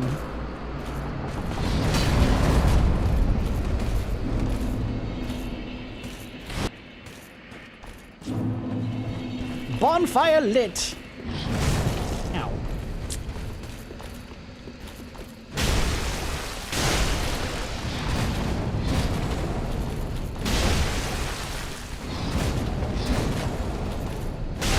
Fun fact, if you're not familiar with these guys, they basically always attack in swings of 2.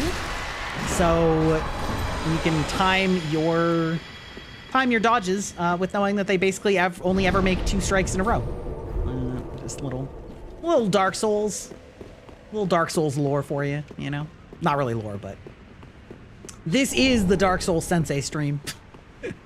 I may not know all of the statistical breakdowns of what is and isn't the, you know, whatever, but what I do know a lot of things, TM.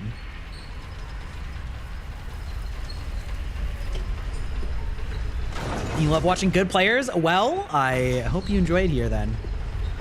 Did you find this thing I'm about to do?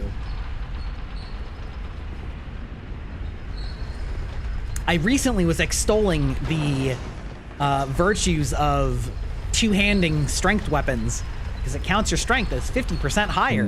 So even though my strength is only 20, since I'm two-handing it, it counts as 30, which is the prereqs for this hammer. Yeah? Good.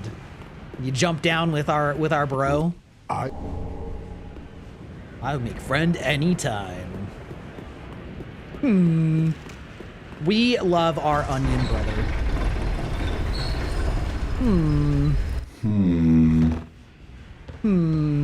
Yeah, you killed the fire demon. Hell yeah. Oh. Don't disappear like that. You had me downright worried. But thanks to you, an epiphany has struck me square in the head. I've unraveled the riddle of this inscrutable lift. He wasn't there for you? Did you already do the deacons?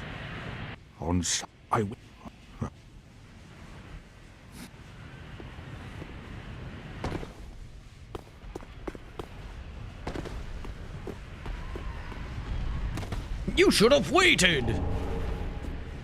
Yeah, okay. You might have screwed up that quest line then, because I think if you finished the deacons and didn't let him out. So he's not there immediately, but he's there sometime after you've been inside. And then, ow.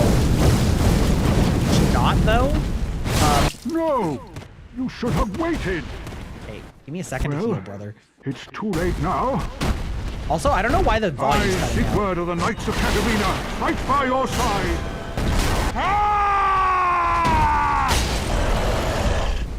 Nice hit, bro.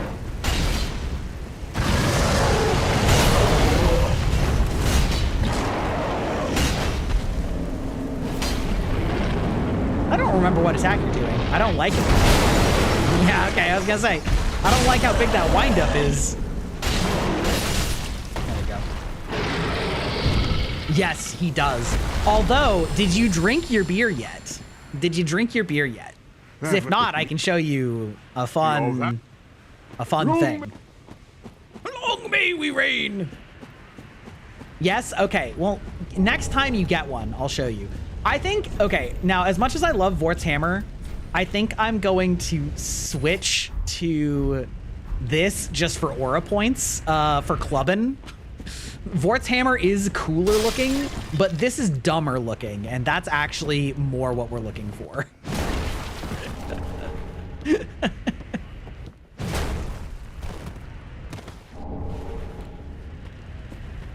Okay, also, how heavy is this? 51%? Okay, so I might be able to scale back up. Oh, almost. So Vort's hammer is like, ooh, actually Northern armor is not bad.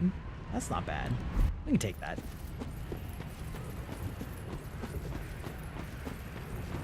I will show you what to do with the Sigbrow. You will appreciate the reference. Have you found the 2 crows, Pickle Pea and Pump-a-Rum?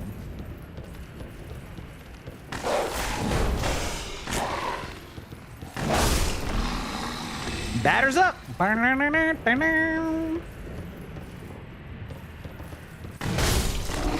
No? Okay.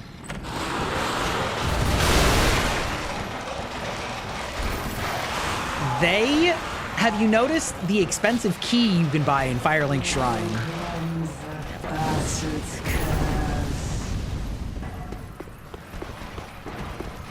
I don't need Flint's ring. I'm gonna be too heavy anyway.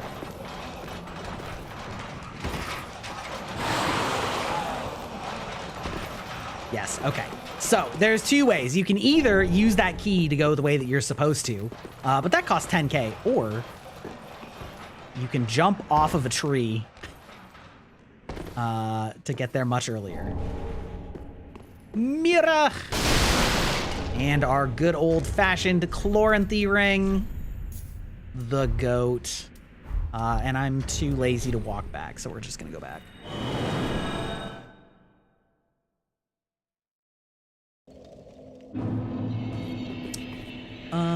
Let's see. Right, we level up at the Maiden in this game, not at the Site of Grace. So, I think, what do I want to do? Let's get ourselves a little bit more vitality. Oh my god, I'm like 10 souls away. Come on.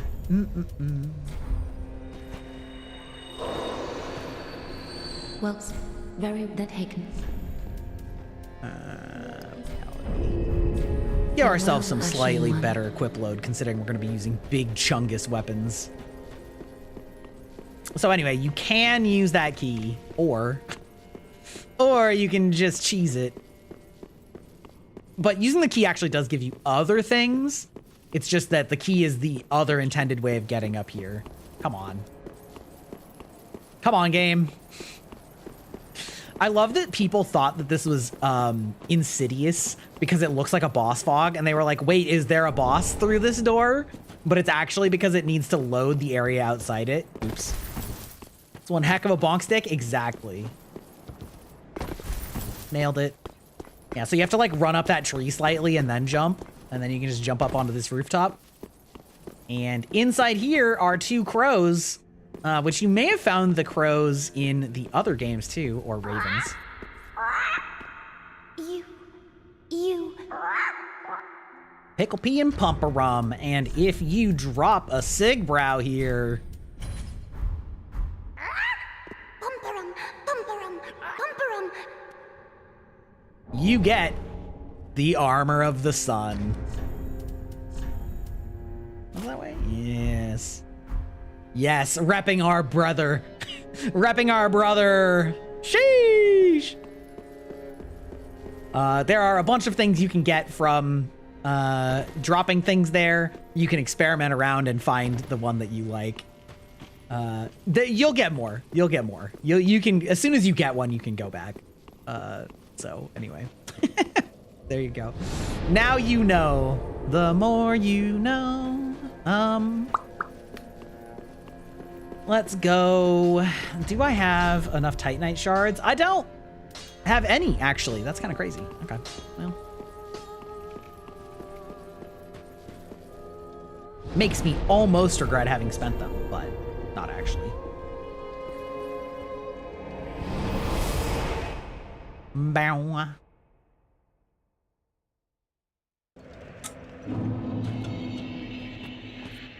It's okay. Drinking the Sigbrow gives you aura, so that's all you actually need.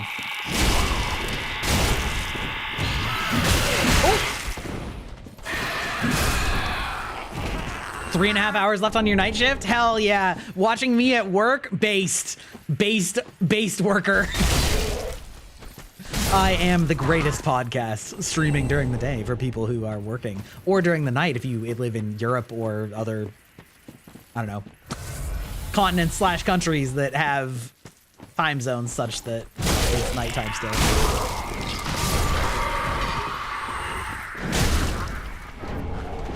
Oh, I got a great Corvian scythe. Oh, that's actually a good weapon. That's very Grybot core if I was not doing a big bonk then. Oh, fuck. Ow. The way you fucked my camera up there, though, is kind of wild.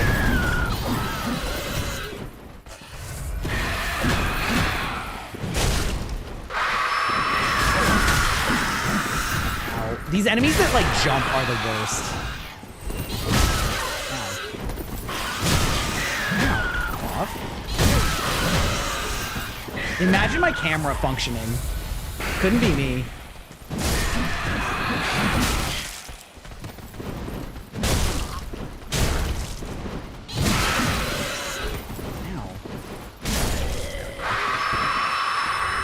Ugh, brother. Hi, how's it going, RD? How you doing?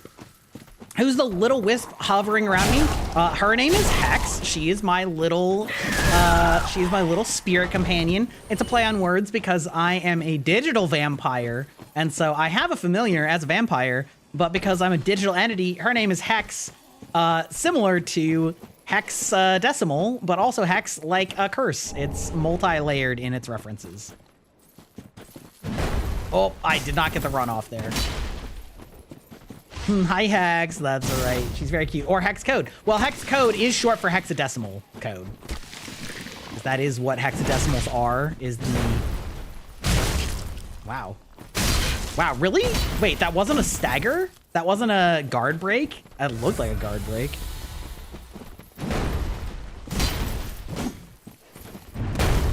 Oh!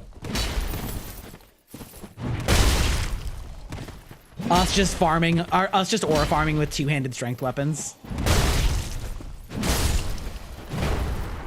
Actually, that cleaver is a pretty good weapon.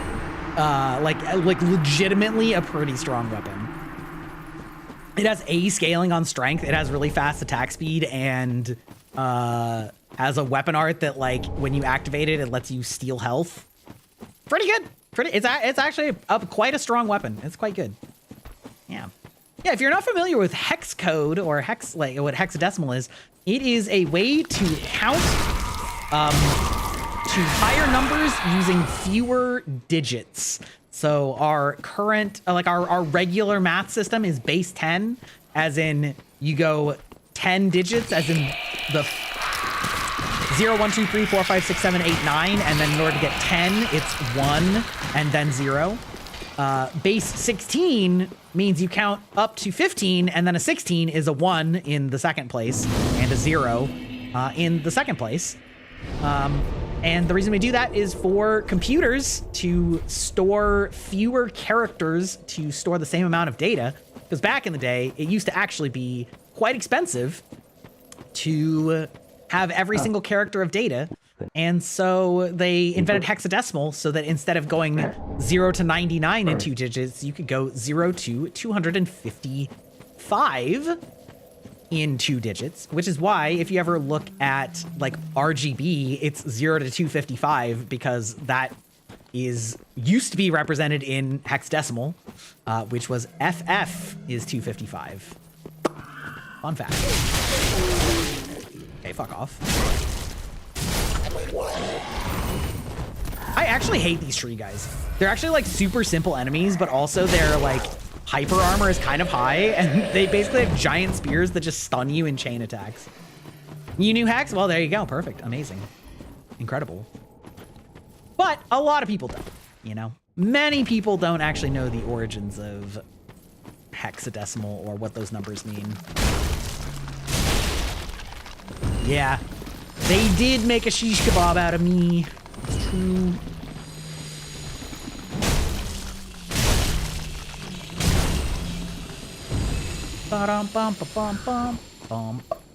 I forget. There's a lot of Titanite around here, though. Oh yeah, you want to come up here? Pow! Right in the kisses. Whoop. Okay. Attack too early. However.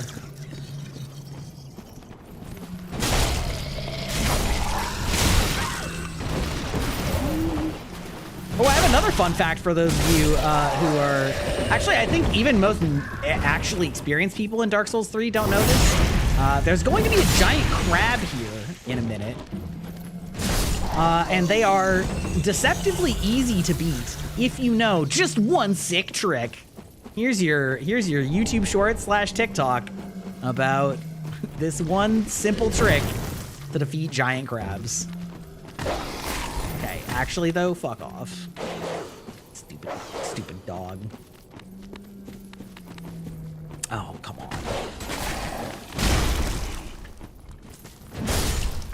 Boom. Just hit him in the face? Yes, but. Managed to stagger one? Okay, so here's the thing. They actually have an attack that they open themselves up to a riposte, but there's no visual, like there's a visual tell of the attack, but there's no way to know that that attack will do that. So when they rear up on their hind legs to do like a big, like two-handed attack. Now, Camera Coon, could you not? You actually can just press R1 in their face and they'll just fucking eat shit, and you basically backstab them in the front. Here I am trying to like show you, oh, that was it. That was the attack. I'm trying to show you that attack and then they keep just hitting you with other stuff. But during that attack, if you just press R1 in their face, you'll like crit them, even if they're not staggered, which is wild. So I'll just fight them normally instead of trying to show you that attack, but regardless, it makes it a lot easier once you know that. Also, just like stop trying to stay away from them because they're like side attacks. Their side attacks are like way faster, you know?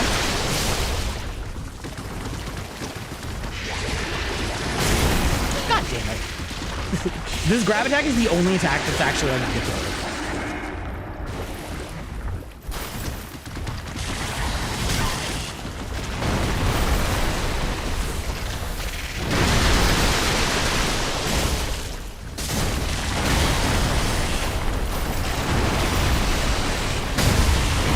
Okay, or you can just stagger them like normal because you're using a big crab cracker.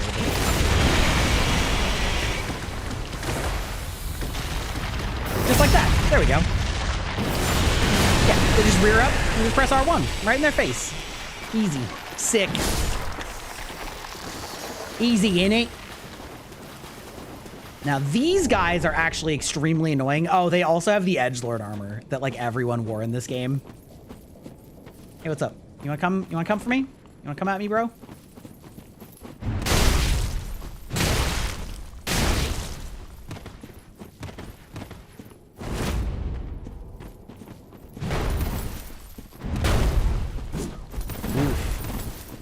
What you really gotta do, this 2v1 is like really brutal.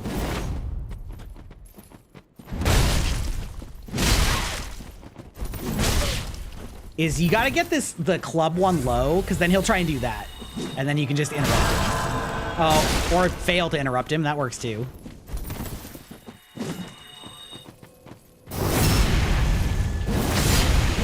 You just run past them. Such a valid strategy.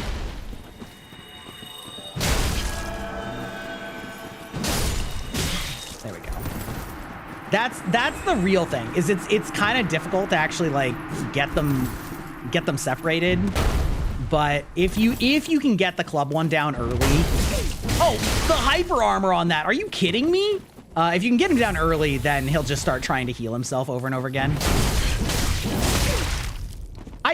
Brother, I'm sorry, but your armor is not enough to hyper armor through this jump attack. It's fine. I mean, apparently it is, but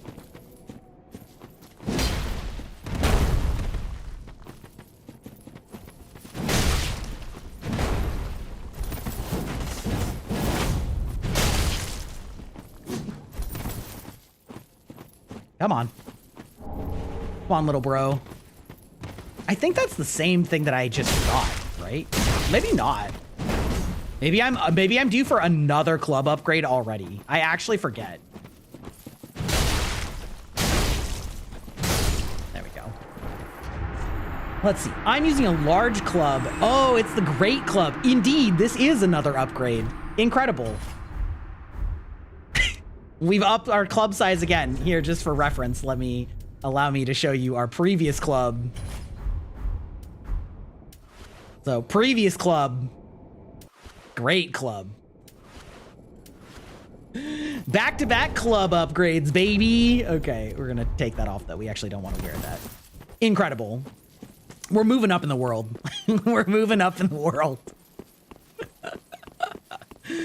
Oh, God. Big old club. Bum, bum, bum, bum. Some things I don't remember, however. But I do remember that down here is a bonfire. And this bonfire... Oh, wait, do I have a dagger? If I don't, that sucks. But if I do... Let's see. Where... Oh, this'll work. Oh,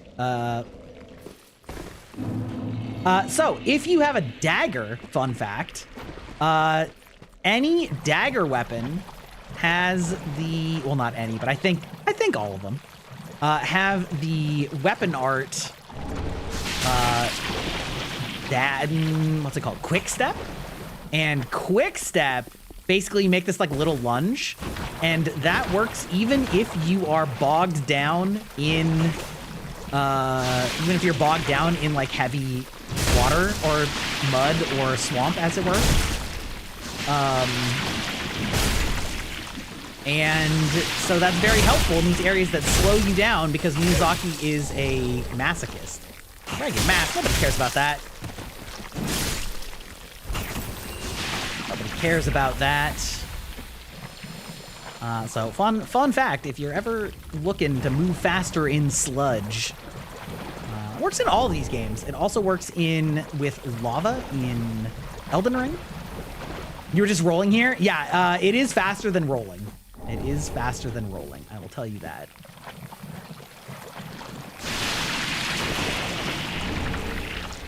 Oh, come on. What I'm looking for... Oh, I thought that I could get there without... Okay. This guy's probably going to catch up to me and kill me. What I was looking for was more Titanite. What I found was a Dark Wraith. A Dick Wraith. Am I actually going to get back before I die from poison? I think I am. No, see, it's a Dark Wraith, not a Black Knight. The Black Knights, those guys are elsewhere. Those guys are elsewhere. Welcome in, Sir Nibbit. How you doing, Stevie?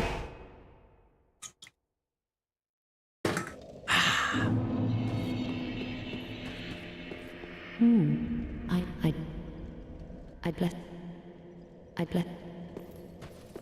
There is a farmable wraith in this game earlier, too, if you got a pale tongue from anywhere. Let's see. Great Club. Yes, sir-e. We will upgrade this baby. Be careful. Be careful. Honestly, I mean, I'll keep it anyway, I guess. That's fine. Well, very well then. How's stream? It's going great. We are playing, well, we talked about the Game of the Year awards and voted in them earlier. And now we're playing my comfort game. Let's see. What do you have? Demon's great. Oh, I can't get that yet. I don't need any of these. That's fine.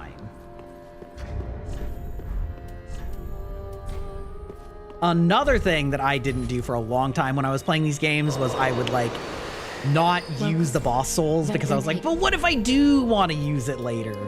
But like the reality is you gain a lot of levels if you just use your boss souls early. And you can look up what they are, and you generally have a pretty good idea if you're interested in using it or not. So like either just commit and turn it into something or just use it. Don't like hang on to it the whole game for no reason. Because yeah, no reason. Yeah, once you have a tongue, you can go up and talk to a dude that is... Oh, excuse me. You know what? Do I want to go there? What do I want to... we're fine. You can... Words. Imagine knowing words. Yeah, there's Ringfinger Leon, and he will give you a cell key, which is in the Lothric high walls near the second bonfire. And you can go down there and you can fight a wraith down there, and he will give you the infinite invasion item if you are so interested. You are so inclined. Biggest bonkus.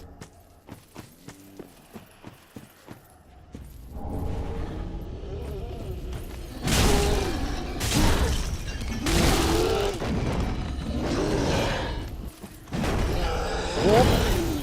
Slightly misjudged my distance. The good thing about having a big ass weapon like this is it's really easy. It's really easy to hit enemies accidentally.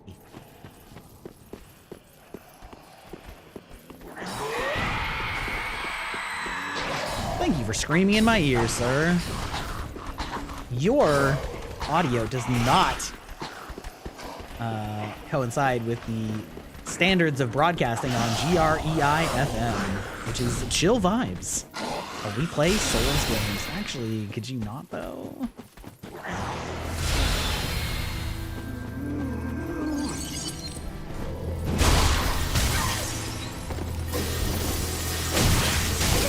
Ow! Okay. Sometimes this boss combos you, and you kind of get fucked. This boss is significantly harder with a heavy weapon just because of the timing of its spells, but it's a pretty easy boss. Yeah, you got stuck behind her? Yeah. It happens. I also need more endurance. My endurance is not where I need it to be. Yeah. Should I just attack you?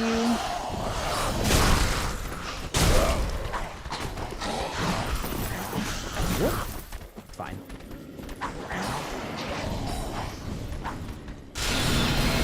Ah! That great soul arrow, though. Goddamn.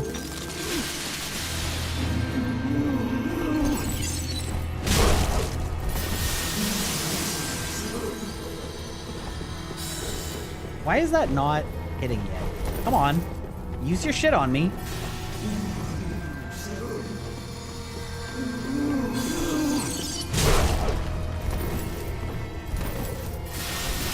There we go. There we go. There we go. Yeah, what weapon are you using, by the way, out of curiosity?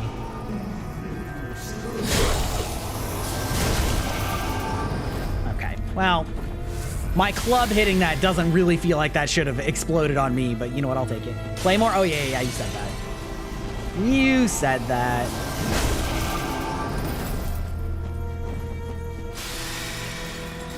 I actually really like the gimmick on this boss fight. It does end up being kind of frustrating sometimes.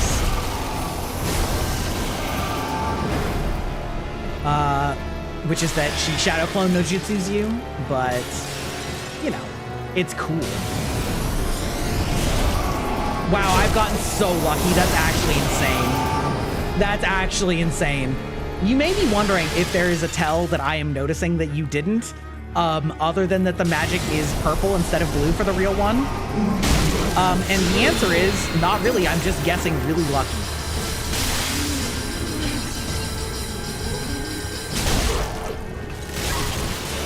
Oh. Oh, the way that that actually just...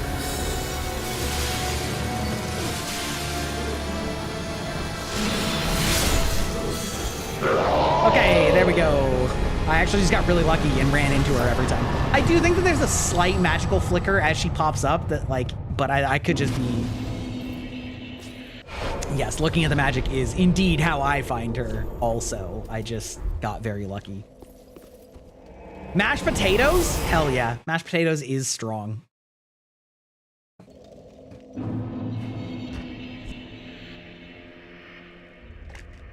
Strong choice. And I also just know that I don't care about this soul. We ain't doing no magic on this run. Well, very then hey. Okay. Since I was just complaining about it, let's get some endurance. Let's see, 900 shy. I think we're fine if I pop that next one, right? Probably 1,000, yeah? 800, shit.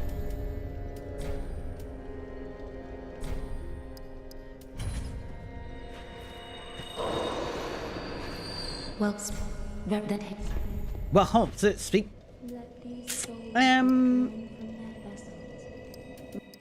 More hit points at this level. Farewell, Ashen One. Farewell, Ashen One.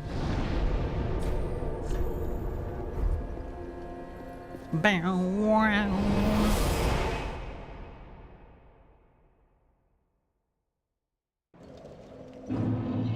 Bow. This is the story about when Grybach went clubbing. It did not turn out as you expected from the start. Or maybe it did. Those of you who know me know that clubbing is not exactly my scene.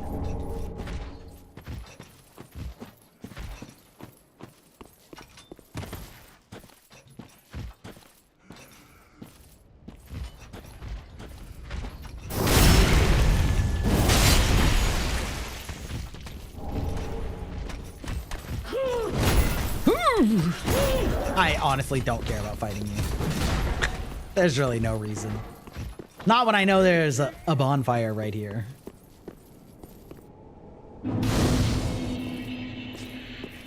Okay.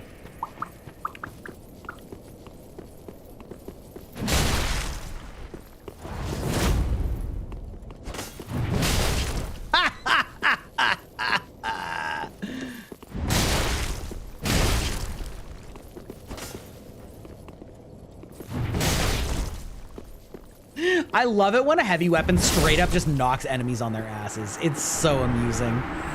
It's so amusing. You're just like, imagine being able to stand up. Incredible.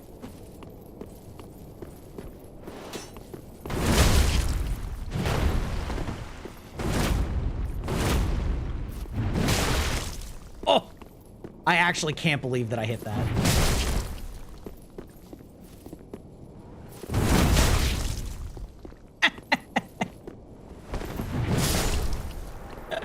Batters up. Oh, spider shield. That actually is quite good for the poison area. I am not fighting in this area. This area is like the biggest gank zone, and it's so annoying because it's all archers and dogs. It's like all things that you either literally can't hit or are just constantly jumping at you from a mile away and just like that. Also, fun fact, if you run away from enemies long enough, especially dogs, they literally just spawn in the air behind you.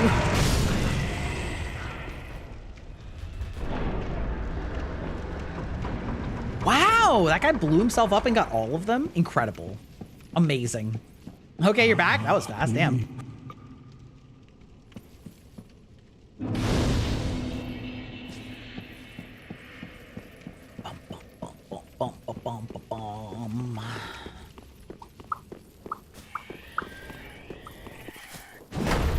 Whoop.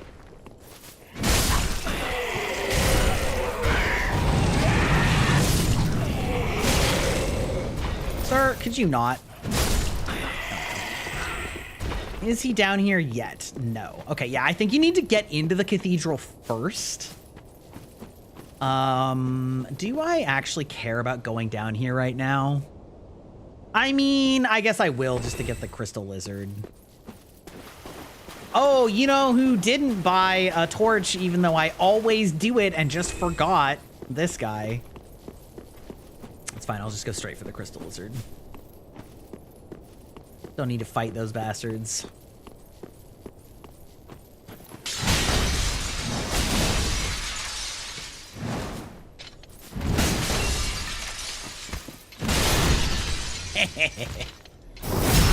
Ah, yes. Hitting a crystal with a giant tree trunk. Whoop. Getting hit by a giant crystal monster lizard. Do not recommend.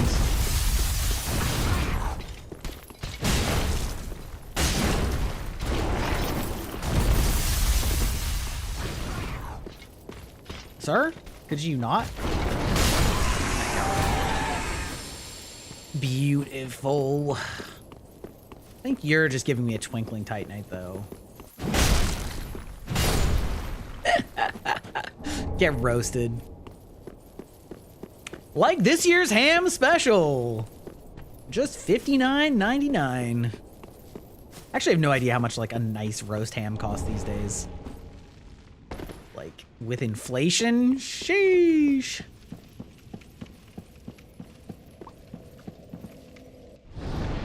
I actually was playing this just the other night because it was sort of what gave me the inspiration to play this on stream.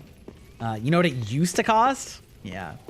I was playing with a spear, and actually, low-key, Deacons of the Deep was kind of hard with a spear. They actually just flat out kind of overwhelm you with numbers, and the spear has such a bad attack arc that you actually just lose the numbers game, which is crazy because that boss is low-key like pretty easy normally. So just goes to show you that things like your build choice really do have a strong impact on how difficult certain bosses are. And also your playstyle, of course, has a big impact on that as well. Depends on the country you're in. That's true too. That's true too, of course. We have our friend that we made who's littering this area with arrows. He's about to help me right here. Boof.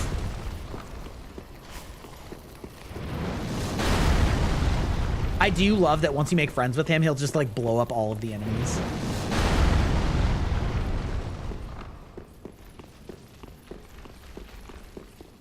Kick. Not that I'll probably need that, but does not hurt. This is also one of the longest segments you have to do without having like a good clean bonfire.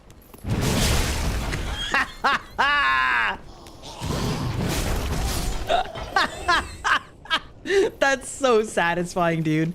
That is so satisfying.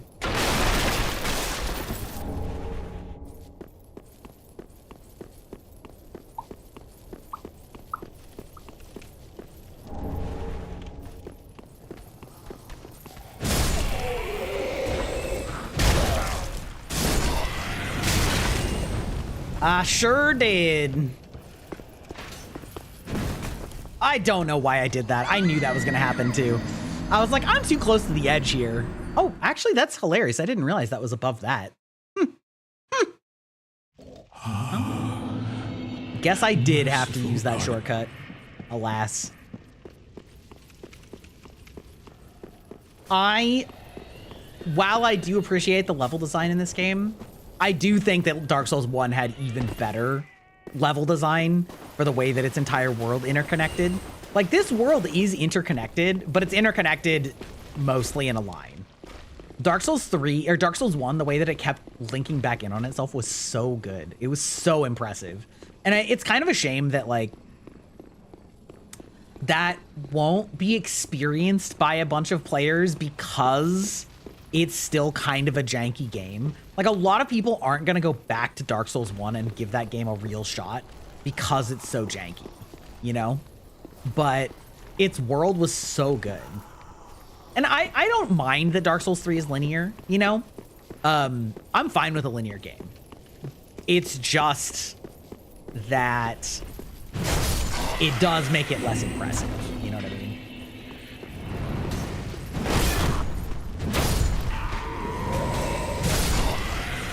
Okay, there we go. I don't even know why I did that. Howdy, how's it going? Welcome in, sweetheart Liz. How you doing this evening? Are you a fan of VTubers, Dark Souls, or both? Or neither. Maybe you just found this channel through sheer happenstance. Down.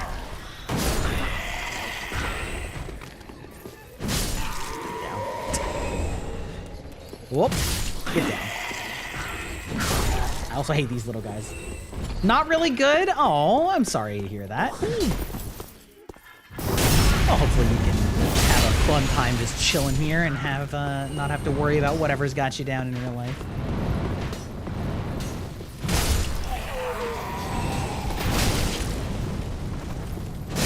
Oh, the recovery time on that was crazy. Why these arrows be so much of a problem?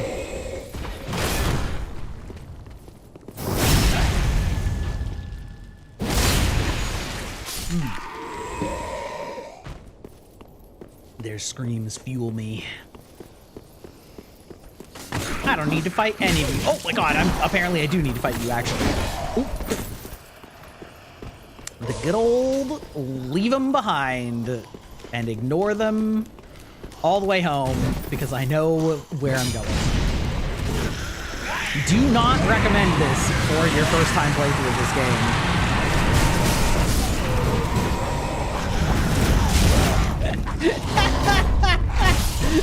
However, that's extremely funny, so. Speak of lore and wisdom, mostly game info, not lore. Touch the ashes of the ember if you need intel. I see. I see. What is your wisdom? What is your wisdom? Love to hear Souls lore and wisdom. I'm big into it. Even though I am an avid lover of the Souls games, I will admit that a lot of my knowledge comes from vtubing.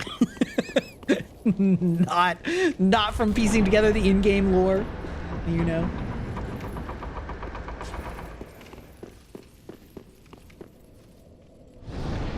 Yeah, I should actually spend these souls though. Speaking of exactly what I was talking about earlier, of going back when you have enough for a level instead of pushing on and losing them all.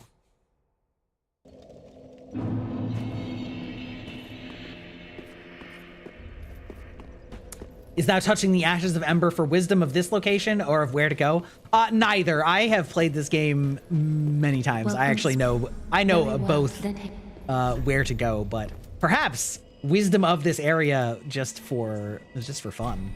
Ooh, actually, levels out. Let's go. Farewell, Ashen One.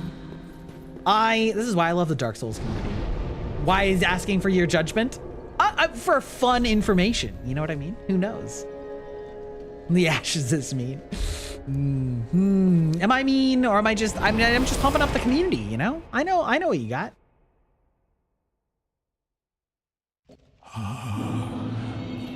Merciful goddess. Pontiff beats most bosses alone. That does not surprise me. He is a real ball kicker.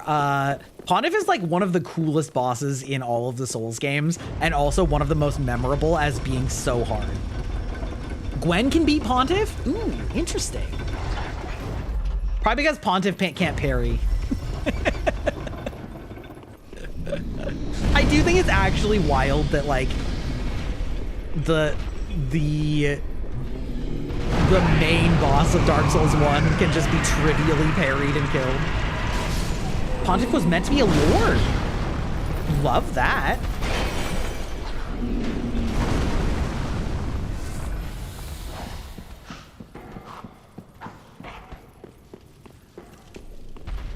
Pontiff has such aura.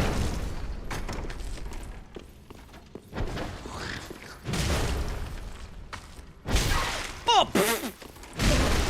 Not me getting stuck on your leg. Ooh.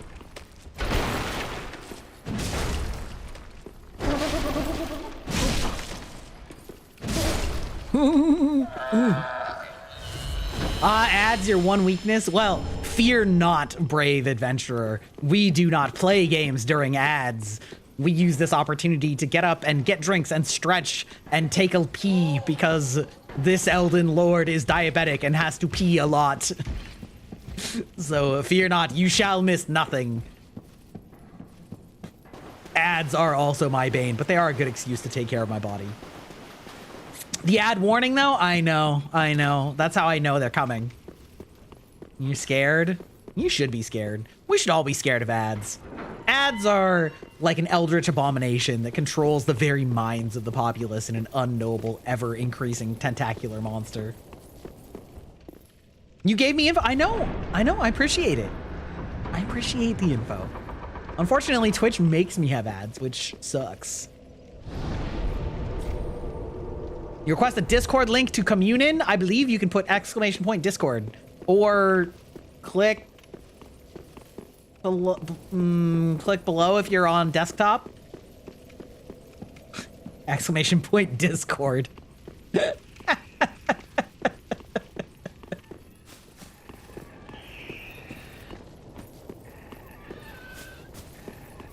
Thank you, Aeon.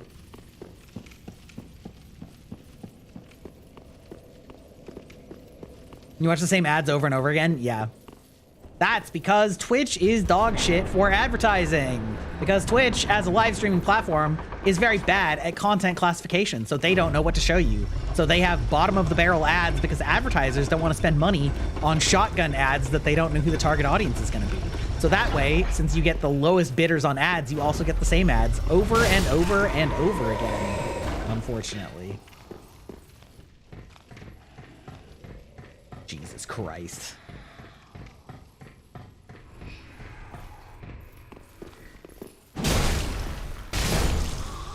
Bump.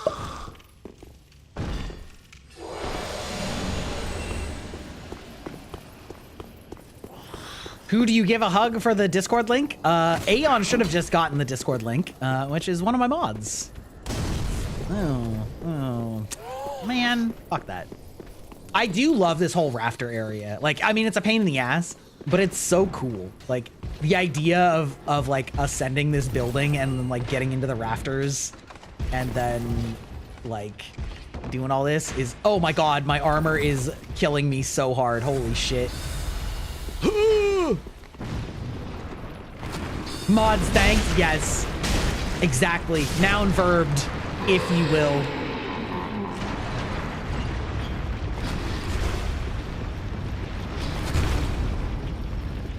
In fact, I have a Sekiro themed noun verbed as one of my redeems.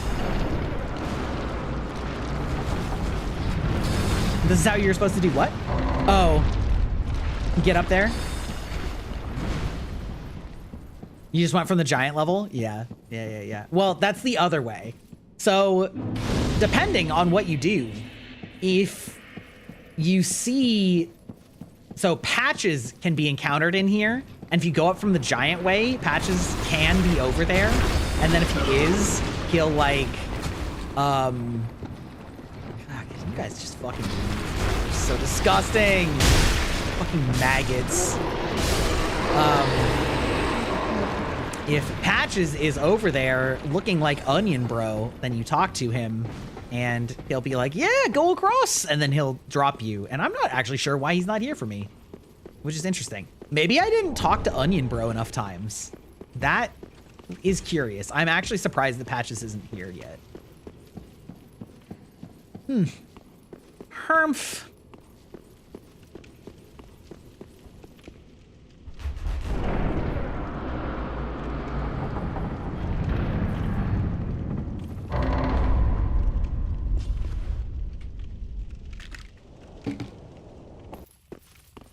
Where art thou? Ah, yes. The advertisements begin in mere moments.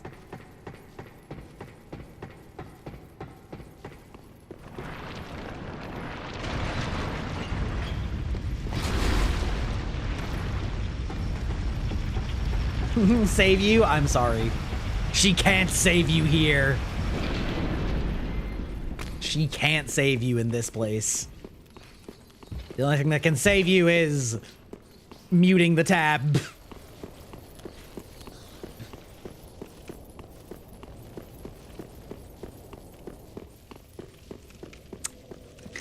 They are starting in 15 seconds, so I'm gonna go on break first. So we'll be right back.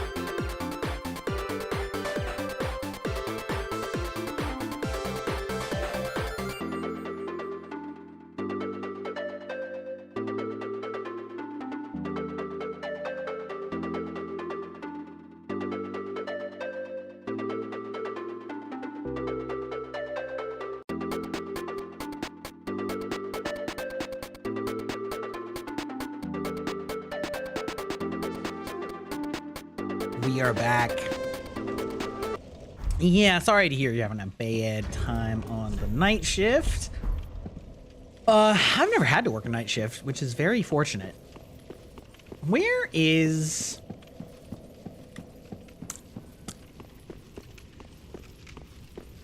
Why are you not here? Is it because...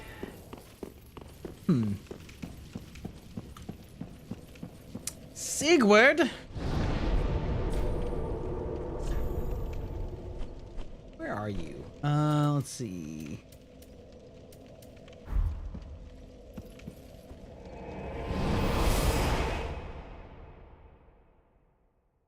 Space Marines. While I think 40K is pretty sick, I do wish that it didn't crowd out some of the other games in its sort of subgenre.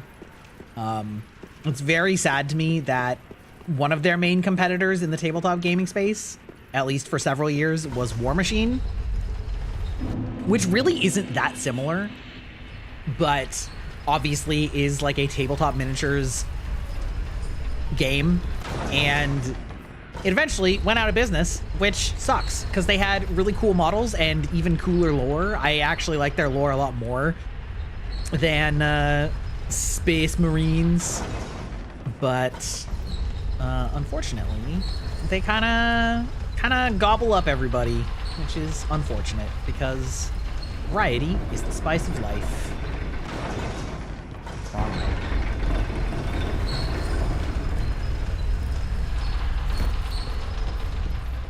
I forget Space Marine 2 game. Yeah, I mean like the actual like tabletop. Oh, maybe it's because I didn't finish talking to him. That's unfortunate.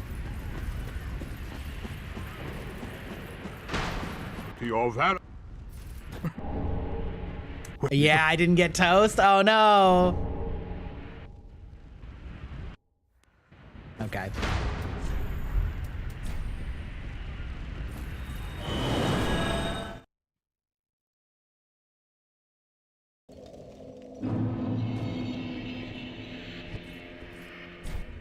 Oh, you started Dark Souls for a friend promise? I mean, good on you for sticking with it. Good on you for sticking with it. But yeah, in so War Machine was originally a campaign offshot of Dungeons and Dragons, where anyone there? There you are. There you are, my man. Haven't seen it. Haven't seen your armor, sir. That basically takes place in where I don't know exactly what era you would call it, but like some combination of like earlier fantasy times, but also like just recently getting into industrialization. Because there's like trench warfare, and basically the major powers control like golem mechs, as like the casters control golem mechs as like tanks in war, and then the other factions, the like primal factions, basically have psychic bonds with like war beasts that are giant monstrosities. And so you have factions like the Troll Bloods, which are sort of like half trolls and full-bodied trolls mixed into one army, where the full-bodied trolls are like giant machines of war. And the... oh, he's over there. Wait, is he? Wait, where are you? Patches? Did I ruin your quest line?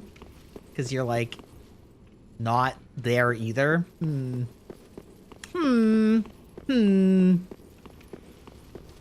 And you have shit like troll, like half trolls riding on the back of full-blooded trolls, and with a trench embanked machine gun mounted to the back of them. It's so sick. It's so sick. Merciful goddess, mother of the forlorn. Maybe if I go from Rosaria's side, travel, Rosaria's bedchamber.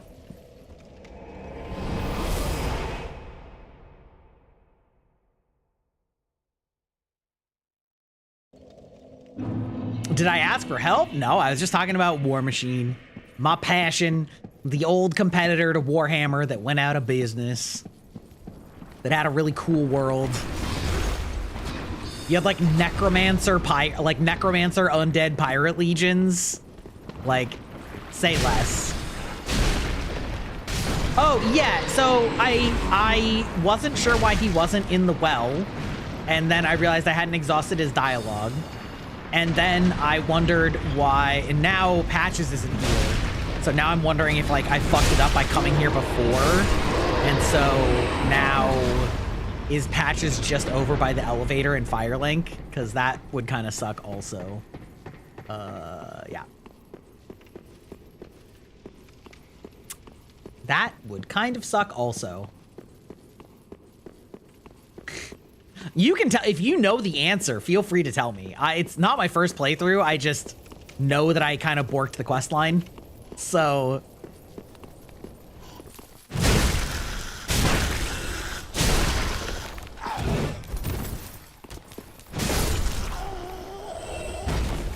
pretty good though. Okay.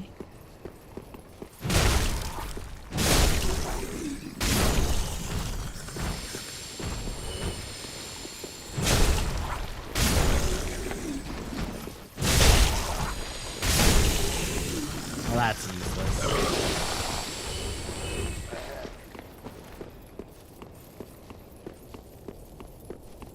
Have I checked dungeons for sit? Huh? I'm very confused by what I assume are some typos.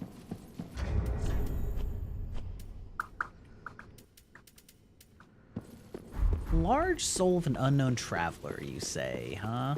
Okay.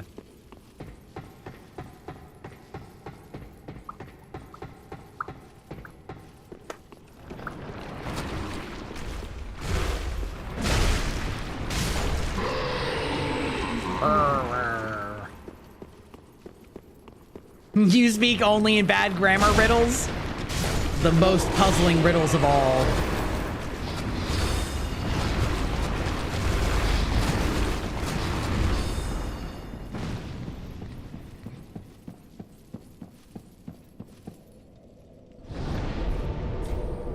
I mean, it sounds like you're talking about a coliseum.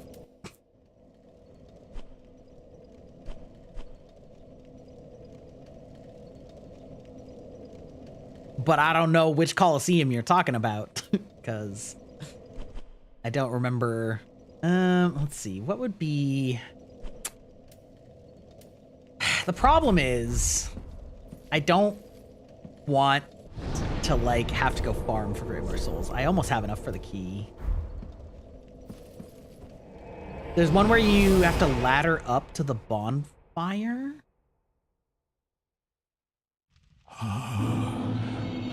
Merciful God.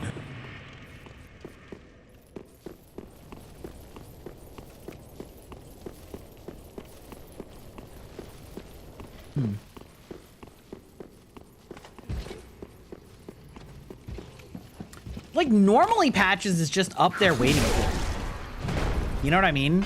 And then he pranks you. Or... Oh, are you talking about the one where you need the key? Yeah, that's what I think it is, because I broke it. Because if Patches is here in the Onion Knight armor, then he, like, tricks you, and... But since he's not here... Have I touched frozen ice? No? Question mark?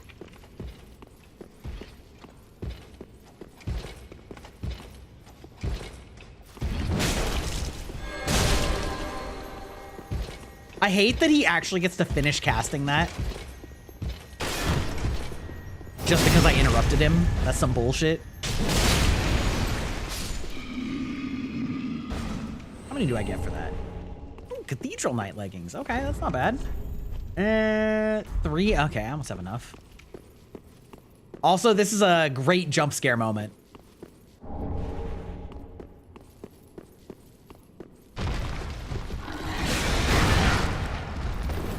Ooh, boy, that curse is rough. Yeah, maybe I'm not gonna fight this guy. I don't want to get cursed and just have to go, like, corpse run it.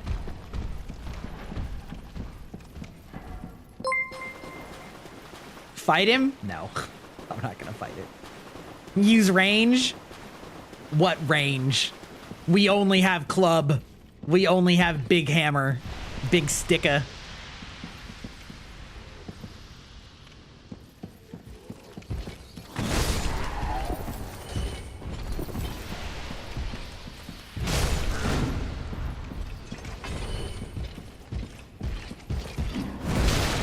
Ow, fuck off.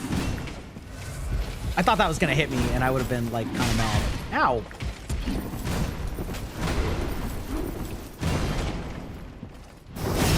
Thump. Get this back.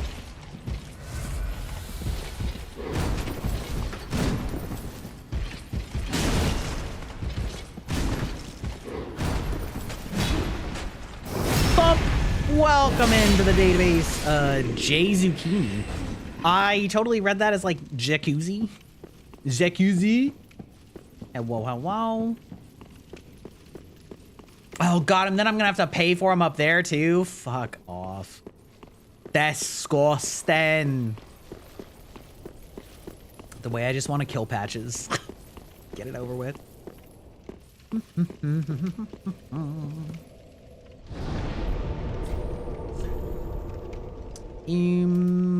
Firelink. I know. I'm just too cheap and poor to buy the armor off of him. Is the real problem. Gracious. Purchase. Oh, it's 20K? Oh, ain't no way I am paying for that. There is no world in which I'm paying for that. Fuck that noise. Ain't no way. Jacuzzi is a nickname from a lot of people. Yeah, I can imagine how that would happen. Ain't no way. I guess this quest is just dead. It's fine. Do I want to know something? I mean, maybe.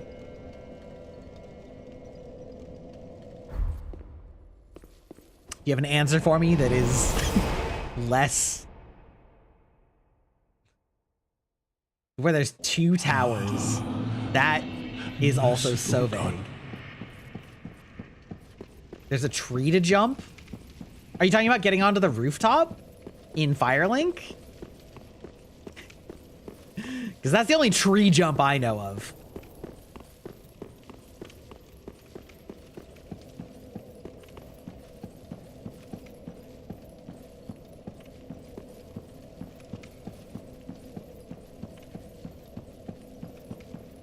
I don't think that it does. It leads you up to the rooftop area, but then you can't get all the way up. That does get you into... I actually already did that. And that's how I have this armor. But you can't get up to the higher level without the key. The tree jump only saves you if you want to get...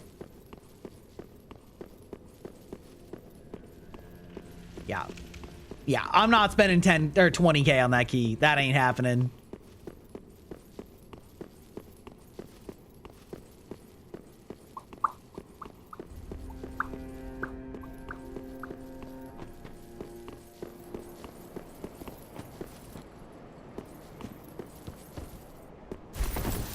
Nah.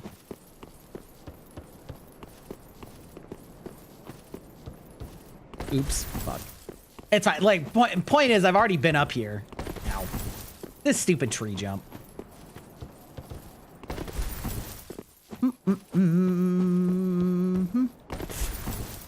The gamer proving that he's losing it.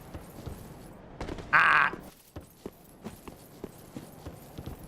There we go. Yeah, so the problem is this gets you here, but there's no edge climbing, right? So I'm just here. And Patches is up there. That's the second place Patches is. Unless he's invisible here and I don't know it. Which would be crazy. But I don't think that is the case. Yeah. I think what you're talking about is the covetous ring, which I do, in fact, already have. Pickle pea. Pickle pea. Pump-a-rump. Yeah. Yup. Unfortunate. Alas. Well, I don't know what the conditions are that do that, which is kind of annoying, because, yeah. We're just gonna go to Rosaria's. No, it's fine.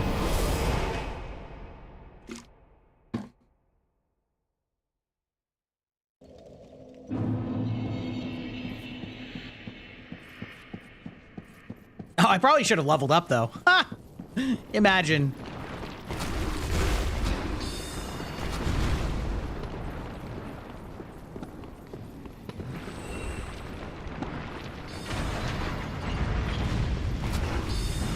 Oh!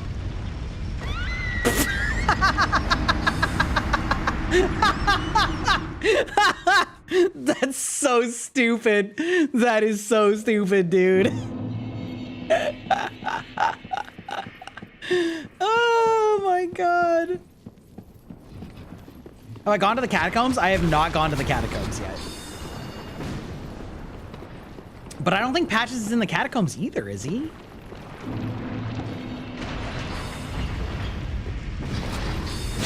I know that if you finish the catacombs, you can break the quest.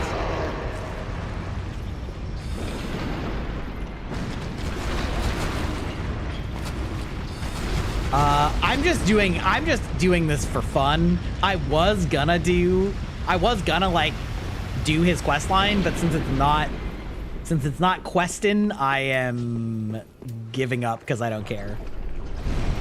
I don't care enough to like grind up money to like get it faster. You know what I mean?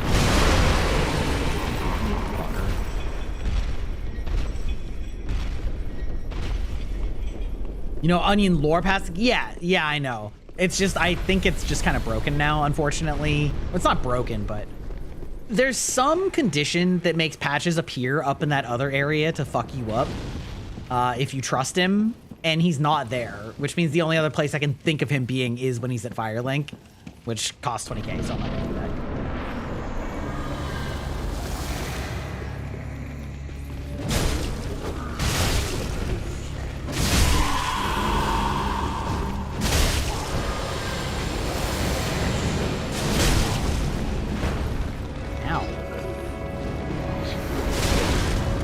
Honestly, the fireballs are like the only thing that actually like are a problem in this fucking fight. That and when they start spamming the force push spell, which is also kind of annoying. We've gotta love these wide swings though. Like, imagine. Oh! I was hit by that. Batter up!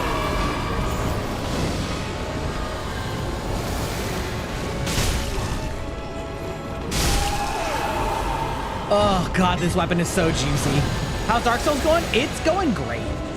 Dark Souls is my comfort game that I like know extremely well and just sort of enjoy chit-chatting while playing because I don't have to like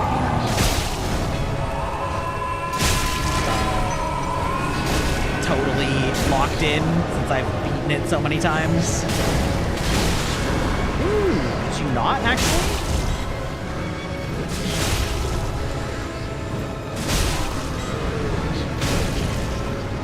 I actually didn't know for a really long time that there's like an instant kill in this fight. If you let them like charge up their darkness long enough, then it puts a curse in the whole room and you just get cursed, which is unfortunate. Yeah, go Poland.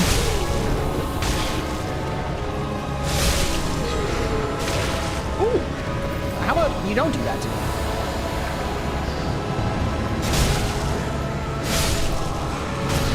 Whoops, turn the wrong way. Easy. This is hilariously easier than trying to do it with a spear where you can literally only hit one of them at a time. How much to put me in a jar and make them happier?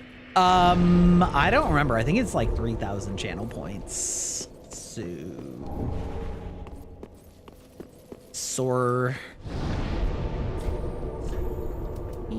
gonna spend them souls.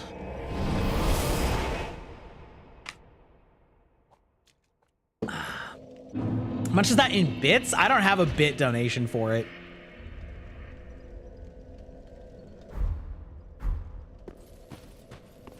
Welcome us. I mean, listen, if you donate bits, I can activate it for free on my own, I guess, if you want. What do I want to spend these points on? I want to just hit them really hard. That's my answer. Ashen One. Just pump strength. Nobody needs any of the other stats. Those are for losers. Baron Keep. Giving me some tsundere vibes, I see. I'm about to catch up to where Pablito is. Strength only? Yeah, like Asmongold, but I'm actually like, you know, better than he is. Ooh, wait, I should actually... Oh, I didn't equip that. I can do this though, right? Does this have increased poison resist? Shield offers high resistance to poison. Great. There we go. Not sure if it actually does, but we can at least pretend like it's helping. I already skipped the poison bite. Ooh, that's gonna be good too. Zari's the Bane? Yeah, it's the worst, huh?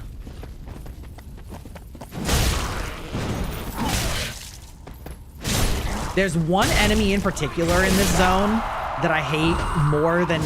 Ow. Fuck. That I hate more than anything, which is the one that jumps on your head. It's so annoying and it does so much damage, and like it also fucks with your camera so bad. Not a high bar. True. But still true. But still true.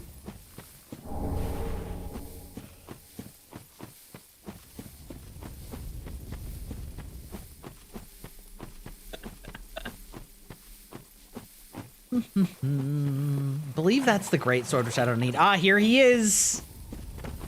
Here's the jumper. Look at how much damage. Fuck off. See? This is why I hate this bitch. This is why I hate this bitch.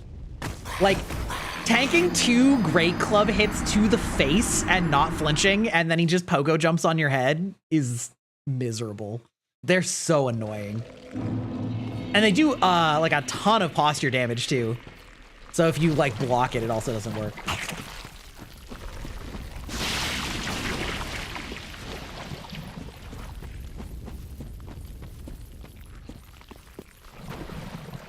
Yeah, here you are watching me afterwards. True. Honestly, 8 tries isn't bad. Like, this boss is kind of can be like kind of tough if you're not used to it. I really like it though. I'm a big fan. Yeah, fuck, bonk.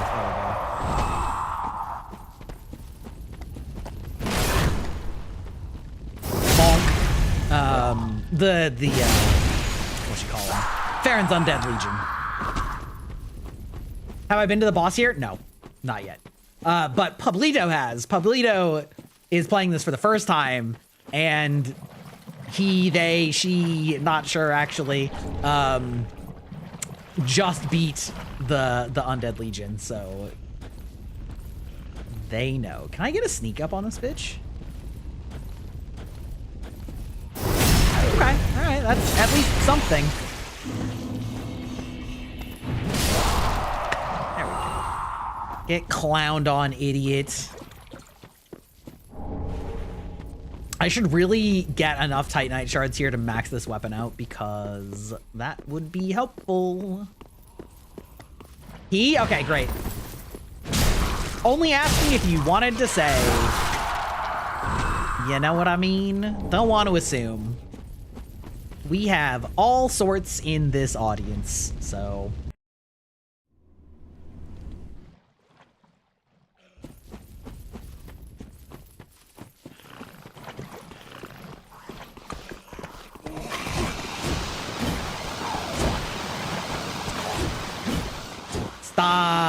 Don't block me off. You're just annoying. We're just gonna end it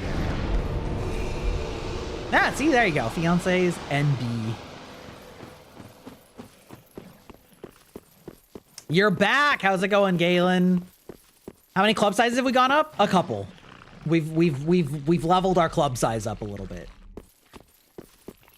I am honoring the code.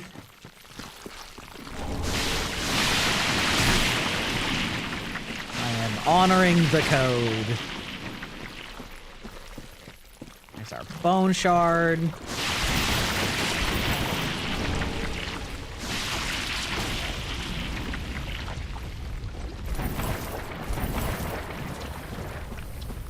I hate these enemies, though, by the way. Just as a side note, I'm so glad that you don't have to fight these very often.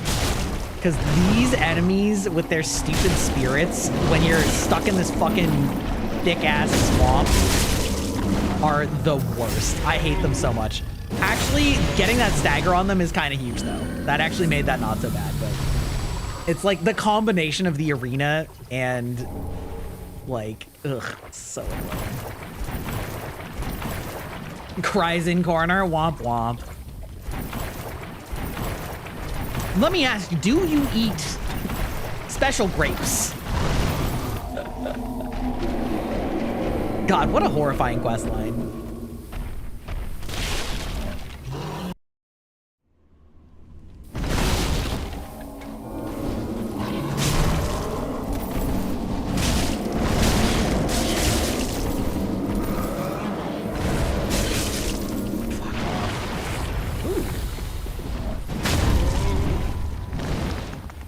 Big thunk. There we go.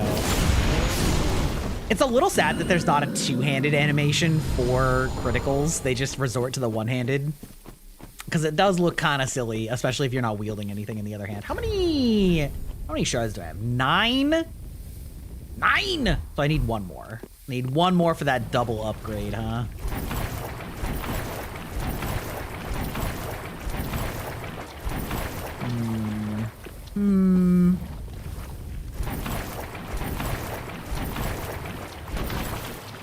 Indeed, many faces have been stomped. It's fucking disgusting.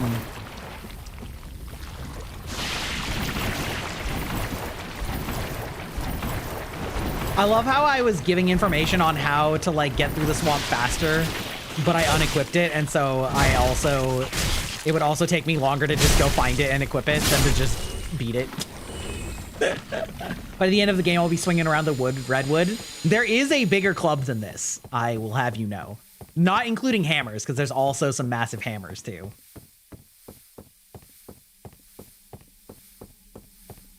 Welcome to the database, sweetheart Liz. I do love me some Souls-likes. They are my peak favorite. But I do tend to play all sorts of action, adventure, and RPG games. So we do a lot of that kind of stuff. Also, hand cam, just chatting, etc.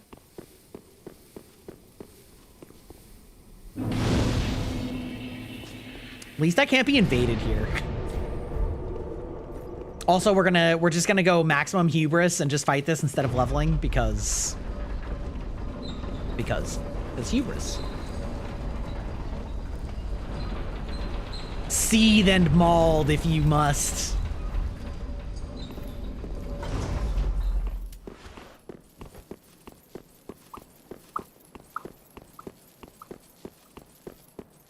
Yeah, these enemies are the exact same as the Erdtree, what is it, avatars? The tree guys? Well, other than that attack, obviously.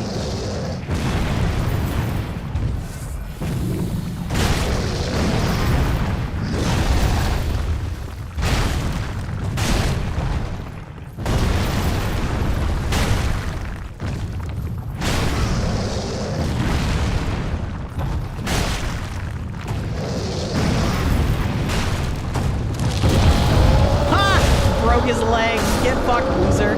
I do love that they have some of those things in this game. Like, certain enemies, you actually can break off parts of their body. very satisfying. Guts, where are you? Guts is different, okay? Listen, the Guts sword is in the swamp. I could get it. We got the strength build. How's the strength build going? It's going great. How's it going, Garrett? Actually, Aeon, are you here? Because if you are, or Ern, could you shout out Garrett? Garrett is an amazing cowboy VTuber. Has a lot of energy. He's a lot higher energy than I am. And I find that very impressive to be able to stream for as long as he does and be as energetic. I could never.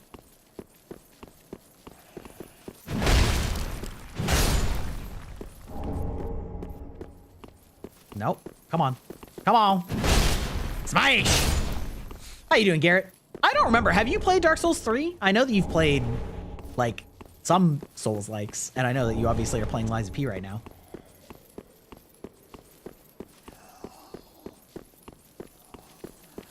Whoop.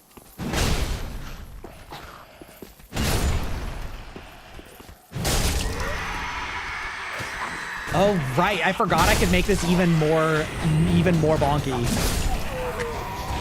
Gotta do that soon. Okay, there we go. Boop, boop, boop. You finished Dark Souls through 3, but you never touched the DLC? Okay, okay, great. Yeah, Dark Souls 3 is like my comfort game. I've beaten this game too many times to count.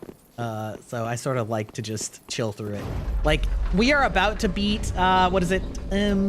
What's their name on this one? Friggin' Abyss Watchers. We are 2 hours and 43 minutes in. We're about to beat Abyss Watchers.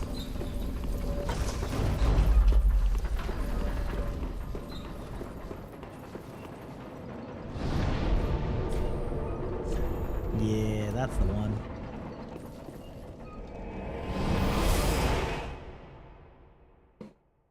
You feel like Bloodborne would be your comfort game if, like, they would hear your cries? Oh, do you only have it on PC? That tracks. I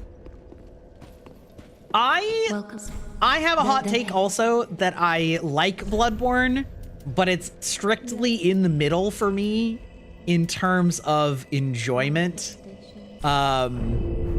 Because, wow, I'm like fucking 10 souls away. That's crazy. Oh, although I don't need the Deacon souls. Those are trash. Because I don't like that it is much more locked into one style of build, and I also don't like...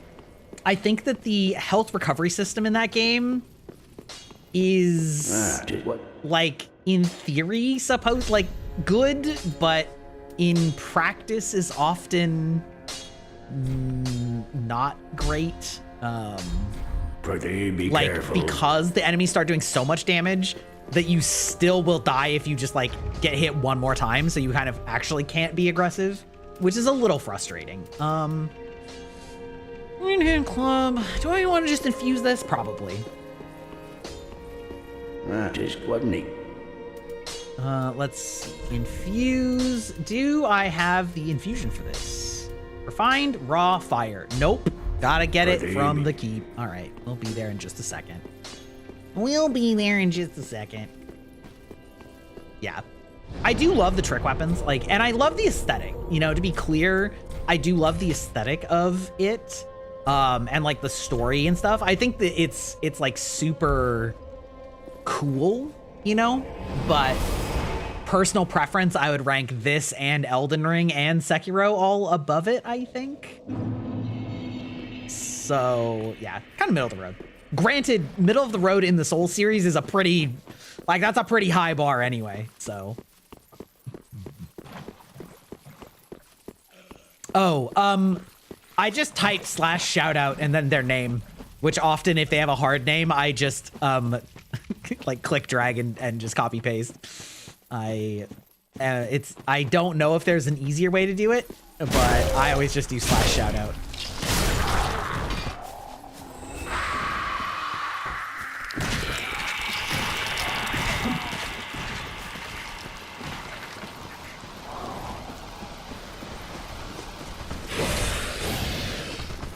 Bow, bow, bow, bow.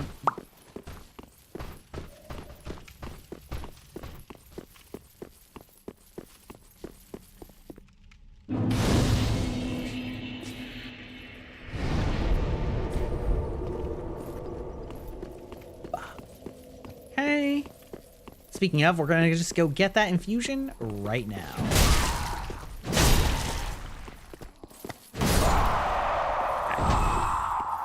Kind of crazy to me that, like, ow.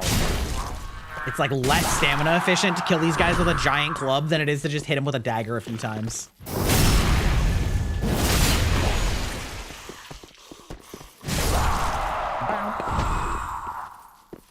And my favorite rock boy.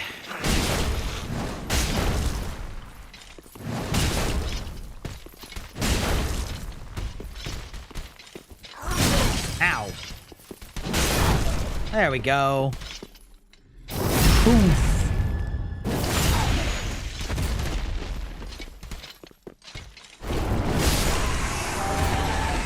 Schmaik! Alright.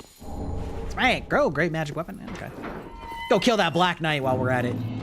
You do like have the weapons have heft? Yes, that is one of the things that Dark Souls has done exceedingly well, always. Ow, fuck off. Wait, are you aggro to Black Knight? Am I about to get double teamed? I am. I can't believe you aggroed from there. That's crazy. Like, the weapons just feel solid and enemies have enough hit stun that, like, you that's one of those things that I find is often done very poorly in boss fights in other games that are Souls-likes but aren't sort of the genuine deal, is that, like, the bosses just have infinite poise. They just tank all of your hits, and so it just feels like you're just slapping a blob of tofu, and I don't like that.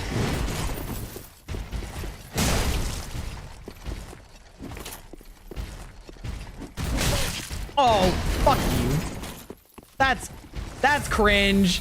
Transitioning a block into a shield slam to avoid my shield kick. Cringe, sir. Okay, fair enough. All right. What was it? Code Vein? It just looked like they were slicing it air with no... Yes. Yeah, Code Vein is like one of those sort of B studio Souls-likes that was fine. You know, it was serviceable, but it didn't feel like the weapon feel wasn't quite there.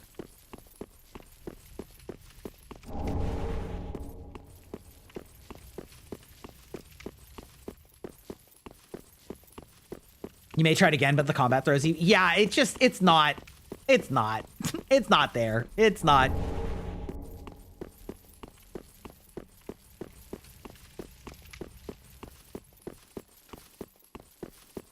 Yeah, exactly.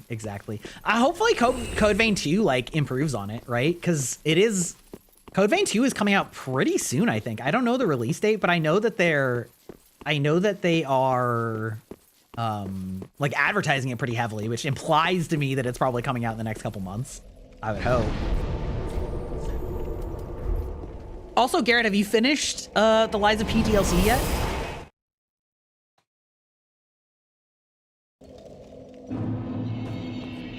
Was that a game-breaking weapon I just picked up? It's a very good weapon, the twin blades. But I was there for... Oh, it would... Oh, is this where you get Infinite Estus 1? Oh, or Titanite 1? Oh my god, it is. Finally. Ashen 1. I was there for the coal, which lets me infuse this. And make it... Oh, wait, gotta give him the coal first. Right. Oh, you have prayer. Yeah, yes.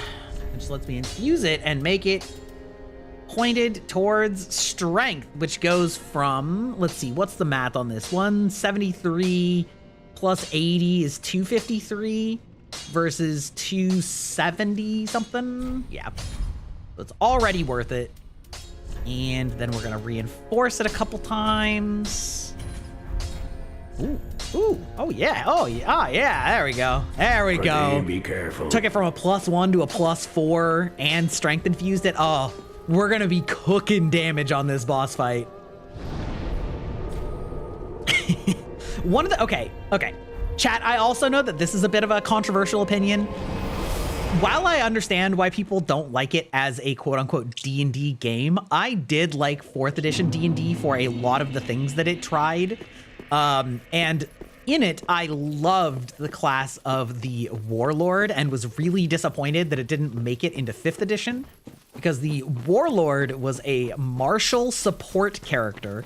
So they were heavy armor, they were not magical, but they were like a strategist, and all of their abilities basically involved like repositioning your allies on your turn. So like you take an action and shout a command and then let allies move, or letting allies make other attacks.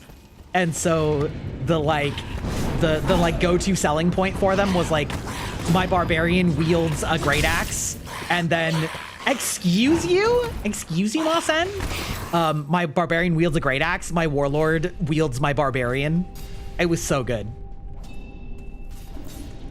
You did beat it? Hell yeah. Liza P is really good. Have you played Elden Ring, Pablito? Because I would recommend that too. You'll know. 4th was meant for an online system to handle all the calculations. That's true, but I don't even think it's really the calculations that hindered it. Because like all D&D is kind of calculation heavy. Oh, fuck you. But it's that a lot of people did not like that it used very like MMO style conventions, and it didn't feel like a real world. Fuck off. It didn't feel like a real world, if that makes sense, because of the way that the like combat ability action economy works, where you have like a certain number of uses per encounter or per day. Even though it made really good mechanical combats. All right, come on now.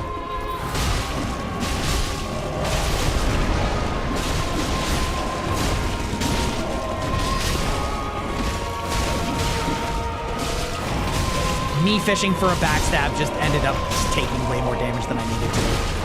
Fuck off. Fuck off!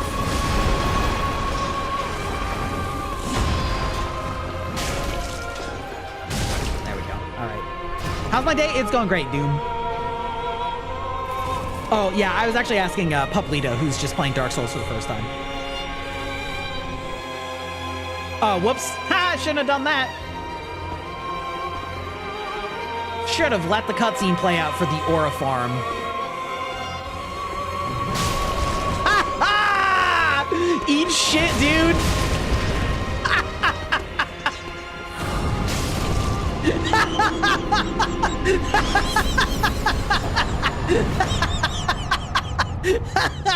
Okay, I don't think I've ever R2 smashed that guy to death quite that hard before. Oh.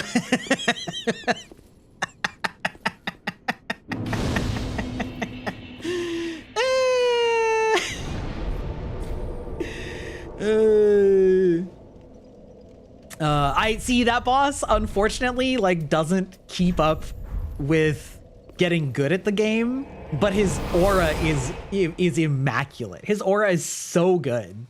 It's so good. Anyway, yeah, I miss the Warlord is the short answer of like being a cat, because the Warlord also could heal, and a lot of people didn't like that because they didn't like the idea of somebody that wasn't magical being able to heal.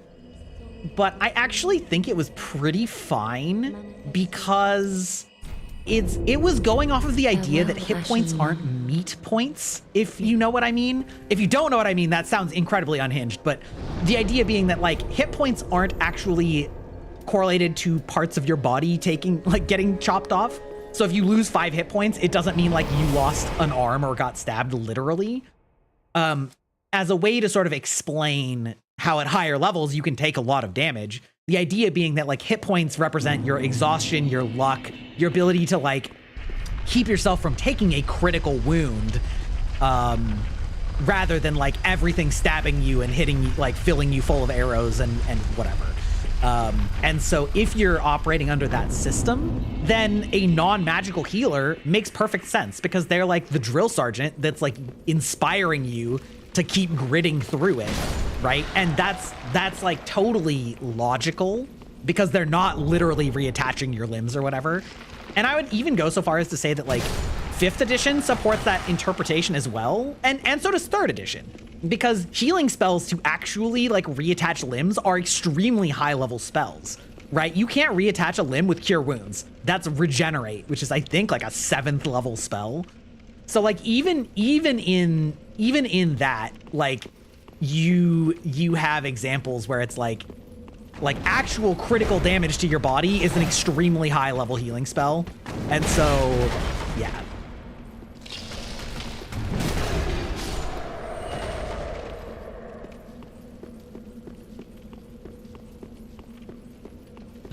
Yes, that's right. Potion Maker Field Medic doesn't have to be magic. Yeah, that too, of course, right? But like, yeah, it's like they were doing it through like sort of inspiration and stuff like that. And like, I think that's totally reasonable in a gamey system, which like D&D is a gamey system. It's also sort of simulation-y, but it's very gamey in like the way that it actually works. So anyway, I loved the Warlock. I'm an infinite Warlock apologist. Aw, fuck you, Wizard Hat Skeleton.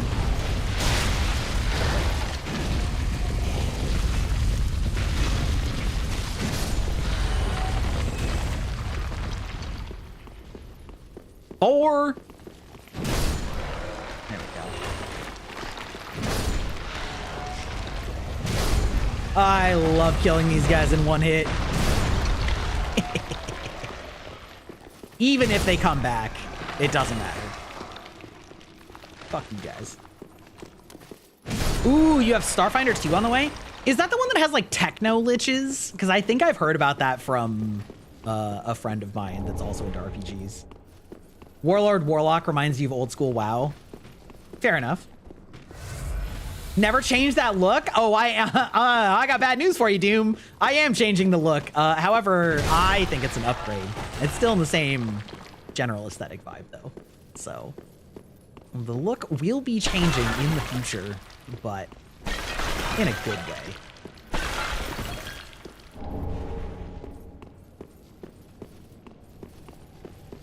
You never played for Starfinder, but Pathfinder 2e makes you want to see their take on sci-fi? Yeah. Yeah. I like a lot of the ideas in Pathfinder, but I still find it a little bit more crunchy than I prefer. I used to be a big, like, crunch player, so I understand the appeal.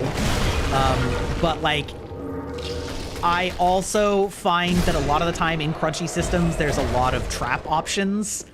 And I would rather a system that is fairly easy to get rolling and is like different enough than like the purest crunchness. Just as a personal preference, you know? Like there's nothing wrong with it.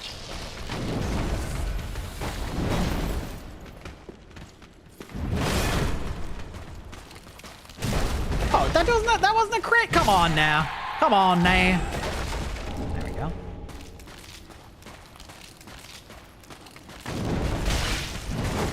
Yeah, it appeals to the 3rd edition ADD players. Yeah. Like, I came up on 3rd edition, you know, don't get me wrong. Like, I get it. But I like that 5th edition just works. And I do wish there were more options within the same vein. But I'm also very much a player that I would much rather separate the like fluff lore of a mechanic from its mechanics. And what I mean by that is that I don't like the idea that like if you play this class, it means you are evil.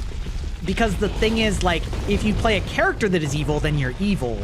But, like, the way that the mechanics work in the game very rarely actually reflect good and evil or things like that. They are, like, a way of playing that is fun, right? And so, like, yeah, my Fey Pact Warlock, right, is all about, like, trickery and mobility and teleportation and deception. And I don't like the idea that that has to mean that you like sold your soul to somebody or something like that, right? Like I could come up with a different like flavor of that character that's really fun and compelling, that has really fun mechanics. And what I find is that the games that have like, anyway, I like reflavoring, and I also like saying that you don't necessarily need a statistical mechanic for everything. You can, right? But like, I don't necessarily like the idea of like, well, there's 80 skills because we made a skill point for every possible thing in the universe. And I'm like, okay, I mean, like, I guess, but it just doesn't seem important to me in terms of like actually playing the game. So I tend to like also not like those types of systems that much. You know, there's that too. There's that too. I was a huge anti of 3rd edition having strict alignment requirements for a lot of the classes. And it's also why these fucking goblins just like gang banging me from behind. No. Yeah. That's also why I really like what they did with paladins, because I always thought that paladins, fuck is a goblin gangbang? That's what a goblin gangbang is. Yeet.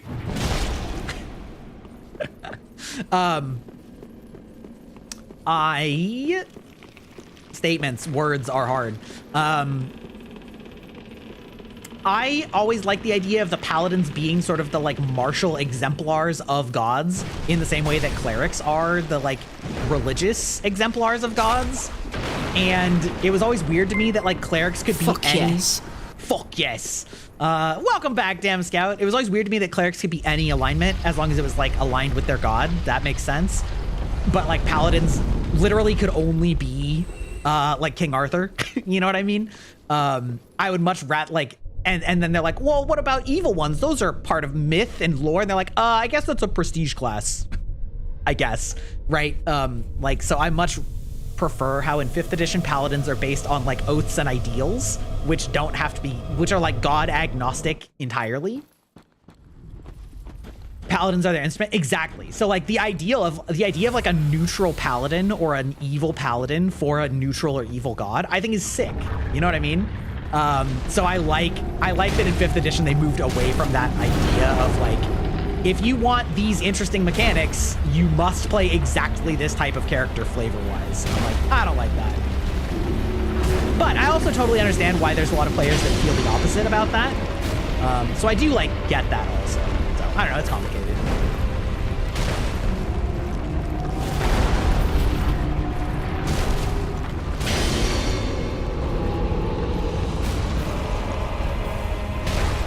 Whoop, whoop.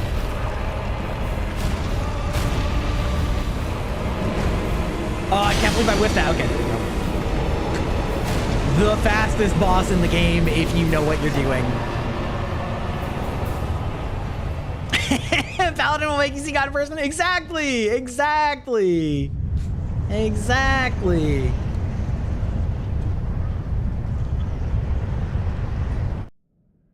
Oh, you know what? If ads are coming up in just a second, that means that we can leave off with the prettiest view in the game coming up right through these doors. On this day's tour of Gry FM, we're walking you through the lands of Lothric, a land cursed as the eons past the events of Dark Souls 1, in which we are now coming upon the Boreal Valley, the most beautiful vista that's ever existed in a Souls game. Lo and behold, wonder in its majesty, as we go to an ad break.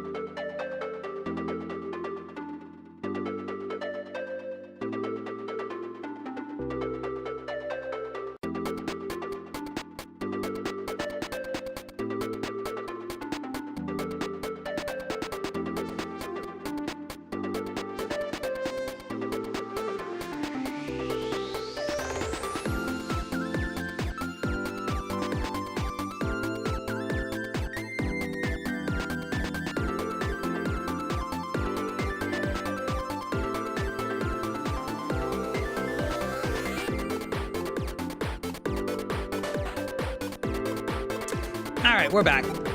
Both from ads and from peeing. All right. I'm gonna spend these souls before I lose them. Not that I'm really afraid of actually losing them, but there's no reason to play games, you know? No chances. Only admiring the beautiful scenery and not tilting out about dying to a super annoying enemy that I may or may not be about to fight. Who could say, really? Well, very the Let's see. What if I put more points into strength, though? Farewell, Have you considered that?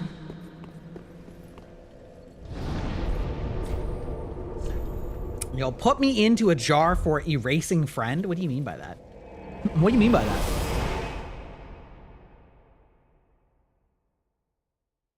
Now go save bestie? I don't think I can. I think it's over now.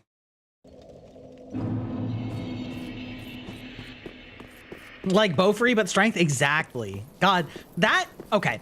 I'm not usually a fan of overpowered main character anime, but Beaufrey was very good because the point wasn't that the character was cool. I think this is the key difference. Oh my God, that chunky hit. Oh,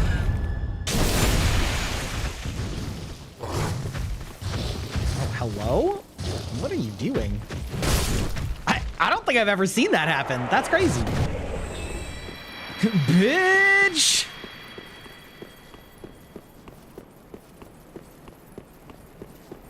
Yeah, like, so I think the formula for me is that overpowered main characters are fine if the point of the show isn't supposed to be that they're cool.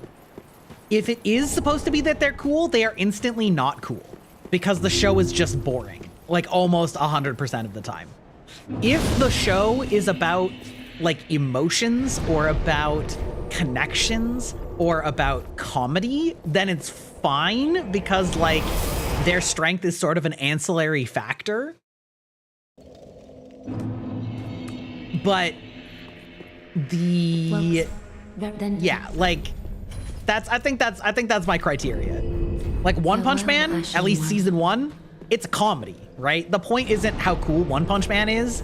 It's a comedy slash like feels. It's about how like by becoming the strongest in the world, he has no drive for anything anymore and feels emotionless, and how that's like devastating because he's so strong. That is a great hook.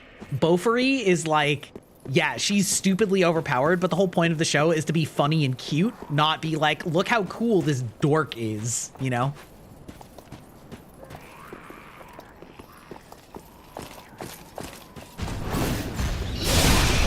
Ow!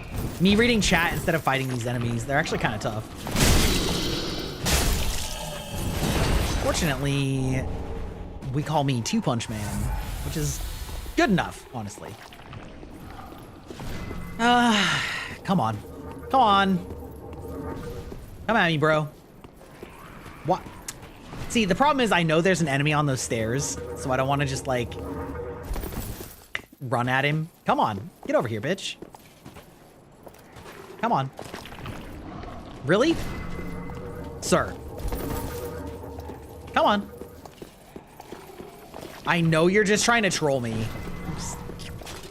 Trolling succeeded. Oh, see, at least this one's gonna actually run at me.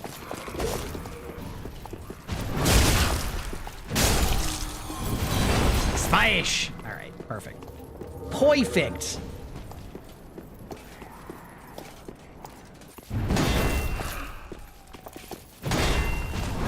Ah, that was too slow for a riposte. That's cringe. Cringe. Ooh, large titanite, eh? I do love me my giant tree trunk of a weapon, though. This thing is just such a beast. It's so fun.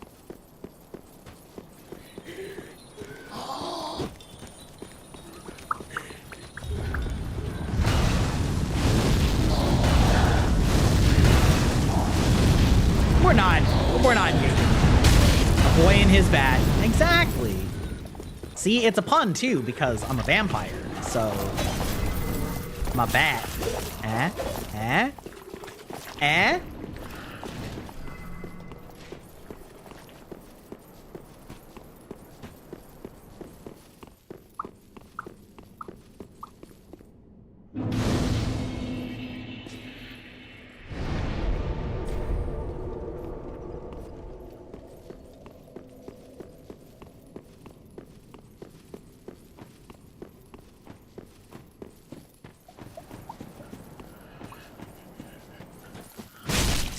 Pop.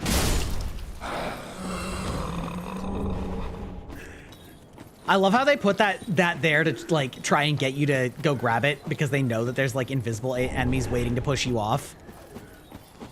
And it's just like the shittiest icon or item rather. Fortunately, there's actually a good item right here. Oh, I almost got stabbed in the ass. Holy shit.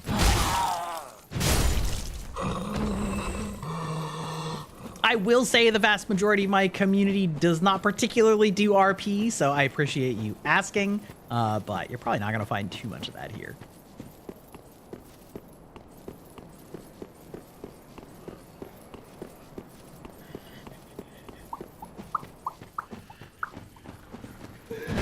Whoop, whoop, nope.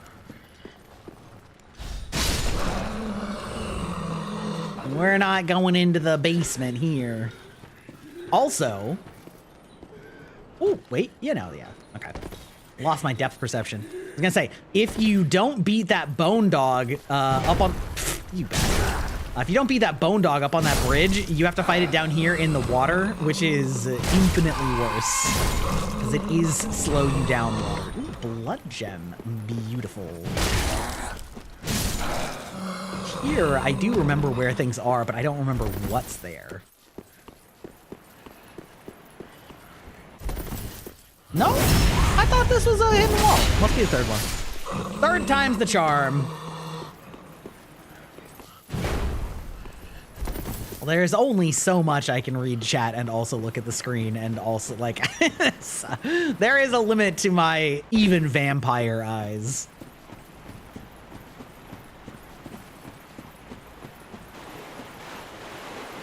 Yeah. Fighting in this water is the worst. Actually the worst.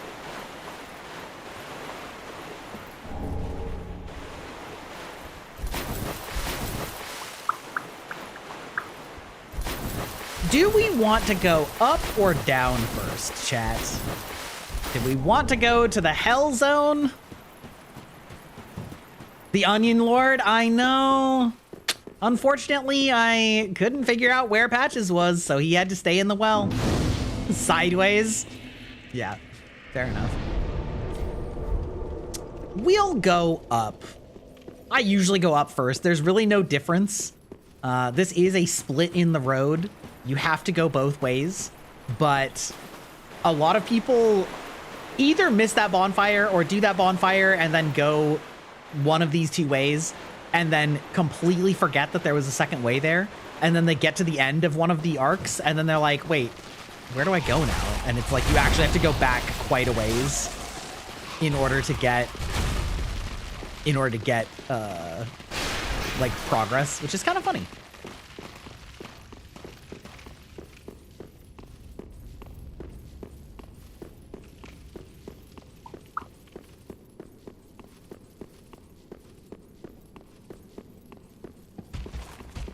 Alternately, Aeon was not paying attention. Also entirely possible. The smash! Holy shit, that was satisfying. Oh no, the frostbite! Oh no, that's just me! I ruined someone's put away dishes? I did. I'm so mean. I'm so mean. I'm the worst. I'm a mean one, Mr. Grinch.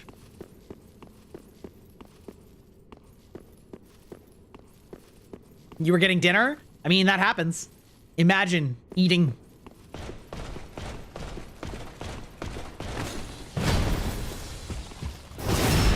Bonk.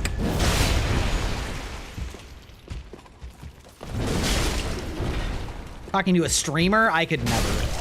There we go. Silver Knight helm. Okay, that's actually kind of a good helm though. Ooh, wait. No, you're good. Whoop. Whoop. Okay. Are you gonna, can you hit me from here? You can, can't you? Okay, I'll have to make sure I get this stuff first.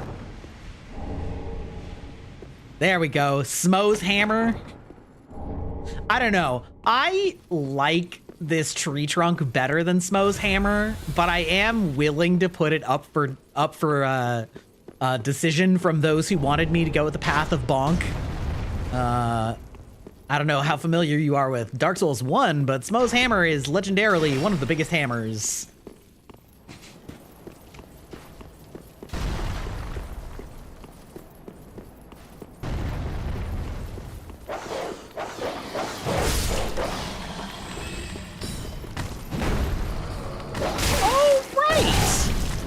I forgot there was an invasion here. Huh.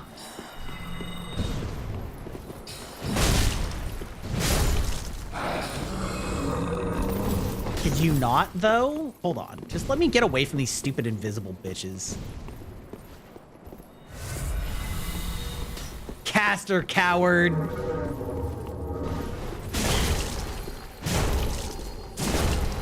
Yeah, how about that, bitch?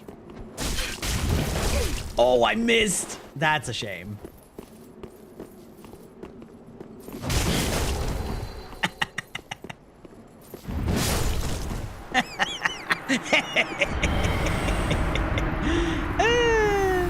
Amazing. Incredible. Incroyable. Summon bread VTuber? You know what? I actually had a VTuber that was the Church of Bread on our Clock Tower streams not that long ago, which was pretty funny. Well, it's a great name. It's a great nickname. Also, I don't really need to go back. We're just gonna double down on this bitch.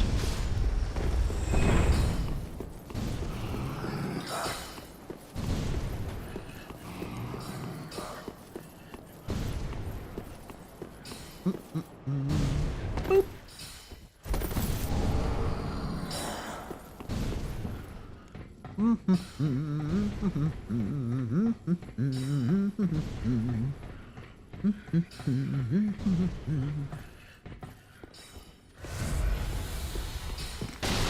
Leave me alone, stupid invisible casters.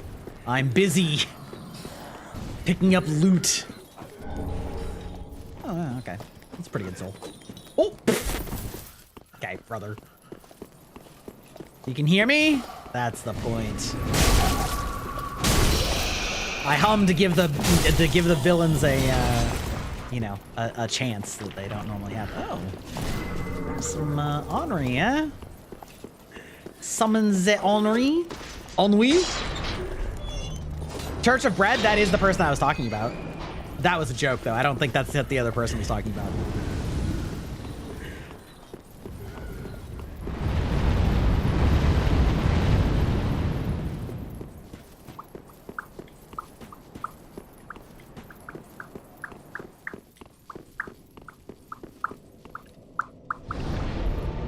All right, now we're going to fight the Aura Lord, Pontiff Sullivan himself.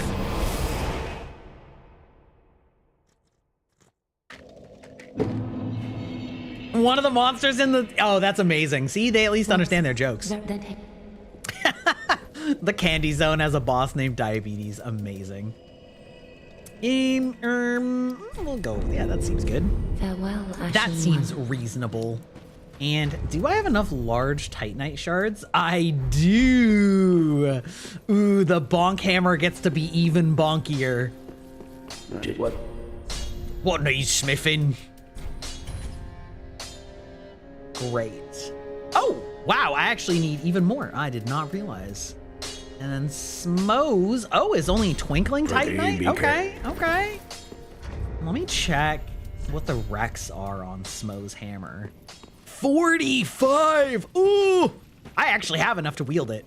205, so basically 300. Okay, yeah, the scaling on that's way better. Maybe that's because I'm one-handing it, though. That could be. Bump. Ha! Sitting on 2 shards? That's crazy. Sitting on 3 shards? That's crazy. I love it when I do that, when I'm just like, oh yeah, how many of these do I have? Oh, 2 more Estus shards too? All right, amazing, incredible. God. When you don't really need the heals, you sometimes get yourself a lot of extra shit. Let's see, let's take a look at our souls. Blood of the Wolf, don't need. Stray Demon, probably don't need either.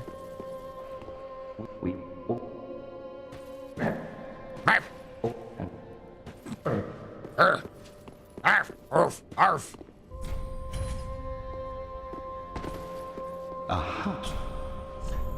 Let's see. Boulder Heave, don't need it. Holy Sword, don't need it. Don't need it. Havel's Ring isn't bad, though. I don't really need it, but let's see. Demon's Great Axe, which I don't have the soul for. Okay. Yeah, maybe I'll do...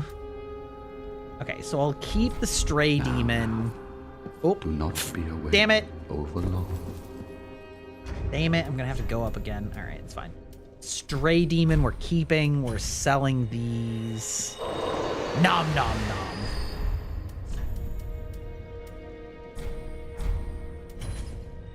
I wish you could access this from the base of this, though. Ah, you fucker. I wonder if I can jump up like this. Nope. No, I can't. Serious oversight. So many people don't even know that this guy's here because he's like so tiny. I'll take a Havel. Now.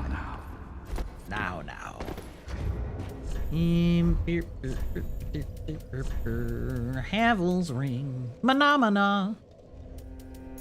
Havel's ring. That's fine. Well, then take. Let me take. Let's. Yeah. Oh, 400? I can scrounge up 400 more souls. Surely. It's probably 1,000, but yeah. Well, then take. Farewell, Ashen One. Is that the Space Pirates one? Moretsu? Yeah! I haven't watched that in ages, but it's so cute. I actually have a poster of it up in our living room from watching it. It was like such a cute anime. I actually quite liked it.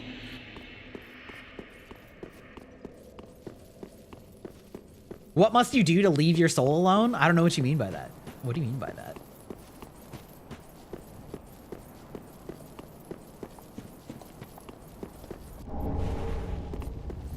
Soul of a weary warrior. That's me. I am the soul of the weary warrior. More like a weary worrier, am I right? Did any of you guys see that? Probably not. That clip of Bibu getting a super chat asking her to say a bunch of words with R sounds because she's really bad at saying R's. Go fight the Brutus Giant? No, I'm fighting Aura Man.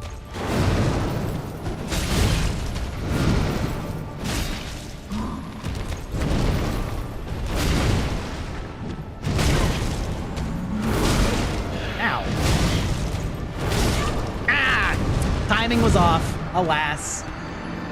That is the difficulty with a heavy weapon. You do leave yourself vulnerable. Undead Gandalf? Kind of. Also very, like, Sith coded in his, like, double lightsaber action. He's sick. Get comboed? Yeah. Got comboed.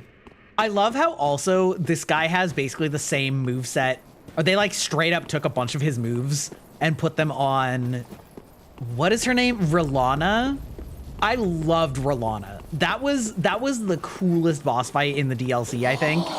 And like she was just so sick.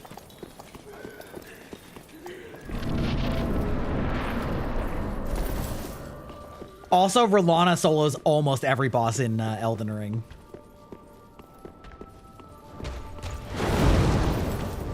Yeah, you're gonna hit me with that again, aren't you?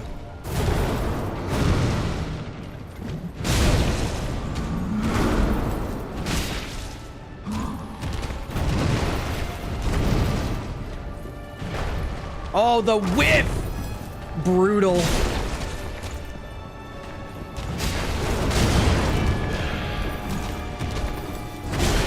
Now?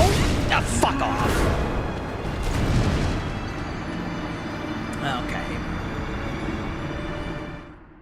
Okay. All right. You know what I miss? I miss the sights of Marika that just spawn you right outside the boss. Boss runs are a thing that they also could leave behind. I do understand why they put them, especially in Dark Souls 1, where the bosses were not nearly as hard as the environment.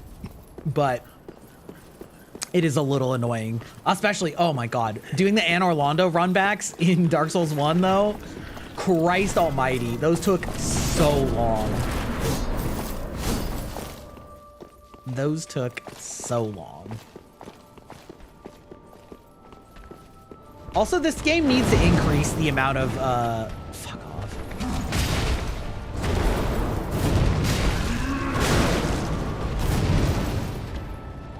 I actually completely forgot. Oh, the lock on distance.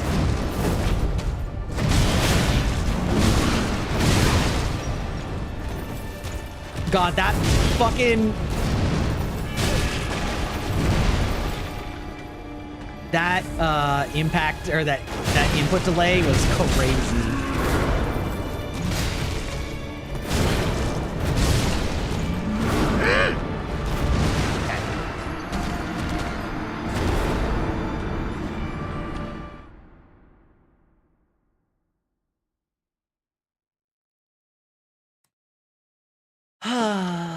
Okay, that's fine. We'll get him. I just need to remember his combos. It was kind of funny though when I was playing this on my debut stream, where I had a punishment for deaths, and I was like, yeah, I'm gonna lose a few on this one, and then I beat him on my first try in that stream, which is wild because I usually don't beat this boss on my first try. You got a power bank so you're back? Amazing.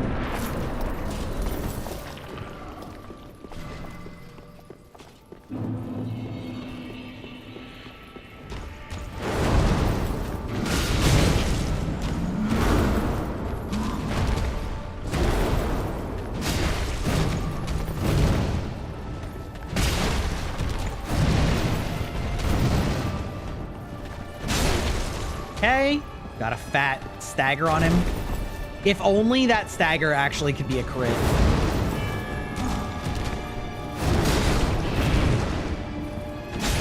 Not the kick.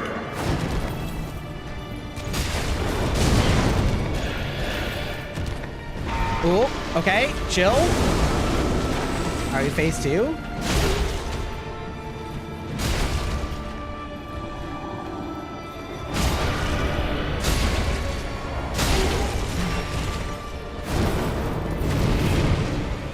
Okay, all right, chill. All right, do a jump.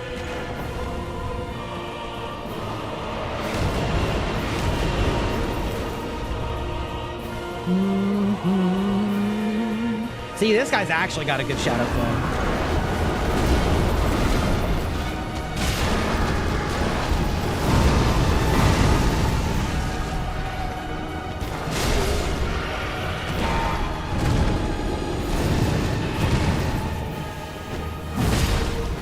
Oh, that was greedy.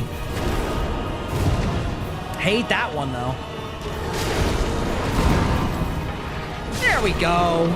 You just gotta apply a few hits to him. It's fine. Get wrecked. I do like that boss fight, though. It is scary. Think you're gonna call it a night? All right, Aaron. Thanks for sticking around. Hope you have a lovely evening. And happy Thanksgiving, because I'm not gonna be streaming on Wednesday. I didn't say that. Who? You've redeemed Girlblock right as you're leaving? I see how it is. Hey, how's it going, Welling? I don't know how to say your last name. Hua?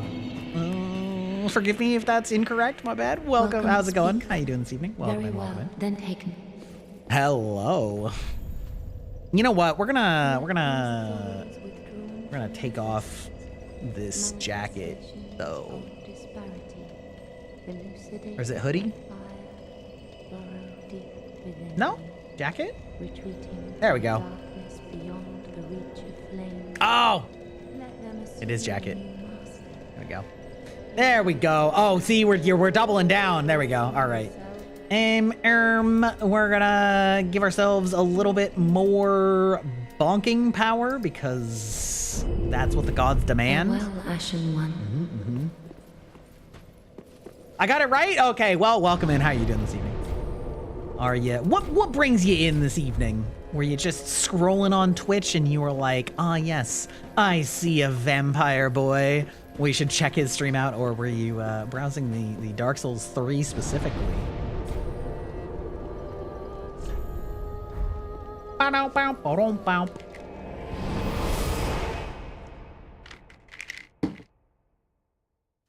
I wonder what this button does.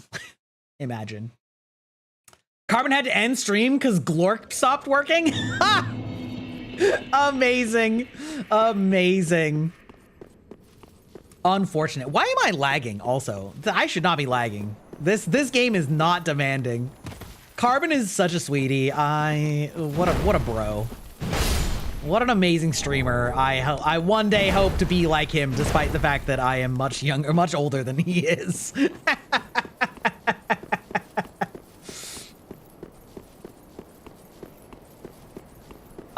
Okay, Liz, could you not ask to RP with everybody that walks in? That's really not the vibe that we have here.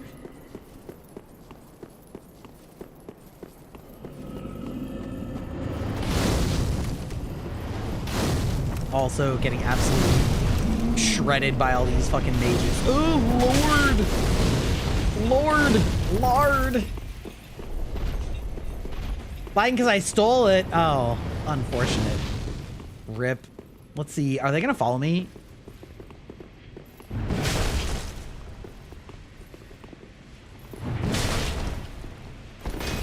Ooh. Hey, there's one down. Oh, your body is blocking me, sir. Could you not? Fortunately, I outrange you with your double clubs. Big tree beats double maces every day of the week. There we go. Good lord. Do I want to go down there? I really don't. I really don't care about what's down there because I know where it is. Just this model is lagging every once in a while, just like a little bit. Micro lag, if you will, which really it has no right to, given that this game is... God, how old is this game? Is this game like 10 years old? That's crazy.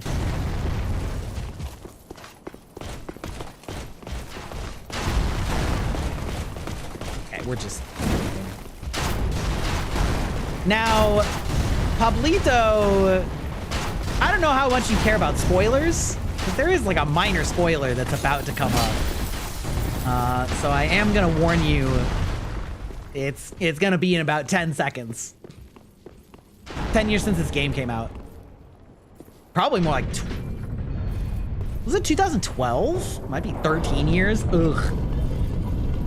2016? I think it came out sooner than that. I think this game came out. Okay, actually, oh no, maybe you're right. No, you're right. I was thinking Dark Souls 1, because Dark Souls 1 came out the same year as Skyrim. So yeah, this game probably came out in like 2016. That's probably right. You don't mind spoilers? Okay, well, behold, you're about to see familiar area.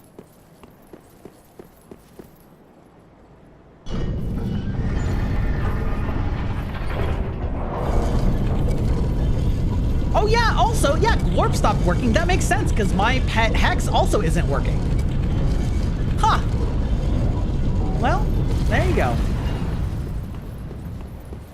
That's an old-ass game, I know, right? Familiar location, mayhaps. Yeah, we're so back.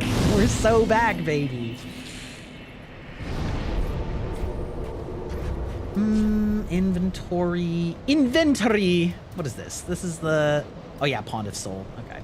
And let's see. We're going to check our status. I don't even have enough for a level. Yeah, boy.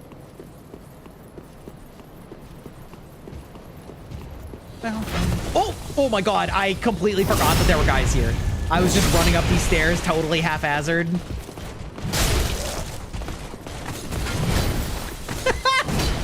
Oh, that was actually so lucky. Woo. Sir, I'm gonna need you to chill.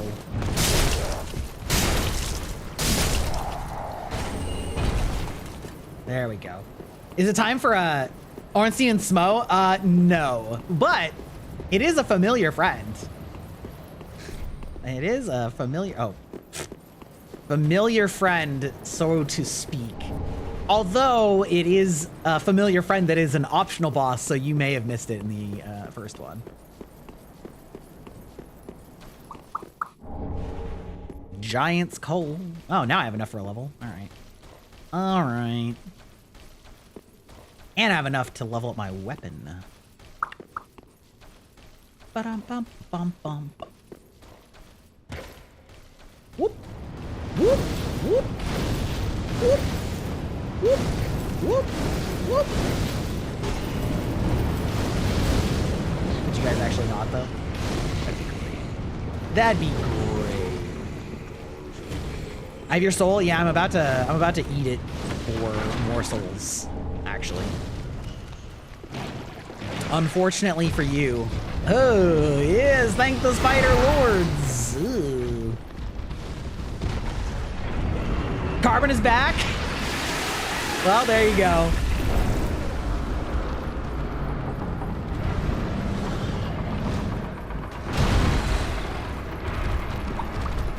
I see where your loyalties lie. Understandable, though. Carbon is pretty great.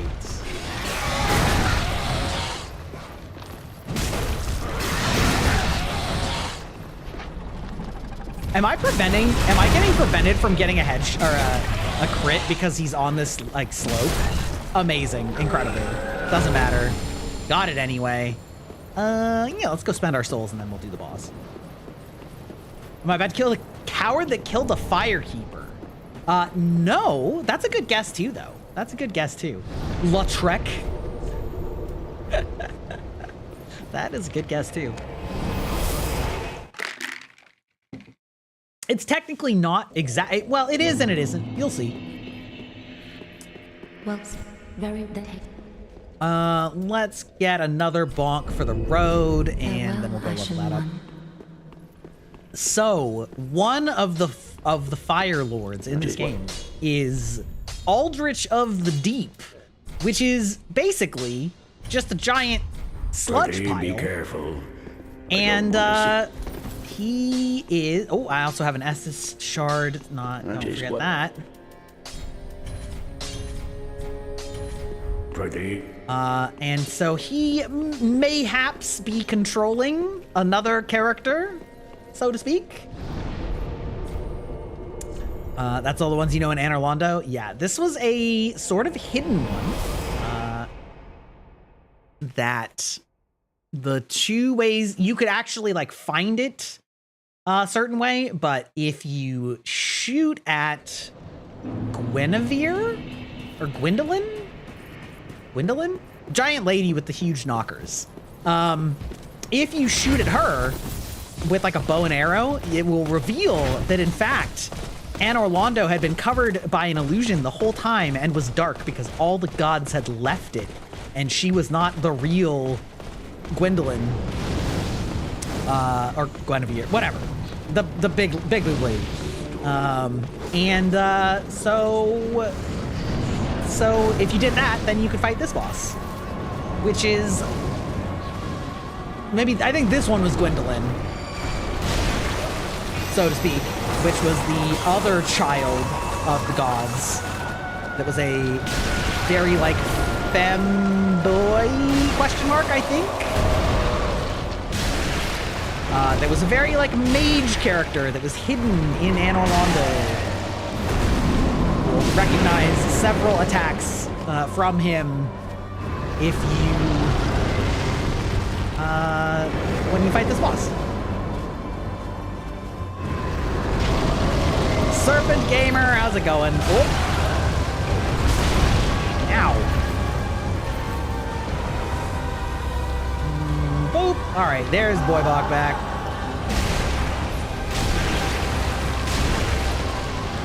God, we love just big chungus damage, though. Ah! Got another one off. All right, perfect. Ooh, okay, this is the most annoying attack.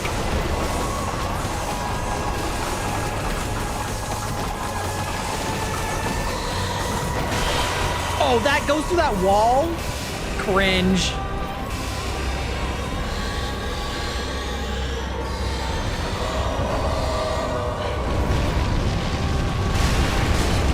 Ooh. I'm gonna heal just in case. Don't want to get blocked by being... Oh! That is so lucky that that missed. All right.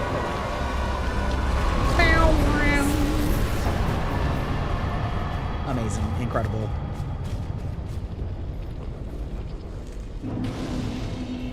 I don't remember what's up top. But I do love that they, like, I think that when you're going through this area, it gives you huge Anne Orlando vibes. And so it's so satisfying when you get to the top and then you realize that it is, in fact, Anne Orlando. You were just in the lower city, which you didn't ever get to see before. Yeah, here's that bed chamber. She is gone. Womp womp. But honestly, she was always gone. She was gone in ages past. Bow wow.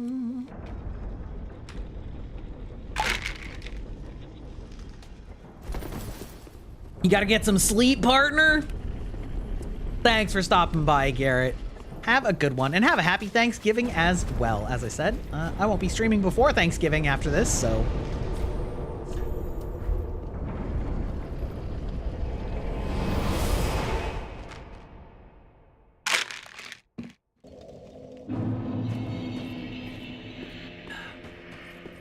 Well, very the hey.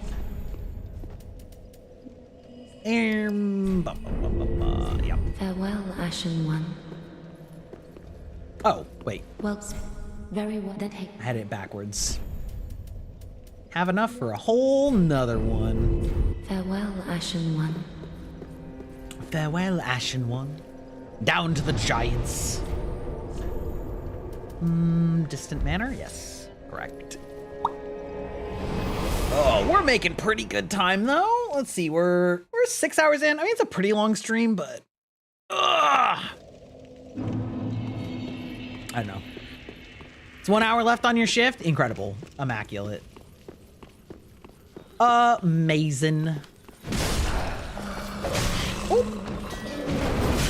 Oh, don't you get your spinny shit out of here. You apparently did not get your spinny shit out of here.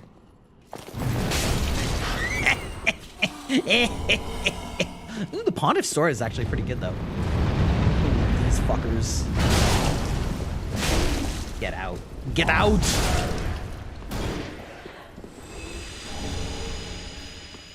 That's okay, Alec. Don't worries. Ooh, I'm gonna get invaded again, right? I actually don't care. This invader's fine. Ooh, wait, actually, maybe I actually can't hit this bonfire until then. Does it let me do it anyway? It does, because I zone shift. All right, the worst area in the game. Ooh, woo. Yes, Alec, what's up? Too many hacks. Look what you've done. This is by far the most annoying area in the game. It has the most annoying mechanic, which is that it has all of these enemies. It's Mimi, long time no see. How am I? I'm doing pretty good. How are you doing? Oh, hey, that's, yeah, hey, K-pop Menace Mimikyu. Yeah, love that. Yeah, I'm doing pretty good. How are you doing? We've been long working on a big project of a 2.0 redesign that is almost ready. Now, I may be clapping these enemies really fast so it doesn't seem annoying, but I guarantee you, as soon as one of these enemies locks eyes on me, it's gonna be real annoying.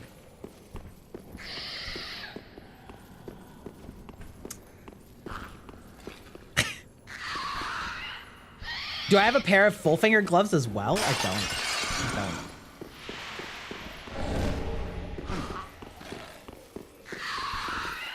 I love how there's this like horrifying monster sitting in the corner there, and you're just like, oh my god, she's still following me? Oh, no shot.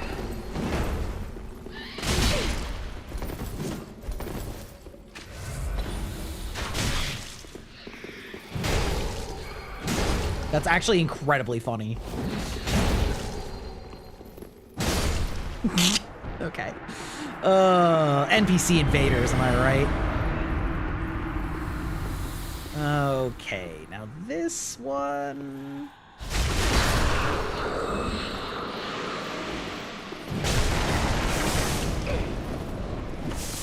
Ooh, you know what? Fuck that. Fuck that. We're just leaving. Did I go the wrong way? I did go the wrong way. No! That's fine. I don't care about this thing either. Oh, I knew it. I knew it. I knew it. Ah, fuck. I knew that was going to hit me. Oh, well.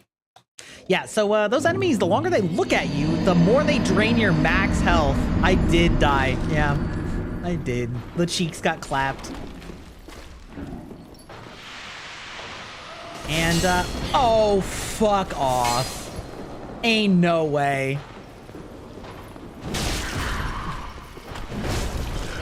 Yeah, anyway, it's definitely, it's a huge bullshit mechanic, and like, it's not the end of the world, because at least the enemies are like easy to kill, but whoever thought that it was cool to just like constantly deplete your max hit points, and then like your regular hit points don't come, like, or like don't, they go with it, so to speak.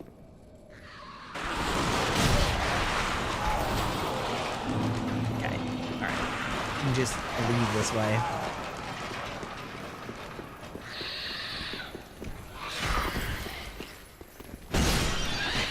Oh, I actually got it. I almost never get that one. That's a full scale? Oh, no wonder, Jesus. Sheesh. You just recovered from accidentally seafood poisoning? Oh no! Dude, food poisoning is the worst. It's so annoying. Like, you feel like dog shit, and there's no, like, there's just nothing to do other than suffer through it, you know?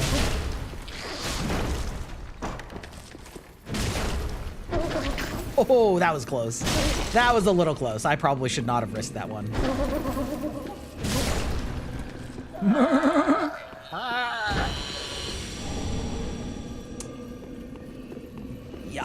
Yeah. Which one is it? Is it this one? I think. No, I think it was the other one. I think the other one was the one I actually wanted. Well, alas.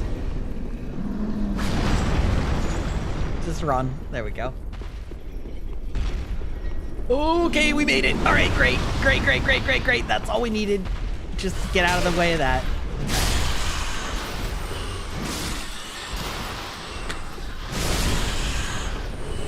Woo! You can't cook seafood in the mic. That is your fault. Okay, you know what? I'm gonna give you that one. Well, you're right. Just think of it as that way. You know what? You're right. I'm just telling you you're right. Congratulations. You've discovered what you cannot do. When do these things pop out? I know that they do. Hey, old cell key. Ah, that's when. Oh, it's the freaky dog kind. Ugh. Okay, well, at least they died quick. Yeah, we're not dealing with those. I am so traumatized from the Dark Souls 1 basilisks. Because back in my day, I played pre-patch in Dark Souls 1, where the curse effect, which cut your max health in half, used to stack. And so I got my max health down to either an eighth or a quarter. I can't remember, but either way, it doesn't really matter because that's too goddamn low, and got just incredibly stuck there. Got incredibly stuck there in the sewers from getting double cursed or triple cursed, and it was miserable. Oh, could you not actually though? Okay, all right, great, thank you. You don't have knowledge on how to cook it anywhere else?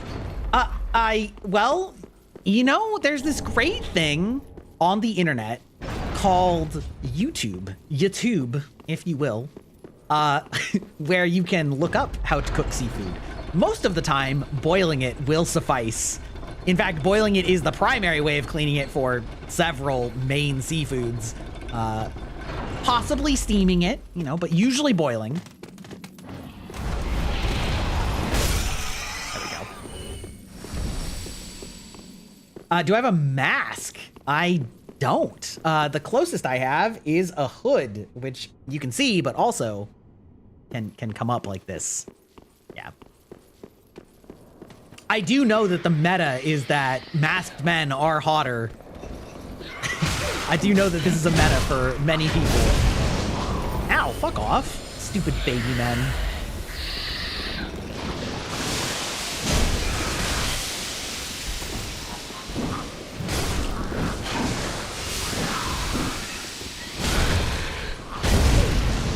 Ow! I don't even think I knew that these things could throw daw like that.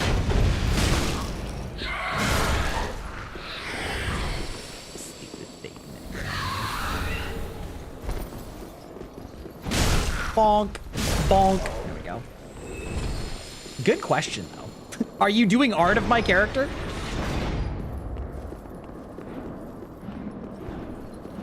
Do I want to do this?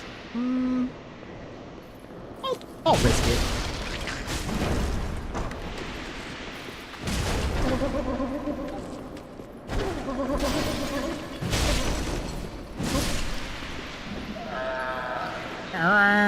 Give me that. Tie knot scale. Okay. You know what? That's fine. We leave. We leave and break line of sight so that they can't keep draining me. That's fine. We're good. We're good. Just let that max hit points recover real quick here. We'll take a drink. We'll take a hydrate break, you know? Incredible.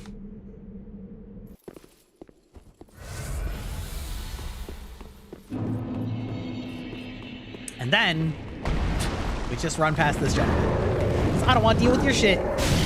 Oh, pff. Incredible. Bye. You can't fit, despite the fact that you're a flyer. Despite the fact that you're a flyer, you somehow can't get in here. That's fine. We don't worry about that.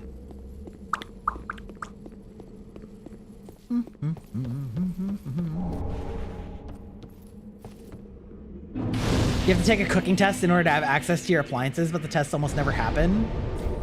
What does that mean? What do you mean you can't have access to your appliances? Like, by whose decree? Whomst has said this?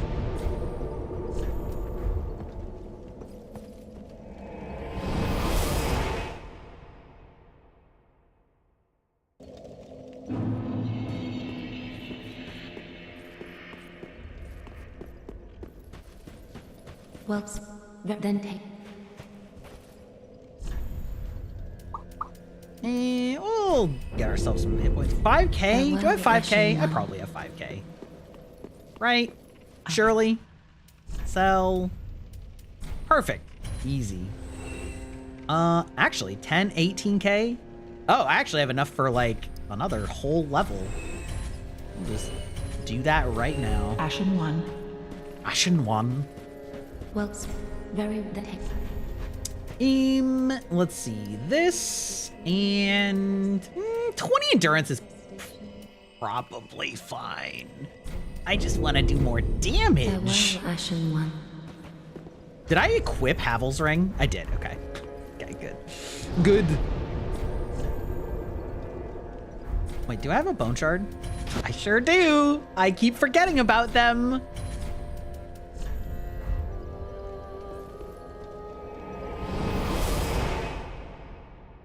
Oh, really? Interesting. Okay. Yeah, I mean, all right, fair enough, I guess. Unfortunate. Well, let me tell you, don't get uncooked seafood if you're not allowed to use anything other than the microwave. There is plenty of food you can, like, eat in the microwave. That's just fine, but cooking raw food, especially seafood, would not recommend. Would not recommend whatsoever. There we go. I don't want to fight any of these people, so we're just gonna go straight to the boss. Oh yeah!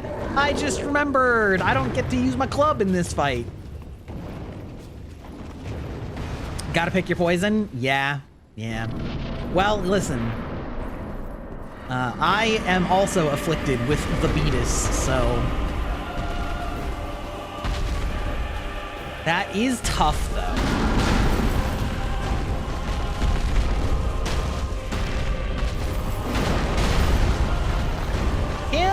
I find Storm Ruler in here? Yes, I can. Okay. Yes, there we go.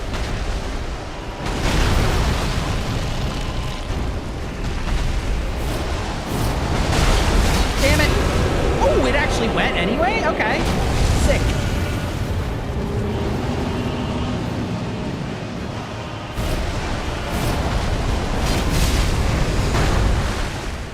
This is a gimmick fight that is a reference to Demon Souls,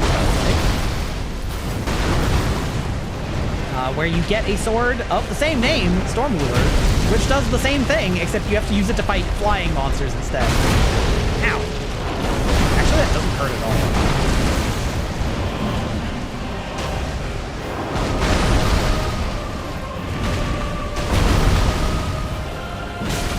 No, I didn't think I had it. Didn't think I had it. Come on. Let me charge my laser up, brother.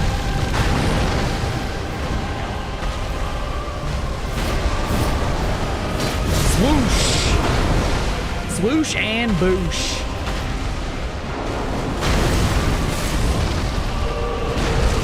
Ah, yes, I too have inside cats.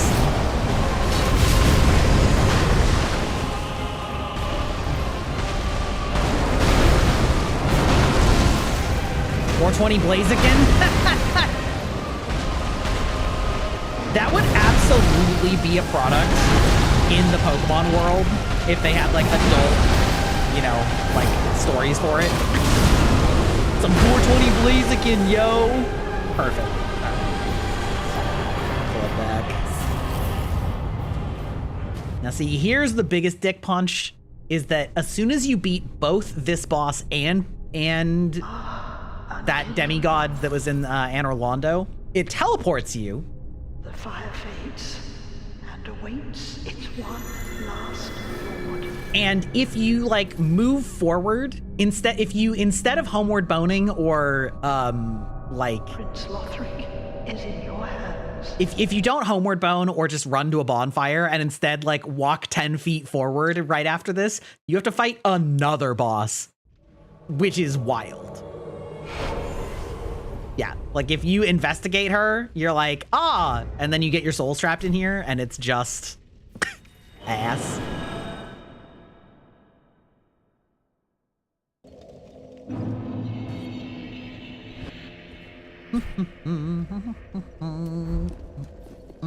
What do we want?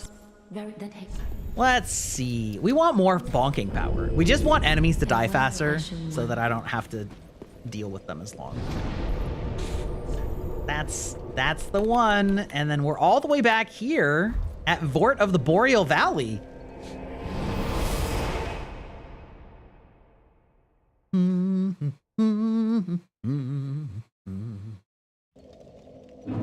Yes?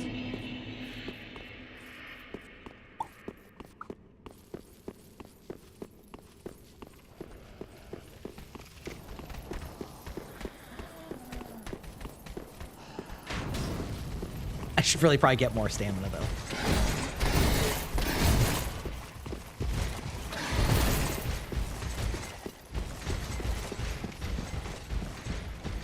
Onwards to the dancer. Let's see if we can beat the dancer before the ad break. Prince Lothric is in your hands. Yeah, Prince Lothric is in my hands. Save his soul. Yes, capital. Tell him what he must be, a lord. I'm sorry, but Prince Lothric has totally gotten fucked. Do I get what you said?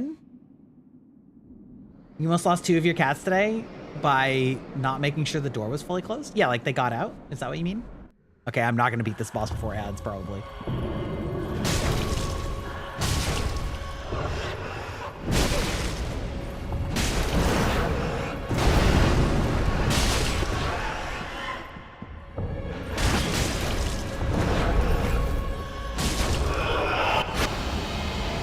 Whoa, whoa, whoa, oh God, I'm stuck. Oh God. Okay. I can't believe that didn't kill me. I can't believe. Oh, just one and not both? Oh, I'm sorry to hear that. I'm hoping that, like, they come back.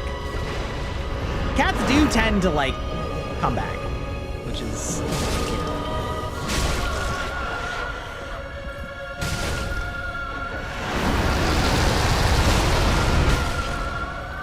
Yeah, that was greed, but...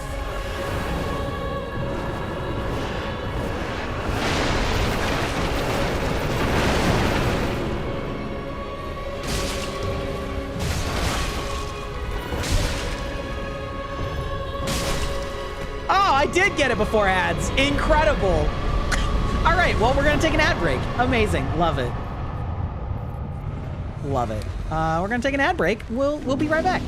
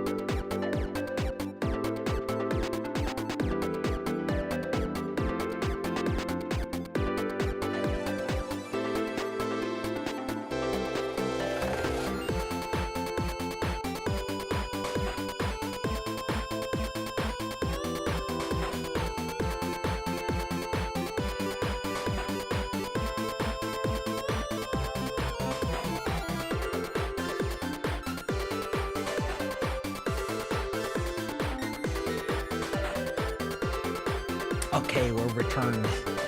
We're back. We're back. Oh my god, I've got 69,000 souls. Hello?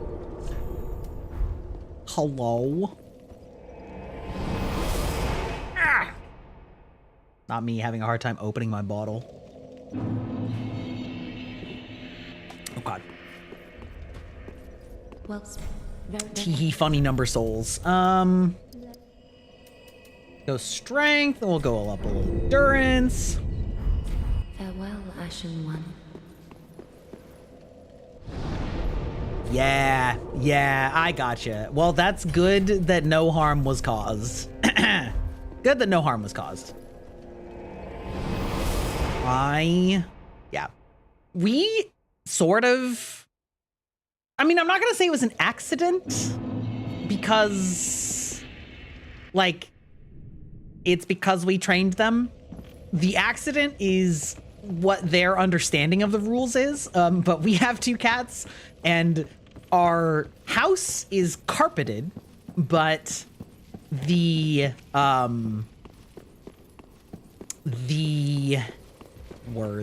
house is carpeted, but the entryway is like brick.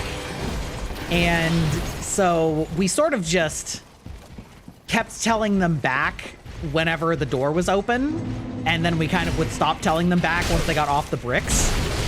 And the funny thing is that, like, it means that they understand that they're not, they have learned that, like, they are not allowed to be near the door when it's open. But what they've also learned is that, like, it's not actually specifically the bricks that are the rule per se, but, like, as far as their cat brains are concerned, it is. And so they'll, like, line up at the bricks, which is very cute and funny, but not really what we were trying to teach them. There we go.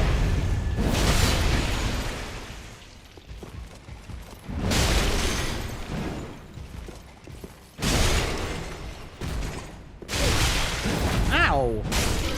That's off, loser.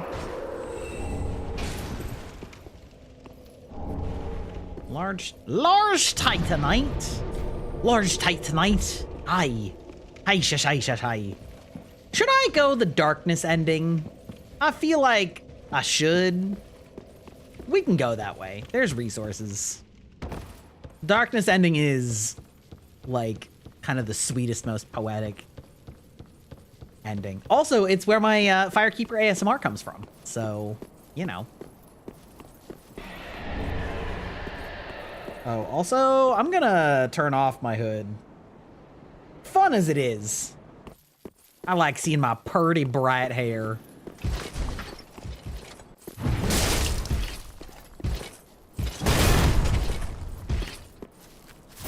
Bop.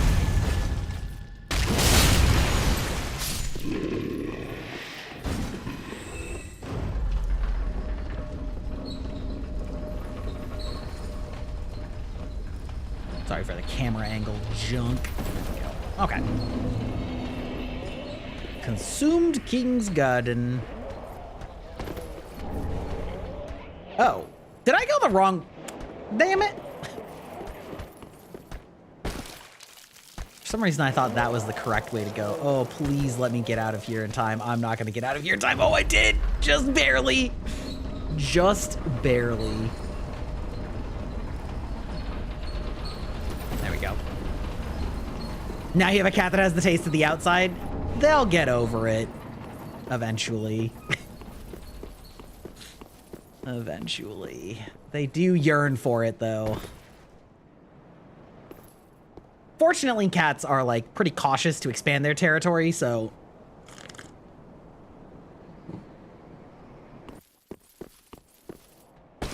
they don't typically go run very far, unless, of course, you know, they were being chased or something like that, but fortunately that didn't happen. Also, speaking of things that happen to be predators of cats, but also is wild to see, I saw a straight up bald eagle legitimately like fly down in my local street and like grab, I don't know, like a rabbit or something like that, like just in the middle of a residential area. Like I don't live out in the boonies, you know, out in the middle of nowhere. Just a straight up bald eagle is just like, nah, this is mine. Yeet. Like, it was crazy. Absolutely crazy.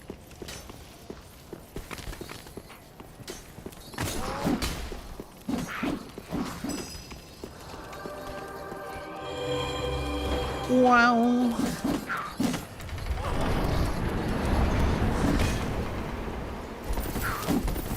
Okay, that's fine. We're just gonna leave.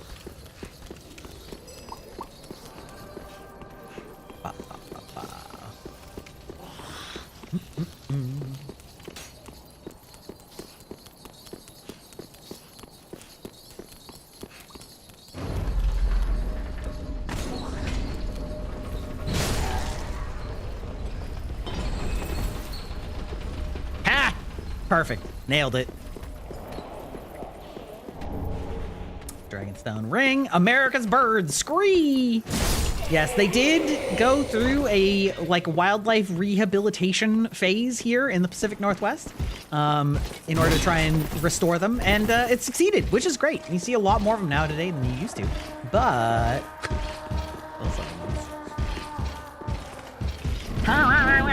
dude sounds like an engine trying to start up.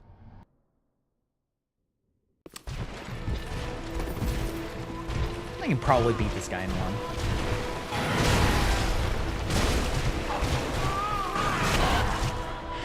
Dear little ocelot, where have you gone? Are you hiding from me? Come out. Come out. Don't be afraid. Come out. Oh, no, we hate that. What could you possibly fear? Stop gray misting me. Now, show yourself, ocelot. My dear little ocelot. Hit that right in the tail. Right in the kisser. All right.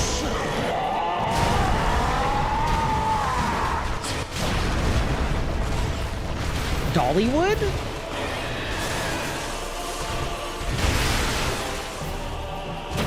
I'm not familiar with that.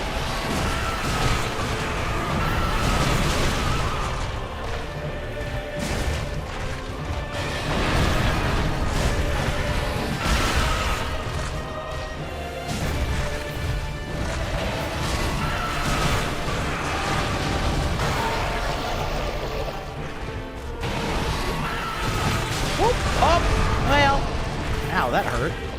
Ooh. Okay. Okay. We're just gonna drink on that.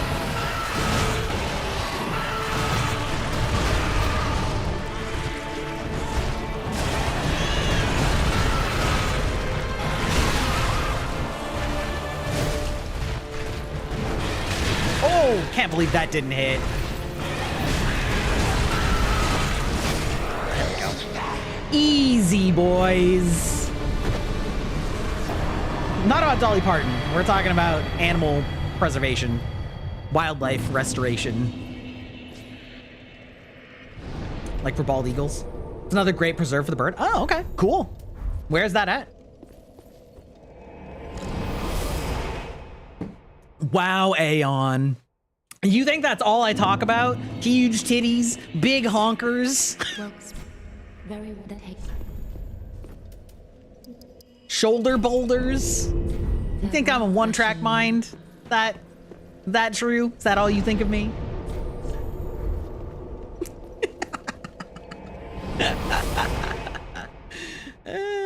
Dolly's an icon. I mean, true. That's true too. Two things can be true. Two things can be true. Oh, Tennessee. Oh, cool. Cool. Love that. Big fan of, you know, wildlife preserves and repopulation efforts and things like that. I think it's very important, especially with all the damage that's been done in the past through either ignorance or just lack of giving a shit. Fuck off. Fuck off!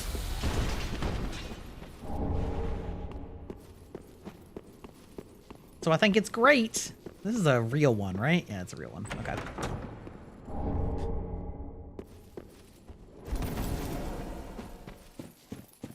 Also, for you lore connoisseurs of the game, you may have noticed that in this, I mean, really, it's more for people that aren't lore connoisseurs, but you may have noticed that we never actually walked to the world. We started here and then teleported to the castle, which may imply that teleporting to the castle took us to a different place, because as you may see, we are now in the same starting zone that we started in, but it's all dark, and this one we actually got to purely from walking from our fire link, or from our path that we ow.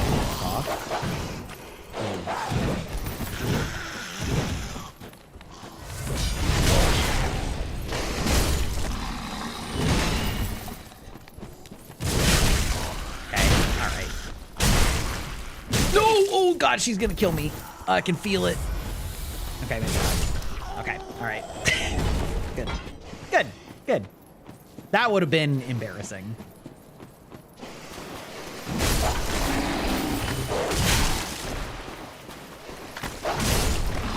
Anyway, somewhat implying that our Firelink may be from a different time or dimension or something else. Because this is the dark world. Shonen manga! Hell yeah, brother. Can I get only one of you, actually? I can.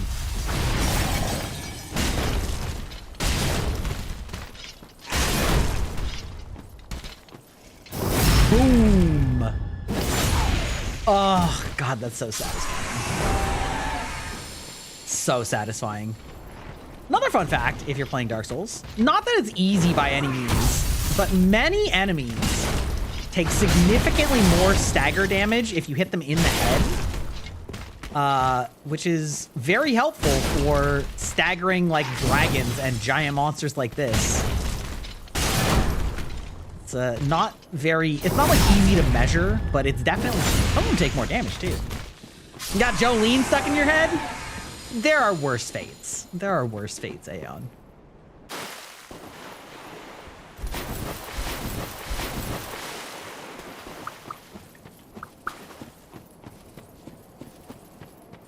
I don't remember what this is. Is this a chunk? I would love a chunk, actually.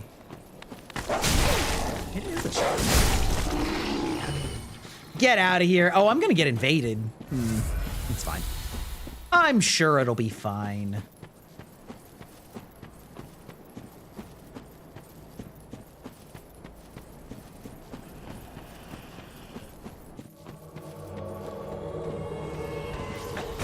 Oh, there's no bonfire here. Oh, right.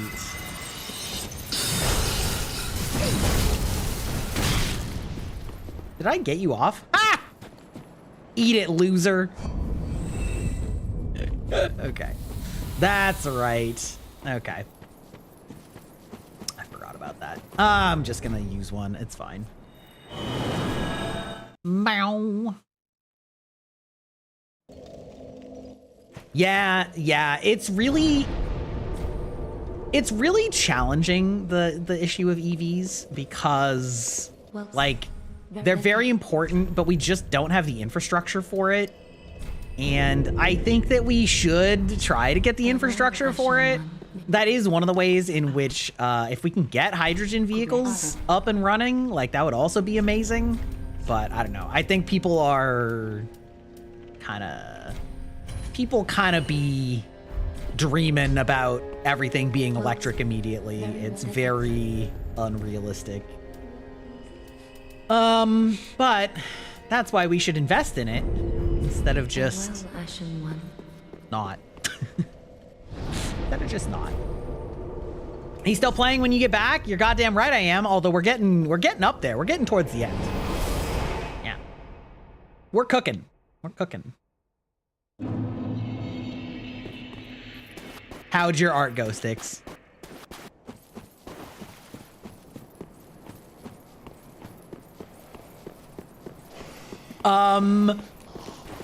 Did you look at Pretty Boys instead?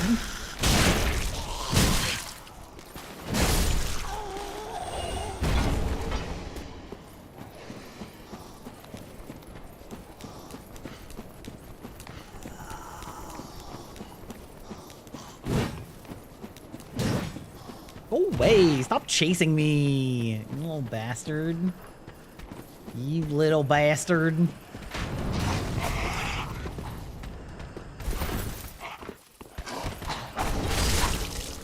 Are you?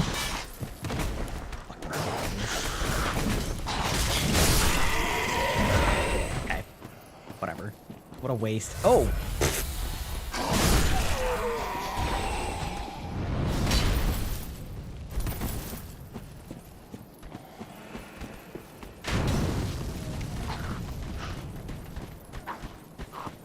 Now we gotta fight the Aura boss in his prime. With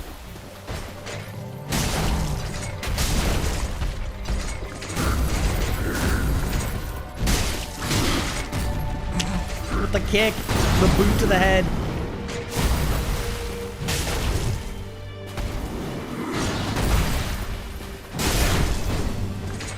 I can't. Yeah. Ooh, wow, that actually did a lot of damage though. Whoop. Okay, all right, I got punished for that one. I love that he actually like tries to stomp on me. It's actually so funny.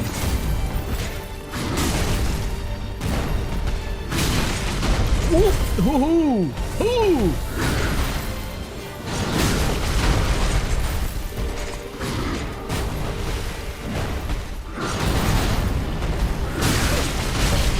Ow! That shoulder charge hurts.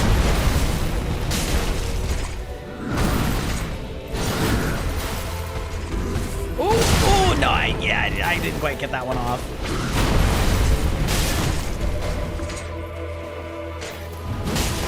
Oh, that was so fat. The kick. Good enough, not great.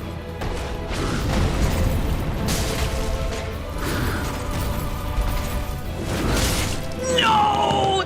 No, I can't believe he got me with that. Fuck off. Oh, I was so, oh God, I almost got it in one. Fuck me. He's so relentless. It's so hard to find time to heal in that fight.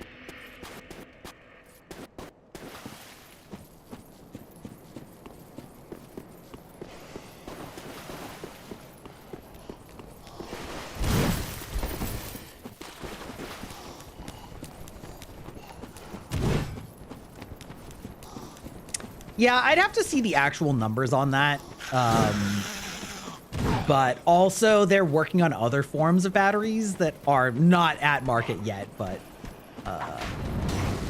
would be better for the environment. I don't know, it's tough. Like there's definitely a dwindling supply of oil, and like we can't just continue going on and being like, surely we'll never run out.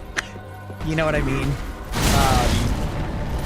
And instead of like reducing it in any way, we're only using more and more every year, which is unwise to me anyway, but what do I know?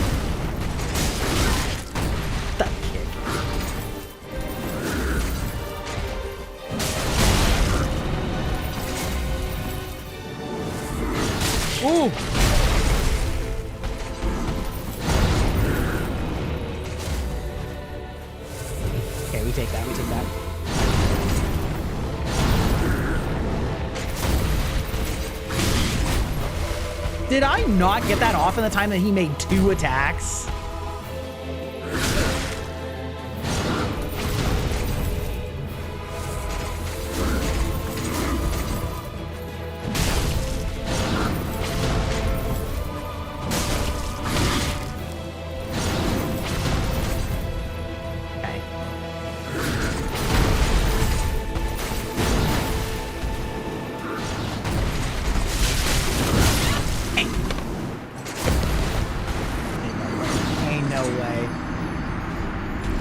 The market's just not there for EVs because of the fact that governments were trying to force them. Yeah, I mean, yeah, I don't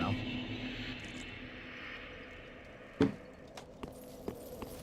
Like I said, I'd need to see the numbers on like the lithium versus the car, because like cars do still take a lot of resources in general. So like.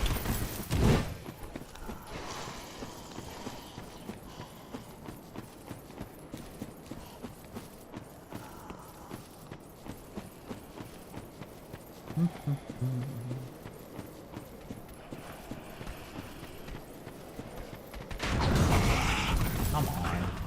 This is one of those gave you a boss fight gave you a run back for this boss just to be annoying. This is a true classic Dark Souls boss.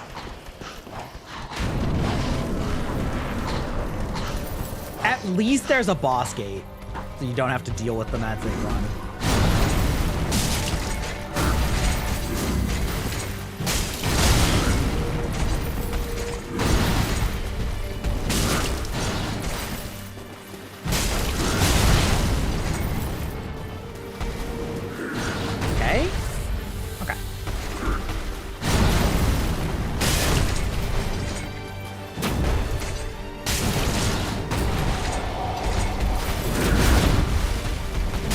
Dodge that one.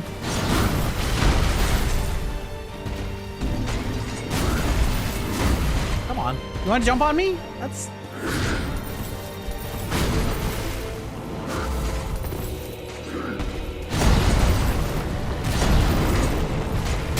Yeah, it's gonna kick me. You can see that wind up from so far away, and yet you can't do anything about it. Oh my god, that attack hurts so bad. Ooh. Okay, I do love the juggle though. I mean, I don't love getting hit by it, but I do love the aura of like knocking you into the air. Yeah, kick me? No, okay. One.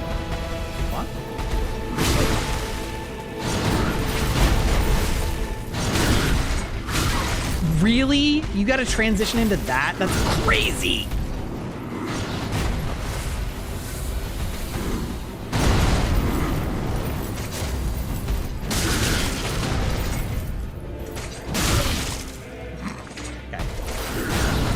As long as he doesn't transition into the, that one. That's the one that, like, if he does it at the right spot, you're just totally hosed. Yeah, kick. Okay. This should be it, right? Pop. All right, there we go. All right, that was what, like 4 tries? That's not too bad. This is legitimately, like, one of the hardest bosses in the game, though. He's so aggressive and has such long combos that it's very difficult. Oh, I did lose all those souls. Well, oh well. Oh, right, this is in the same zone. Ah!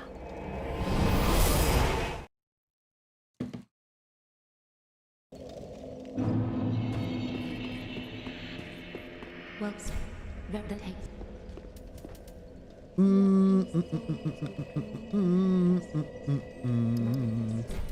What if I just bonked harder? There we go.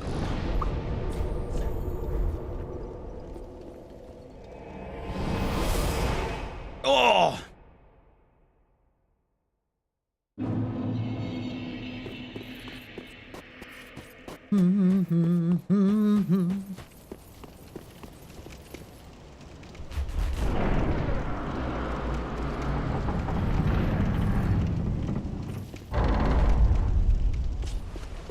You know, I don't know that you can pin that one on me. I don't know that you can really pin that on me. Ah, get it pinned. But seriously, I don't think you can pin that on me.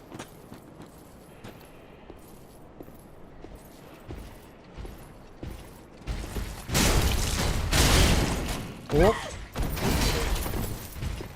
That would be so embarrassing to lose my Ember immediately on a 1 Black Knight.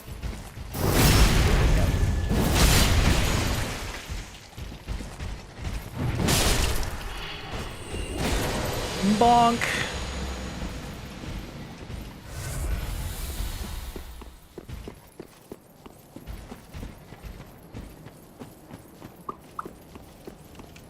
Ba-bum! And here we've arrived at Dark Firelink. Which is like Firelink Shrine, but dark, and everybody's dead, except that old lady for some reason. Also, I wish that blacksmith hammer was actually good or useful. Either one, actually. These are great city cars. Yeah, you'd have to really do it. Yeah, that and or like greatly increase the distance, like greatly increase the distance, and also charging speed. There is some promising stuff there for like different methods of EV batteries entirely, but yeah, we're not there yet. You forgot what you needed to search for. The artist's curse. What was I doing? What was I looking for? Well. Okay, going back to Lothric Castle. Oh, wait, well, it's fine. Now I'll go back. You appreciate seeing a fellow strength user? Let's go, baby. Welcome in, Curly Joe. Listen, I do love me some strength weapons. I kind of appreciate all builds. Least of all Faith, though. I've never really liked Faith. It's like kind of cool, but like there's something just so satisfying about just absolutely manhandling the crap out of somebody with a giant club. Yes, these are eyes. Yes, I'm giving them to you. Don't worry about it. We're gonna be in darkness forever together, baby. What? You know what I had to do with a hand? That's not. God, I had 2 more Estus shards. Amazing. Okay. And what did I want to do? Right, I wanted to reinforce my weapon. Where are you? Pretty be careful. But I asked chat what build I should do, and they said big bonky, so I was like, if you insist, I guess. Lito's great hammer. It was very good, yeah. I'm actually very partial to Vort's hammer because of its combination of speed and bonkiness and the frost on it. I feel like they buffed it sometime after release. I just, man, just the whole vibe of this like frost great mace is so sick. I love it so much. Meme builds? It's not really a meme build. It's just an extremely big weapon that is comically like comical.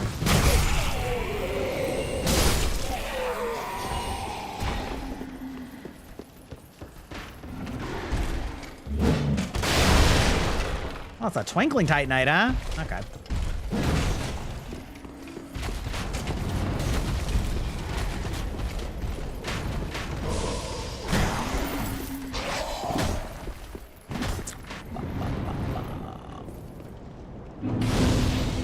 Yeah, leave me alone. Leave me alone, you losers. Oh! Jesus. I said leave me alone. You didn't listen. That's all on you, buddy. Batter up. Need to be careful around big weapons because you keep insisting standing next to... Yeah, that sounds like you.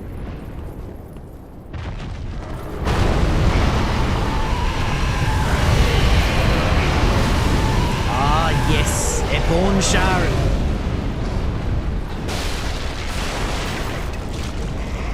I knew there was something there that oh my god. Could you not do that in my ear game, actually? That'd be great. More Twink Titanite.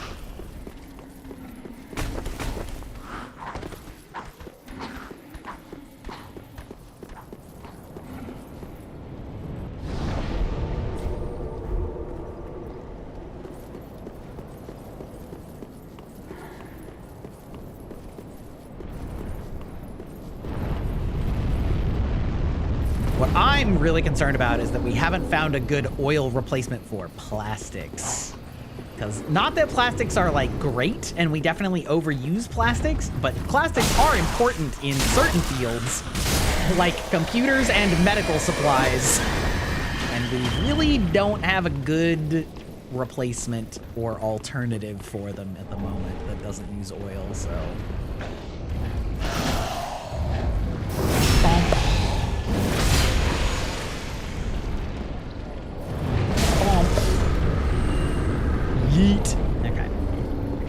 Are you actually gonna, would you actually have followed me? That would have been so rude.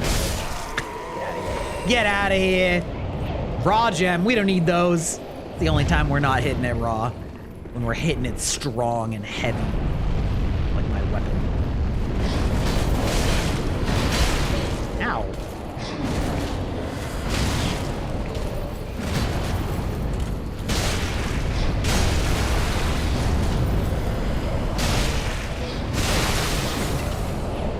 Oh, that's bad.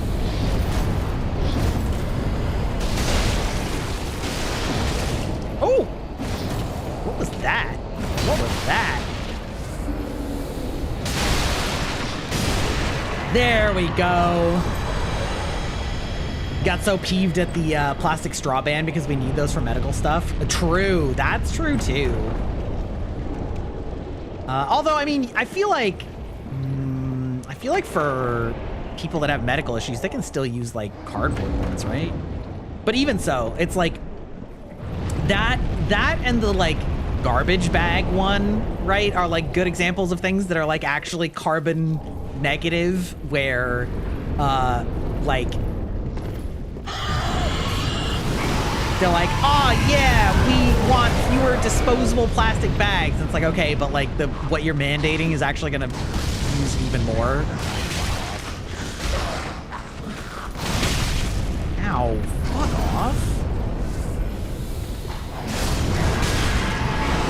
Ow. Oh my god.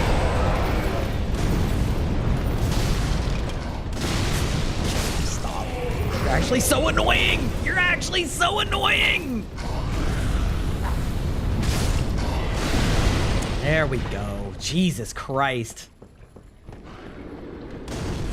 They're harder to sanitize. That's true. Yeah, that's true. Bop. Okay. We're gonna light this bitch on fire. Oh, right. This one doesn't actually, like, fight back. I forgot about that. Oh, yeah, it does. Yeah, it does. I just wasted my fire buttons.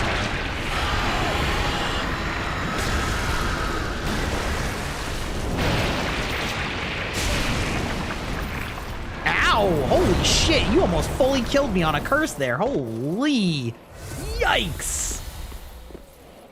Okay, well, we're just gonna wait out this curse a little bit while he thinks about what he did.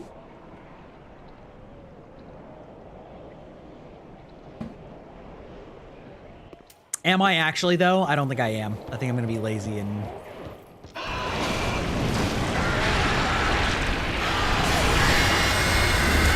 for it. There we go. Being bold.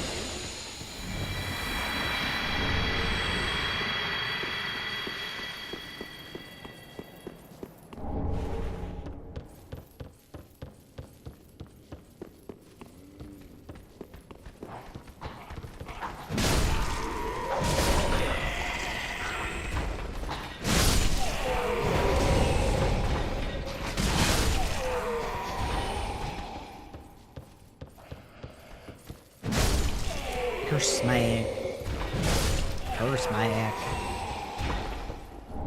Koi smack.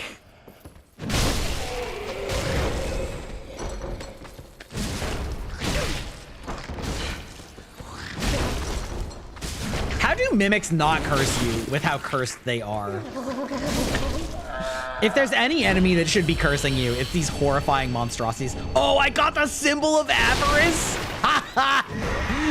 You want to talk about meme items? Holy shit.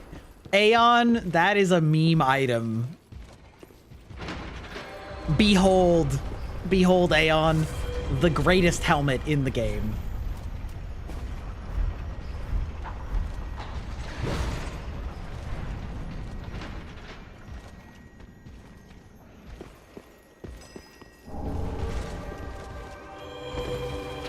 It's actually, oh, that's stupid though. I didn't check my weight. Okay, that's great. We're taking that off. So it actually is good. It increases your souls and item discovery, I believe. But with the caveat that you constantly take damage like you're poisoned, which is, you know, not great. But add a bonus free run? That'd be a great couples cosplay. Imagine. I love that gimmick in free run though. It's so funny. We'll go to Shrine. Yeah. But like, it's only 99% effective. Well, very then.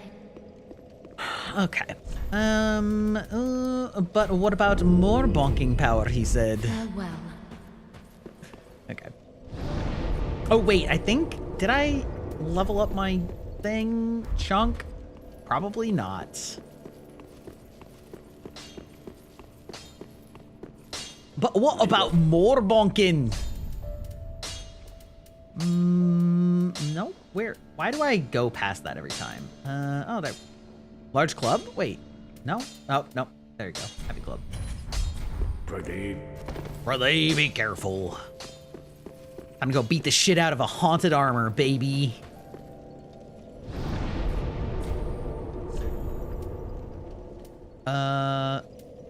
This one. Disa one.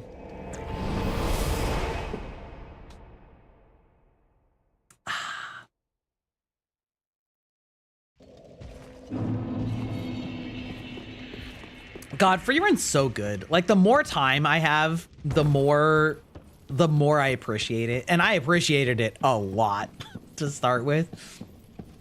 I'm so glad that season 2 is starting in January. Like, it's so good. Yes, Alec.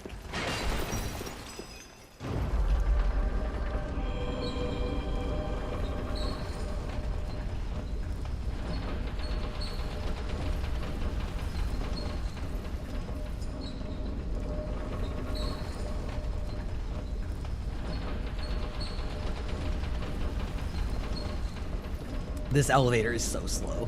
Hopefully I beat this boss quickly in one try so that I don't need to ride this elevator ever again. That's the real motivation. Not riding this slow ass elevator. Wow. I do love this boss. I see your last two posts.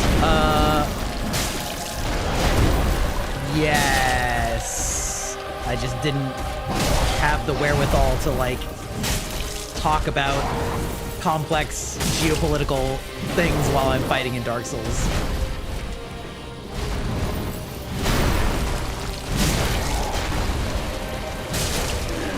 Oh, yeah, I deserve that. That's fine.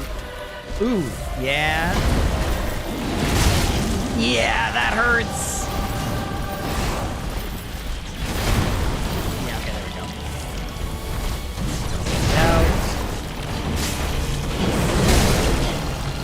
Okay, that's fine. I'll take that.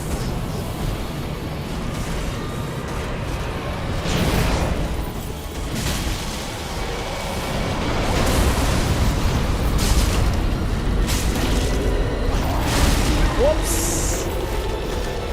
Okay, we'll take this.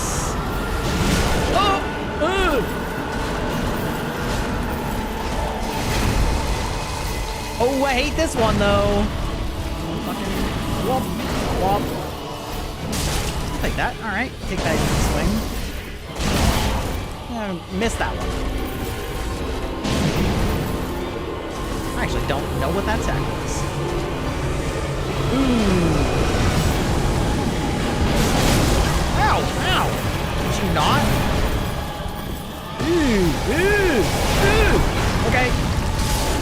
There we go. All right. See? Yeah, we got it in one. That way we don't have to ride the elevator. Easy clap. Easy clap.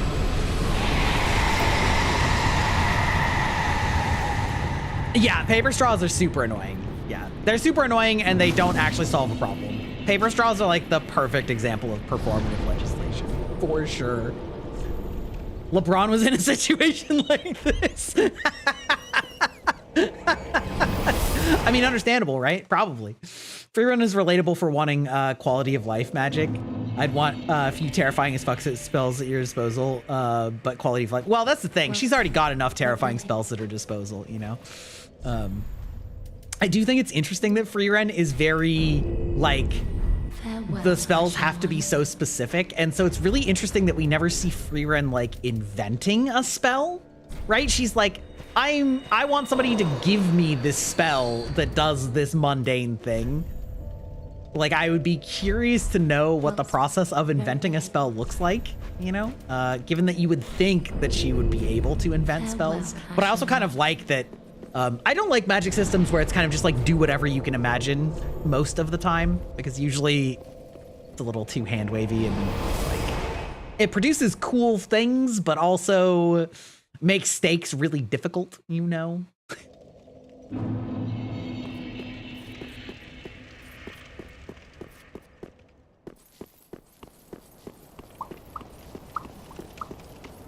Most pointless bonfire award goes to...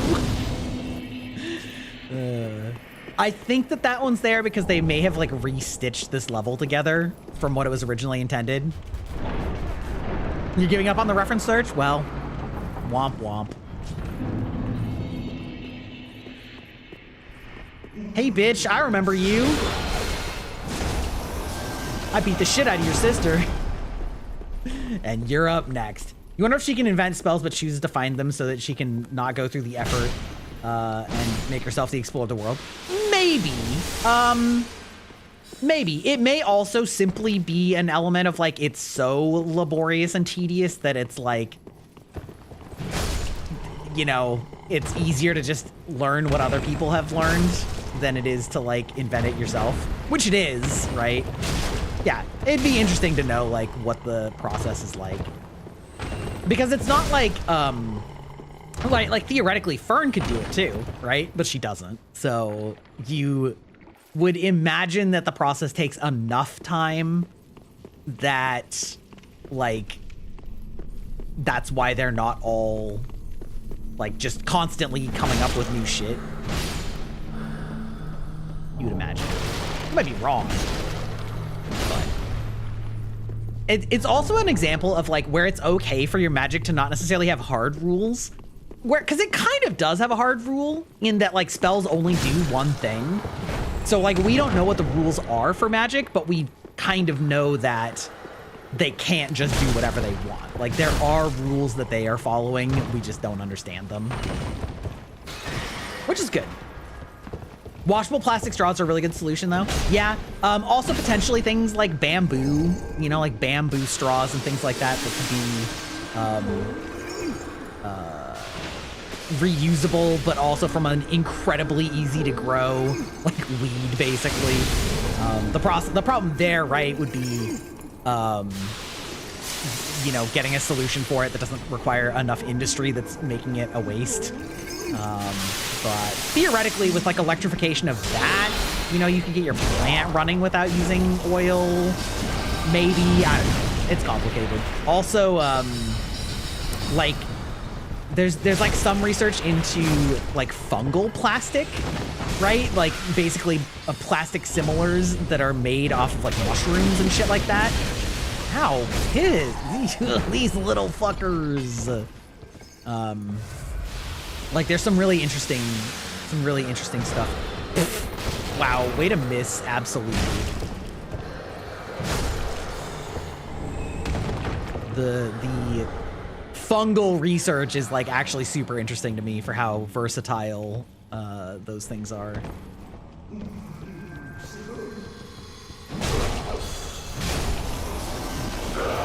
Got him.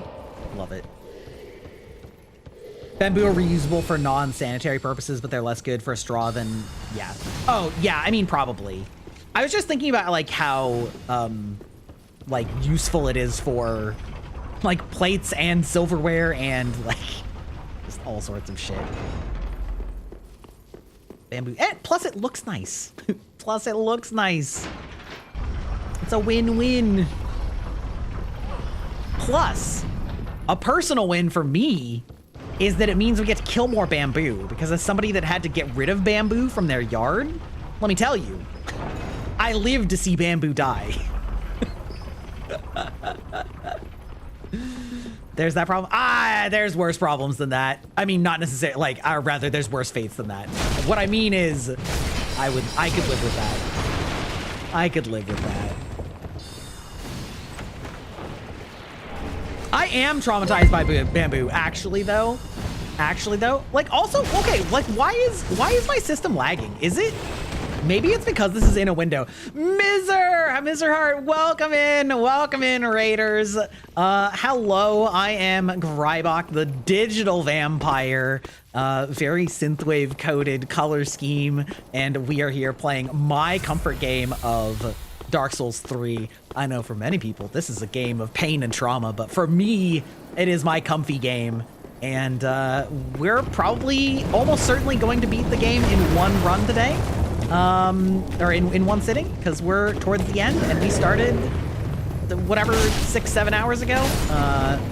And we're having a good time. So welcome in, Raiders, stay here. Oops. And if these things could get off my screen, that would be cool. Thank you for sharing your community with me. If you need to raid and run, yeah, absolutely okay, because we all know that streaming do be hard. I see that you were playing some Magic the Gathering. How'd that go? Did you win, son? Dark Souls 1. You respond to Miser as well? Great, fantastic. That is certainly faster. Certainly faster. Certainly. You won once? Amazing.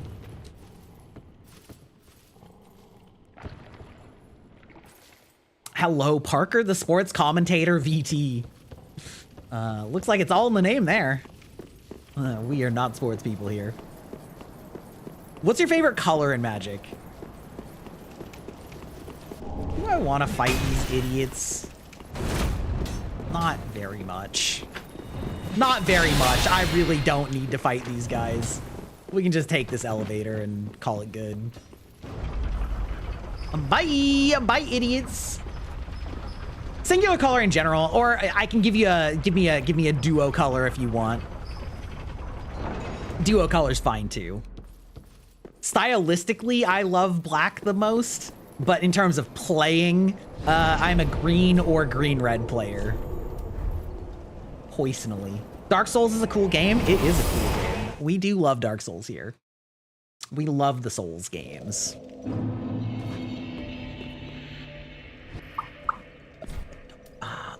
Nope. Well, Chat wanted me to beat this game, bonking them bonkily, and I am doing my best to oblige. Well, Ashen One.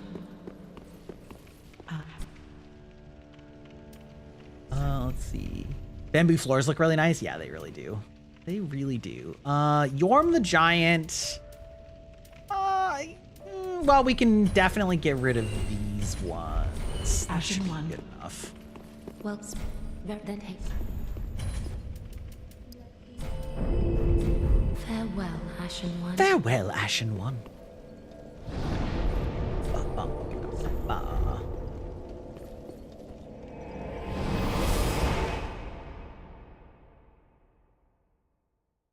Probably more geared towards Orzhov if 2, but like Esper and Grixis more often than not if it's 3.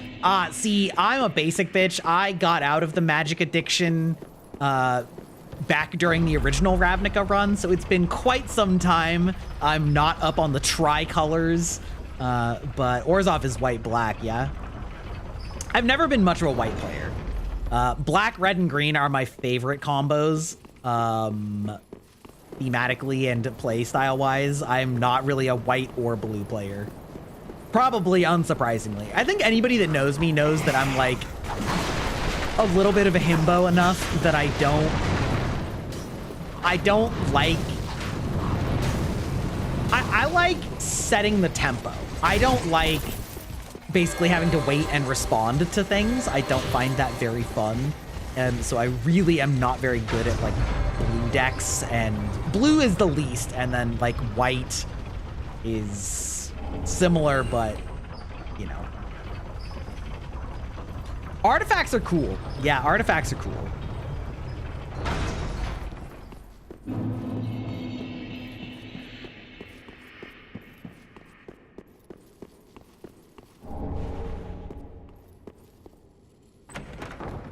I guess I could have gotten that earlier. Oh, more scales. All right. Don't need those. Don't need those. Ba-dum-bum-ba-bum-bum. Womp.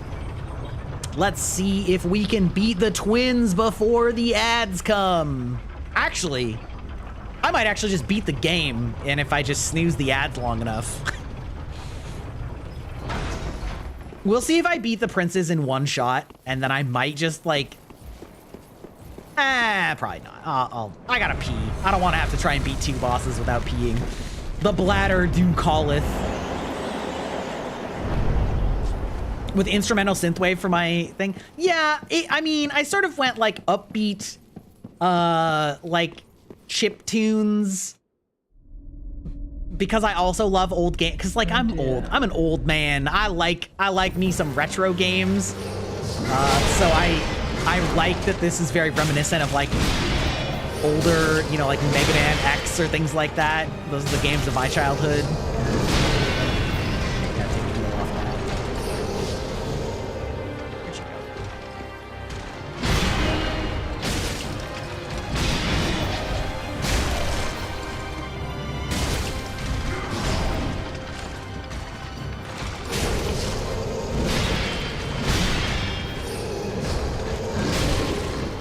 Boo. That wasn't really. So was that, actually. Whoa! Okay, alright, fair enough. Synthwave is extremely cool, though. And it is what my normal background. Oh, I forgot I could actually, like, crit this guy. Oh. Okay. You finish your shift? Well done. We're about to finish the game. Mega Man games are perfect classics? Hell yeah.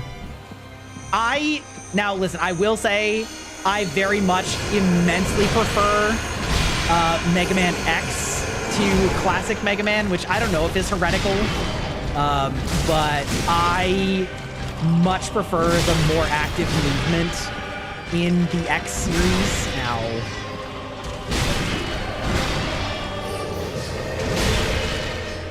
Can you fucking stop?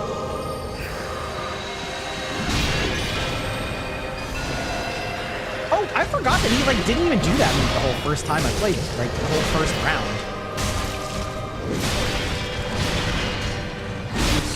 Ah, fuck you! I was healing. Well then, synthwave would fit the channel vibe even more. That's true. That's true. Legend of Zelda was your childhood kind of games, even though I started with the N64.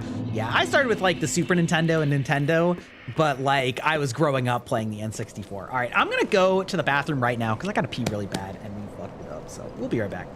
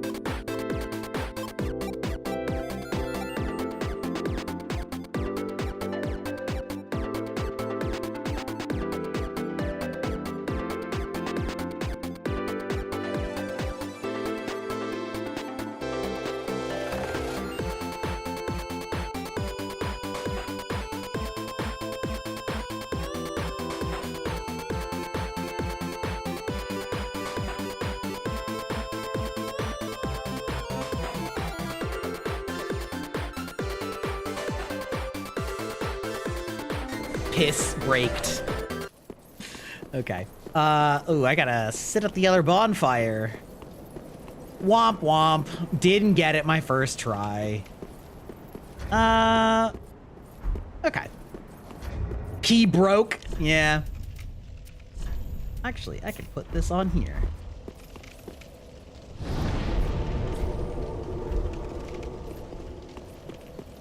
Bow, bow, bow, bow. Oh yeah, there's a slab over here I didn't get. Let's see. Where are the chunks? I don't quite have enough. Ah, there's the ad break. All right, well, maybe I'll fuck around a little bit instead of fighting the boss because I don't want to fight a boss on an ad break. I timed it just incorrectly enough. Ah, perfect. Perfect.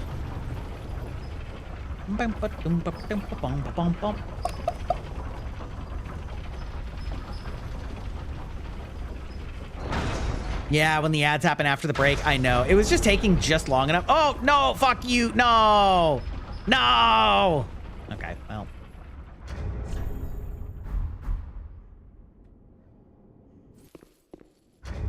I like how I'm not even using 4 rings. What would be a good one? Literally none of these help me. Literally none of these. Oh, okay. Recover HP from critical attacks is actually, like, good.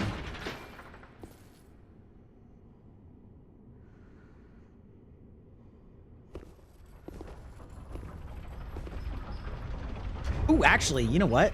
This will actually literally be faster to just go back to the bonfire I was just at and then take the elevator up. God, it's actually gonna take like the entire ad break just to get back to that boss fight. Christ almighty. It's fine. I believe. You know what? We'll put in some salt. We'll put in some synthwave. Ads, well, the ads are per person, so theoretically they're going for 3 minutes. So I never know. I never know when somebody's in ads the whole time or when, yeah. You got 45 seconds? Great. We love that. No, fuck. That's crazy. I reset that. You saw me reset that. That's cringe, game. It really is gonna take the whole ad break. Oh my God, I hate advertisements so much. Literally a scourge on our society.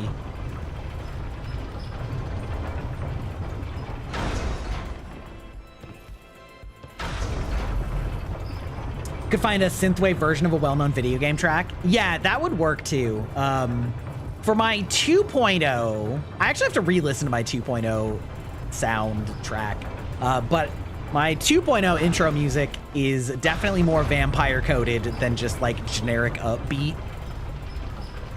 So, you know, but it's been like 2 months since I got that music finished. So I actually don't remember exactly what it sounds like. Okay, we're back. Time to go. Ads finished. I literally spent that entire time. I spent that entire time getting the elevators back up here. Fuck off. All right. Ow.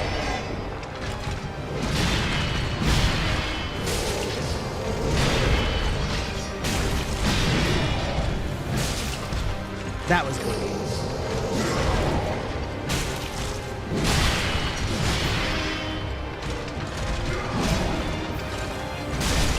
That was greed too.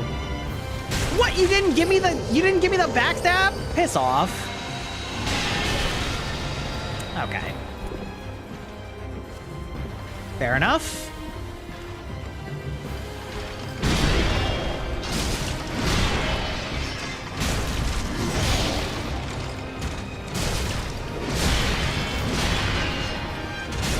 Pop. Ooh. There we go. Hey, I'm gonna get some HP back off of that. Okay. Dark synth? Yeah, maybe kinda. I'm also bad with music genres, which doesn't help one bit.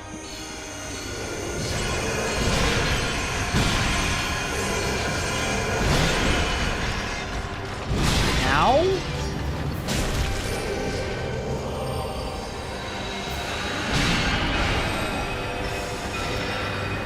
I'm just gonna pop this right now. No! No shot!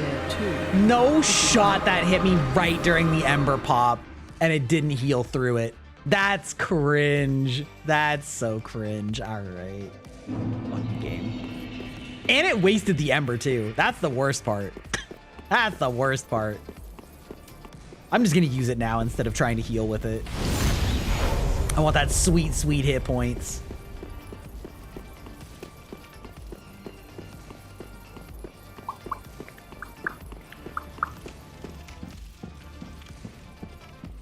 It's funny because I never really listened to Synthwave before the Synthwave Boy channel on Lo-Fi Girl. That's a hell of a mouthful of a sentence, but big fan of that channel. Big fan of that channel. But yeah, I am not good at like commissioning music because I don't have a very expanded palette in terms of like knowing genres and like music words. You know what I mean? Am I going more cyberpunk? Actually kind of the other direction. I'm going more vampire coded with but like with I'm making the vampire more obviously the like main concept, but with okay, fair enough.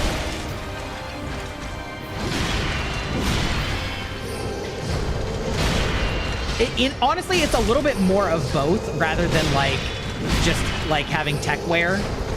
Ooh, okay. Okay, fair enough. I see you.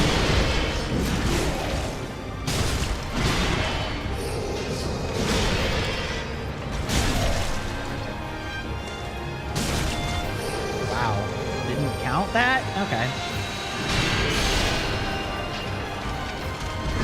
Fear not, it's a good redesign. It's a good redesign. We're still keeping the same colors and all that. Oh.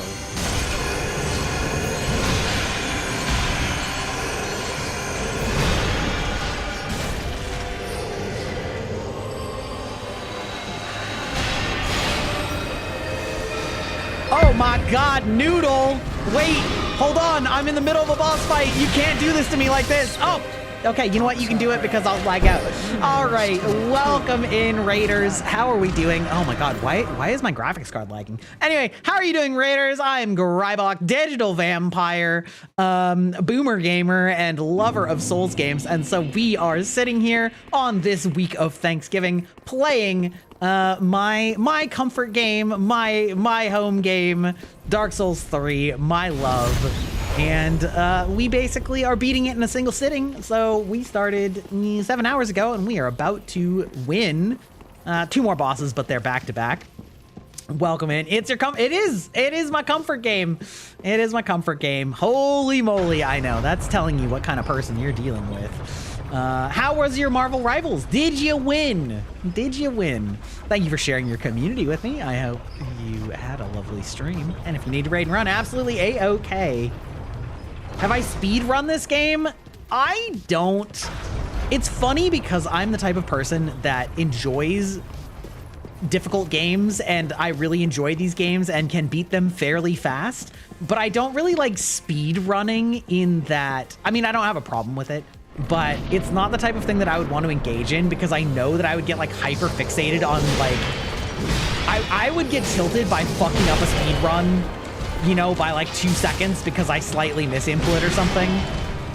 So like I've never really been interested in speedrunning myself, even though I really like these type of games and am good at them, if that makes sense. There we go. You didn't let your shaders load? Amazing. So anyway, I don't like speedrun per se, but I think my best clear time for the game was about 4.5 hours, which is pretty good. You know, it's not speedrunner territory. Ow, fuck off.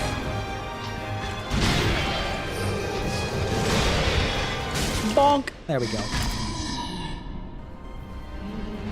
You get what I'm saying? Yeah. A techwear mask probably actually wouldn't work for my new design. Because my new design doesn't have techwear at all in it. Ow! Fuck. There we go. One. Pop him in the back. Where'd you go? Wait, are you not doing the other one? Did you get screwed up by the furniture? Hilarious. Just drink. Just drink right in front of him. What's up, bro? You wanna pop in? No, absolutely A-okay. Make sure. Thank you for sharing your community with me, like I said. And yeah, I hope you have a lovely Thanksgiving if you celebrate.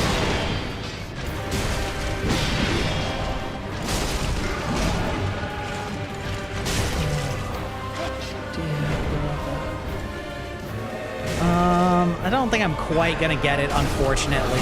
Yeah, almost. We'll get him before the next cycle, I think. Oh, actually, maybe not.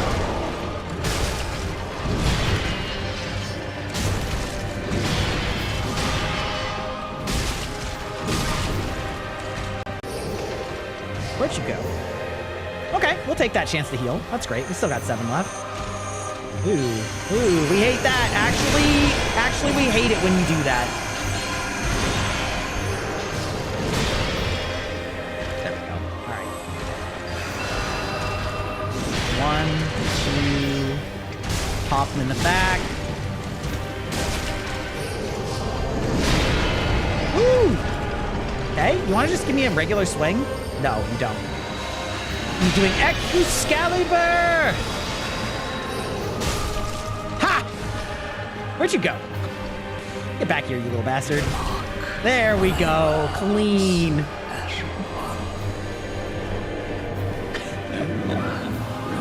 Yeah. First try. Easy. Got him. Got him first try. One of the names for a cat in a manga? Hell yeah. We love that.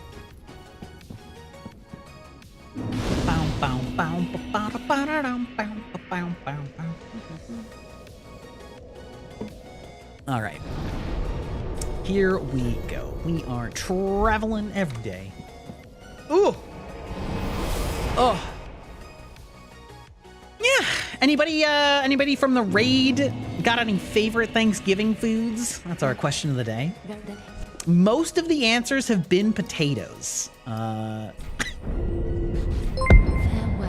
Penguin Pope! Oh my god, we're getting all the raid love today. Holy shit, how's it going? Welcome in, raiders. I am Grybok, Digital Vampire, old man boomer gamer, and we're playing my comfort game, Dark Souls 3. You love to see it. Very well, then take it. How's it going, Penguin? Which I know, you may think, you forgot to hit this button last week. Listen, I didn't see it. Don't worry about it. Don't worry about it. I'll pretend it never happened.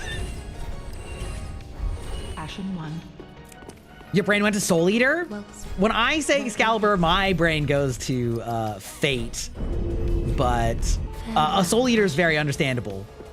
I missed the Soul Eater train for a very long time when I was... had another bone shard. Of course I did. Had 2 more bone shards. Of course I did. I missed the Soul Eater train for quite some time, but I do quite... I really enjoyed it. It like the ending was a little bit messy, you know, as you might imagine. You're doing Terraria? Hell yeah. Hell yeah. I want to see if I can get like just a couple more chunks because we're so close. How many we got? Got 2. I need 4 more. Just let me buy them. Just let me buy them, game. Excalibur in Soul Eater is a bitch. That's true. Yeah, that's correct. Wait, why am I here? That's stupid. Go the other way, dummy. teleport to... wait. Oh, no, this is right. I actually just went the wrong way. Do I get chunks from those other guys? I was thinking about going over this rooftop way, though. Someone you know used that as their ringtone? Amazing, incredible.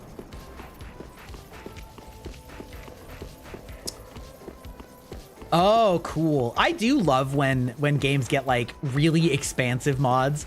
Hilariously, there's a really incredible mod for Dark Souls 3 called Arch Thrones. And 1 hour before this stream, I decided to make sure that everything was going to run right. And I realized that I still had Arch Thrones installed, which completely overwrote this game. And I had to figure out how to turn it off because... you know, I wanted to play actual Dark Souls 3, not the mod.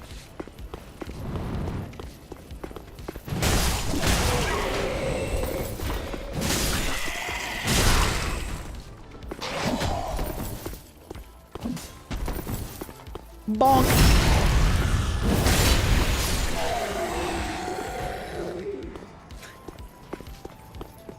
Okay. Surely.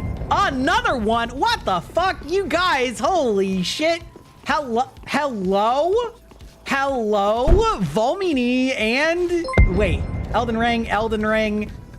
Wait a minute. Hello? Were you guys playing together? I'm gonna assume that you were playing together. Holy shit. Welcome in, Raiders. Volmini already knows me, but if your community doesn't, I am Grybok Digital Vampire, and we... oh, hey, I got it. That's actually really good. I can use that ring. I am playing my comfort game of Dark Souls 3, which may surprise some people that that's a comfort game, but it is for me, baby. Welcome in, Raiders. Both of you. Thank you for sharing your community with me.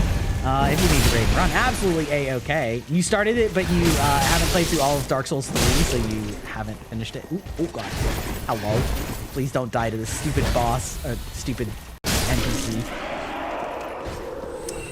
You have played through all of Dark Souls 3, Cinders. I actually haven't played through that. I've only played through the base and Arch Thrones, but Arch Thrones was very good. The Soul series as a whole is your comfort game? Yeah, kind of, me too, to be perfectly honest. I also love Elden Ring and also Dark Souls 1, and Dark Souls 2 isn't as bad as people hate on it for, you know? You need to bring Ant over to me? Okay, amazing. Amazing. Bloodborne is your comfort game? Bloodborne is based. I will say it's, sacrilegiously speaking, it's like my middle favorite of the Souls series.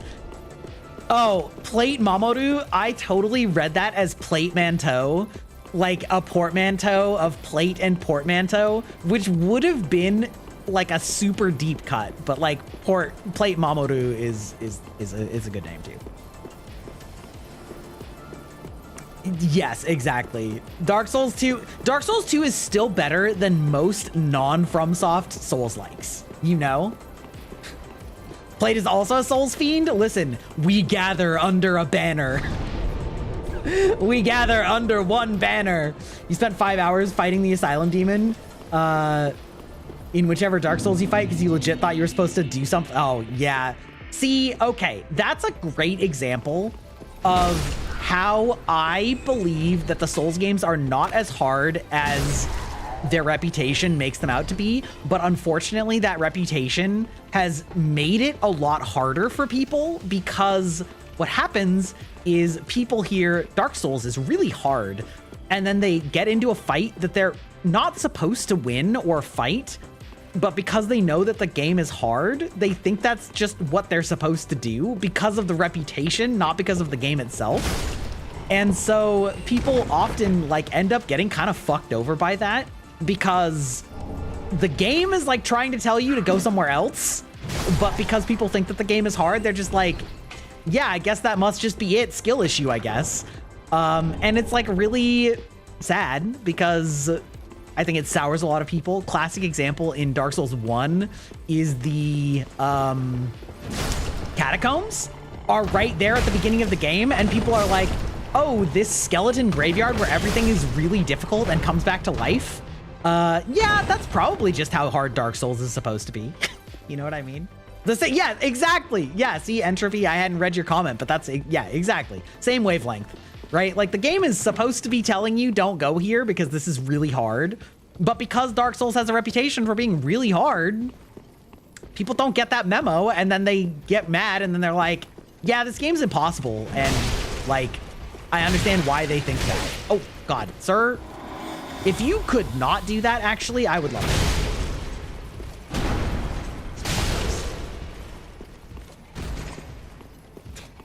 Okay.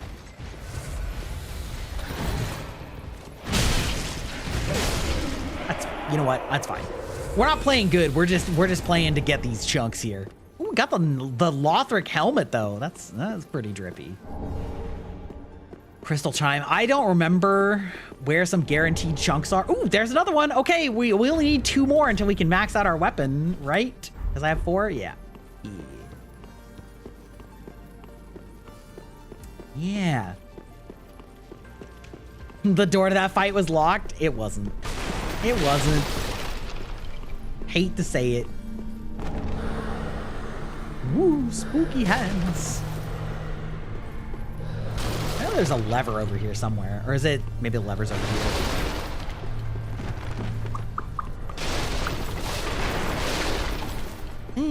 Where are you? I know you're in here. It's just dark. It's just dark and I cannot see it. Oh, it's right here. There we go. Yeah, in Dark Souls, in general, if you're fighting something and it seems insanely too hard, it probably is insanely too hard and you're not supposed to fight it yet. You're supposed to either come back with a specific weapon or when you've leveled up. And it's also not the type of game that you're meant to grind in. So, like, level up doesn't mean go grind the previous 5 mobs until you can beat it. It means there's probably a whole path you missed. That is the true. I guess if I want to, I could go. Oh, there's one. Okay, we only have one. We only need 1 more. We're almost there. We've almost got it. We're so close.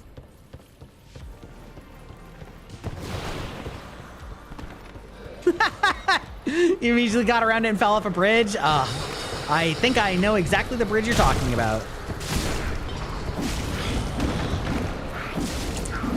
Little fucks. You little fuck nuggets.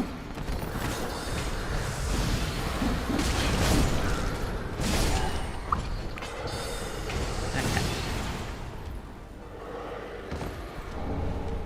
Ooh, a scale is actually more valuable, and I wish I could downscale it, because I actually don't need the scale. Alas. Bonk. Oh, God, I love just smacking the crap out of things with this giant log. Hey, there we go. Equally punishing as it is rewarding, they balance it well most of the time. Agreed. Yeah, sometimes it's a little too punitive for my taste, but the vast majority of the time, it's very rewarding, and you see that in second playthroughs. Like, I know a lot of people, myself included, the first time I played Dark Souls 1, I actually was like, I don't want to play this game ever again. Or like not anytime soon, which is funny because now I've played it several more times. But like once I beat Dark Souls 2, then I was like, oh, I get it. And then I played Dark Souls 2 a bunch of times, which is funny again, given its pedigree. And then I've only beaten each successive one more times. But if you play these games a second time, you will be so much better, like insanely better at it. And you will beat it your second time so much faster. Like, I think my first time through Elden Ring was probably close to 100 hours. And my second time through Elden Ring was probably like 45 hours. And then my third time was like 18 hours. And then like, it's only gotten faster. Because the game is so much actually about skill and knowledge and not just about like numbers go burr. And so, you know, that's how the first time I played this game, you know, I think it was probably 40 hours, right? And here we are, I'm about to beat it again in like 8 hours. Wait, okay, surely I have enough souls to level this up. Do I really not? Am I gonna have to actually go and kill like 3 monsters to level up? That's so funny.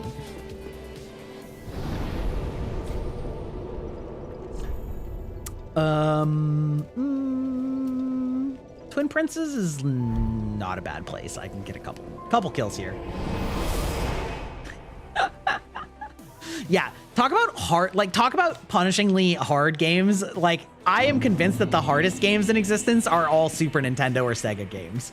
Like Battletoads or fucking like the Lion King game. Those games were actually rage-inducingly difficult.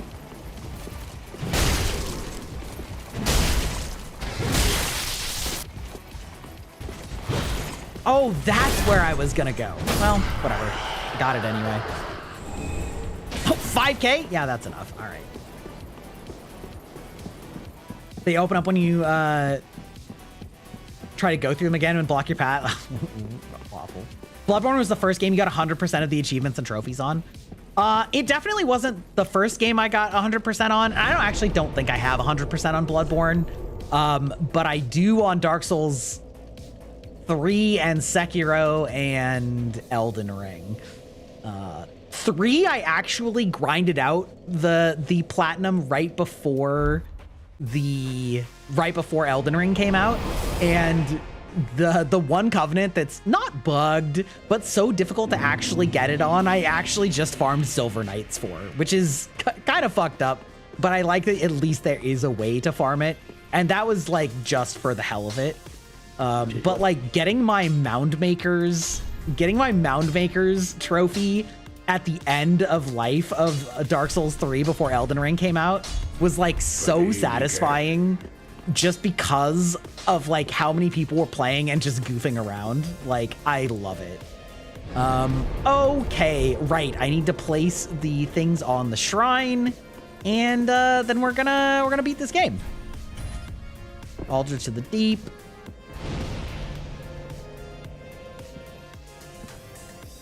You don't have the DLC. I actually just played the DLC for Bloodborne the first time, like maybe 6 or 8 months ago. Oh, I didn't need that. All right.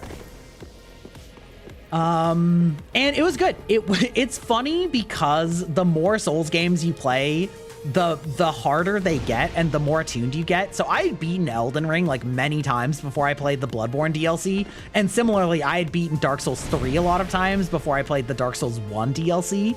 And like, it is shocking how much easier those games are once you've played the later games and gotten used to them. So like, I didn't actually have that hard of a time on the Dark Souls 1 DLC, Artorias, that everybody, you know, remembers as being the hardest thing ever, was actually like not hard. Not hard once I'd beaten Dark Souls 3 a bunch of times. And similarly, like the Bloodborne DLC was nowhere near as hard once I had beaten these games a ton. Master Blaster or Blaster Master. Oh my god. Go without thrones. The ancient lore.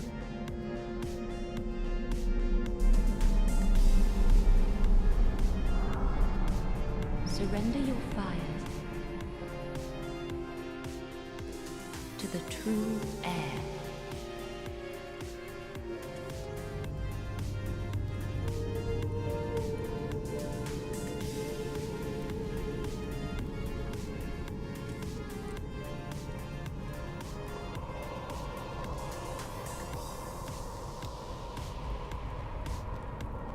You did only items and fists. Amazing. Incredible.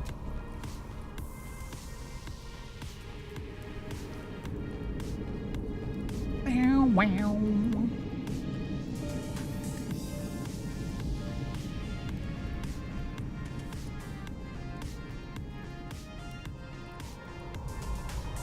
Yes, let the darkness reign. Oh god, my voice is a little thrashed now. I usually don't stream this long. This is a long stream for me, for sure. But like, by the time I was far enough into the game at when I would have normally ended stream, I was like, we're so close. Deliverers of the first flame.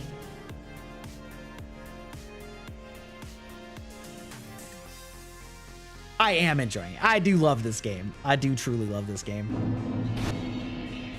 Now, I gotta make sure that I actually gave her the eyes. I believe that I did, though, because I want me my dark ending. Also, I love the aesthetic of this. Like, the world has ended and is all converging in on this, like, singularity. I love it. It's such a vibe.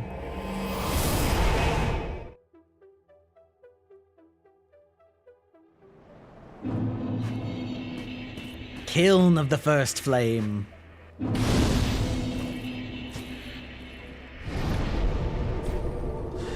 Yeah, yeah, that chalice is so funny. I cannot believe that there was a chalice dungeon named something like Cum that actually is like the best farming chalice. It's actually insane. Then call I am a Okay, good. We're good. Also, we're gonna end our synthwave music because we gotta like hear the actual epic music on this fight. I'm actually gonna turn the music up because this fight deserves it.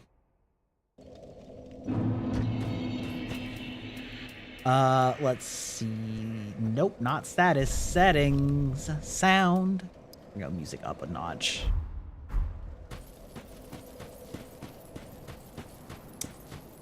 Hello! Perfect timings. You're also on this boss? Amazing. I love that I've gotten several people that are on this boss. I don't know if it's your first time that you're on this boss, but I have at least another chatter that is running their first time through this game, and I've been able to catch up to them.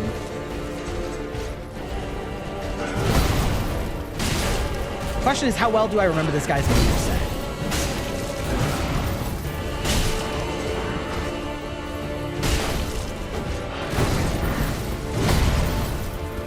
I also love the like lore behind this one, that it's like this is the amalgamation of all of those who have linked the flame before you, because he basically has like a giant conglomeration of various like completely different build styles that he switches between in theory, although I'm actually kind of clapping it pretty hard. That's okay. There we go. Oh, it's my least favorite. I hate the spear so much.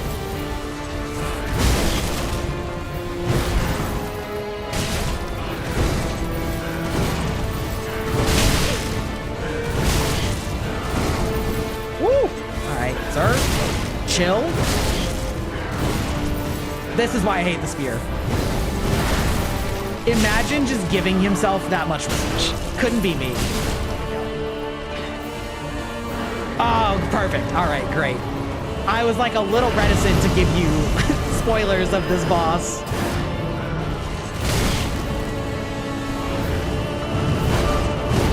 The aura of giving the Gwen music drop when he does that is so good.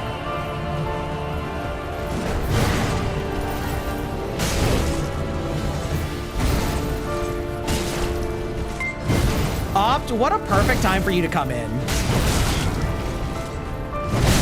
Oh, why did you not dodge there, sir? That's rude. Wait, hello? Hello, Eden? What is going on tonight with these raids? Welcome in, raiders. Oh, I see you were playing Dispatch. Incredible. Welcome in, raiders. I am Grybach, digital vampire, lover of Souls games, which is funny because we're playing my comfort game on this here Thanksgiving week of Dark Souls 3. We love this game so much, and although I'm getting clapped, oh, I'm so fucked. Oh, I actually dodged it. Damn. How was Dispatch and how far did you get? I beat that just the other day and loved every minute of it. It was so good. The writing was so funny in that. Okay, all right.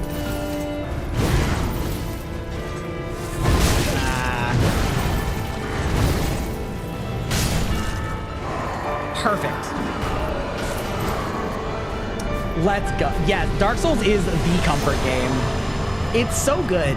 Like, once you truly lock into Dark Souls, it's just fun. It's just cozy. and we get to end it here. Did I do DLC? I did not do DLC. I just... Listen, I don't have the skill to do all of the DLC and this in one run in this many hours.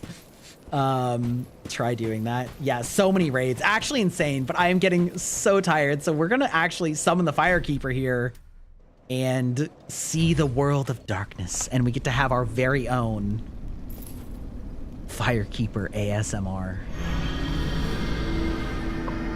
Plate Mamoru. Wait, do you like plate as in plate mail or like plate as in plates? That's actually an important question. Important question. Easily one of the best written games of the year. Easily. Difficult, of course, with... you finished it? Amazing. Incredible. Yeah. Easily up there for writing. Both, but plate as in plate mail? Perfect. Even better. You know, I thought it was just like a quirky name, you know, like you loved, plates. But plate mail. Plate mail makes sense. Plate mail makes sense.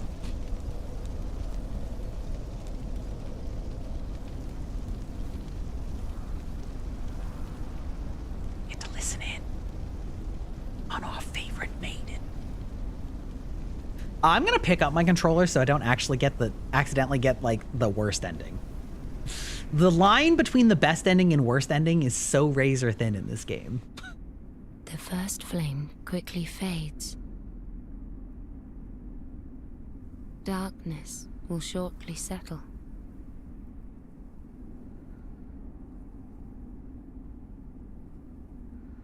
And no, I refuse to try and beat all of these games without taking damage. I know it's been done. If you're not aware. But one day, right now, tiny flames will dance across the darkness. You can press the attack button and murder your Firekeeper for no good reason. Like embers linked by Lord's Pass.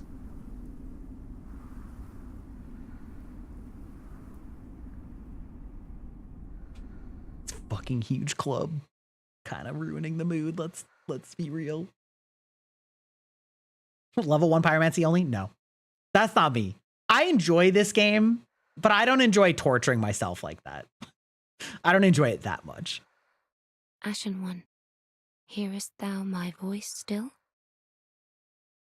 She said the thing. She said the thing. I actually love the darkness ending though, due to like the in-game description. Hearest thou my voice still? That's right. Like, given the in-game dialogue that strongly implies that the flames will return anyway, like letting it fade into darkness and have an actual fresh rebirth instead of trying to like rekindle the flame is like kind of a beautifully poetic ending that really fits the vibe of Dark Souls to me. Listen, I like me a happy ending, but I don't believe that there are happy endings in Dark Souls. And so sort of the like poetic ending, it's just so peak. It's just so peak. Let's listen here to our beautiful ending. Oh my God. I am honestly exhausted. I've been going for about 8 hours and I timed it out just so that we're like, 60% of the way through the hour, a little bit, so we don't have to try and end right on ads. That's right, I beat all of Dark Souls 1 before you started your work, Styx. I would say that this is a co-working stream, but clearly I'm too handsome, my voice too silky smooth for you to actually get any fucking work done.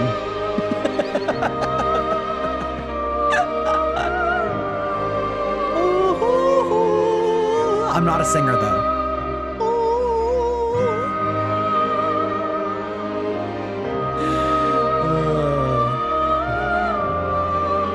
Yes.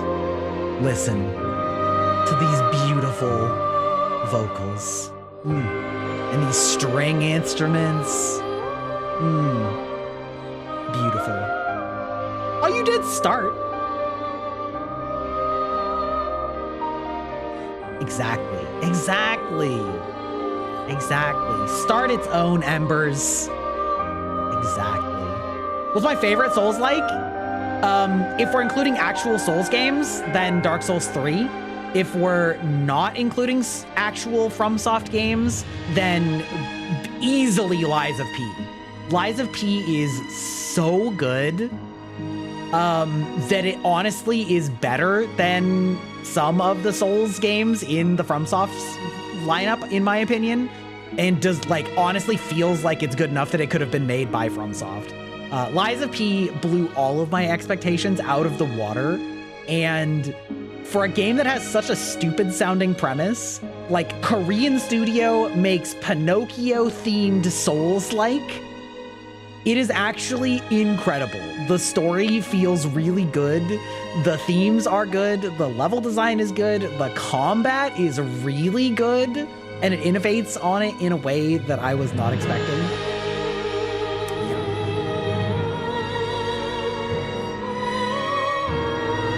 You still need to play the DLC? Oh, the DLC was so good. And it introduced a peak weapon in terms of stupid and yet fun. Actually, 2 peak weapons in terms of stupid plus fun. Actually, this is way louder than my voice. I can tell that by looking at the audio monitor. Amazing. All right, we're gonna do this. Begin it now. Okay.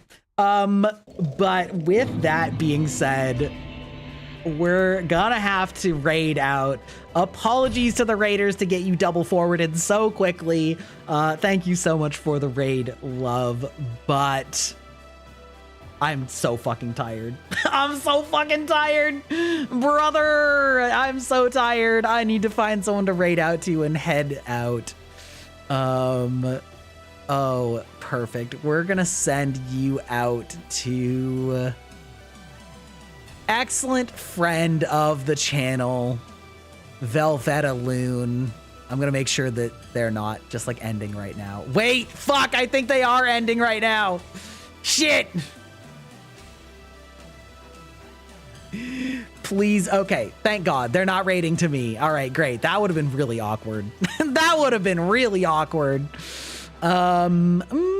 Let's see, who else have we got? Who else have we got in here that I haven't raided in a while? We'll raid out to Aqua, who actually just got to play in that Iron Mouse, and Sea Dog VA Invitational, which is crazy. And she got to be on Doobie's team. Good for her. Forward us to another forward? No, she already beat it out. Yeah, the tournament? Yeah. So she got a great opportunity there. And we're going to raid out to Aqua Gun. Thank you, everybody, for joining me. I hope you guys all have a lovely Thanksgiving. I hope you've enjoyed hanging out with me playing my comfort game. I'll be back on Friday doing what? I actually have no idea. I haven't planned that far ahead yet. We'll figure it out. We'll be back on Friday at 2 p.m. Pacific. Yeah, have a lovely time, everybody.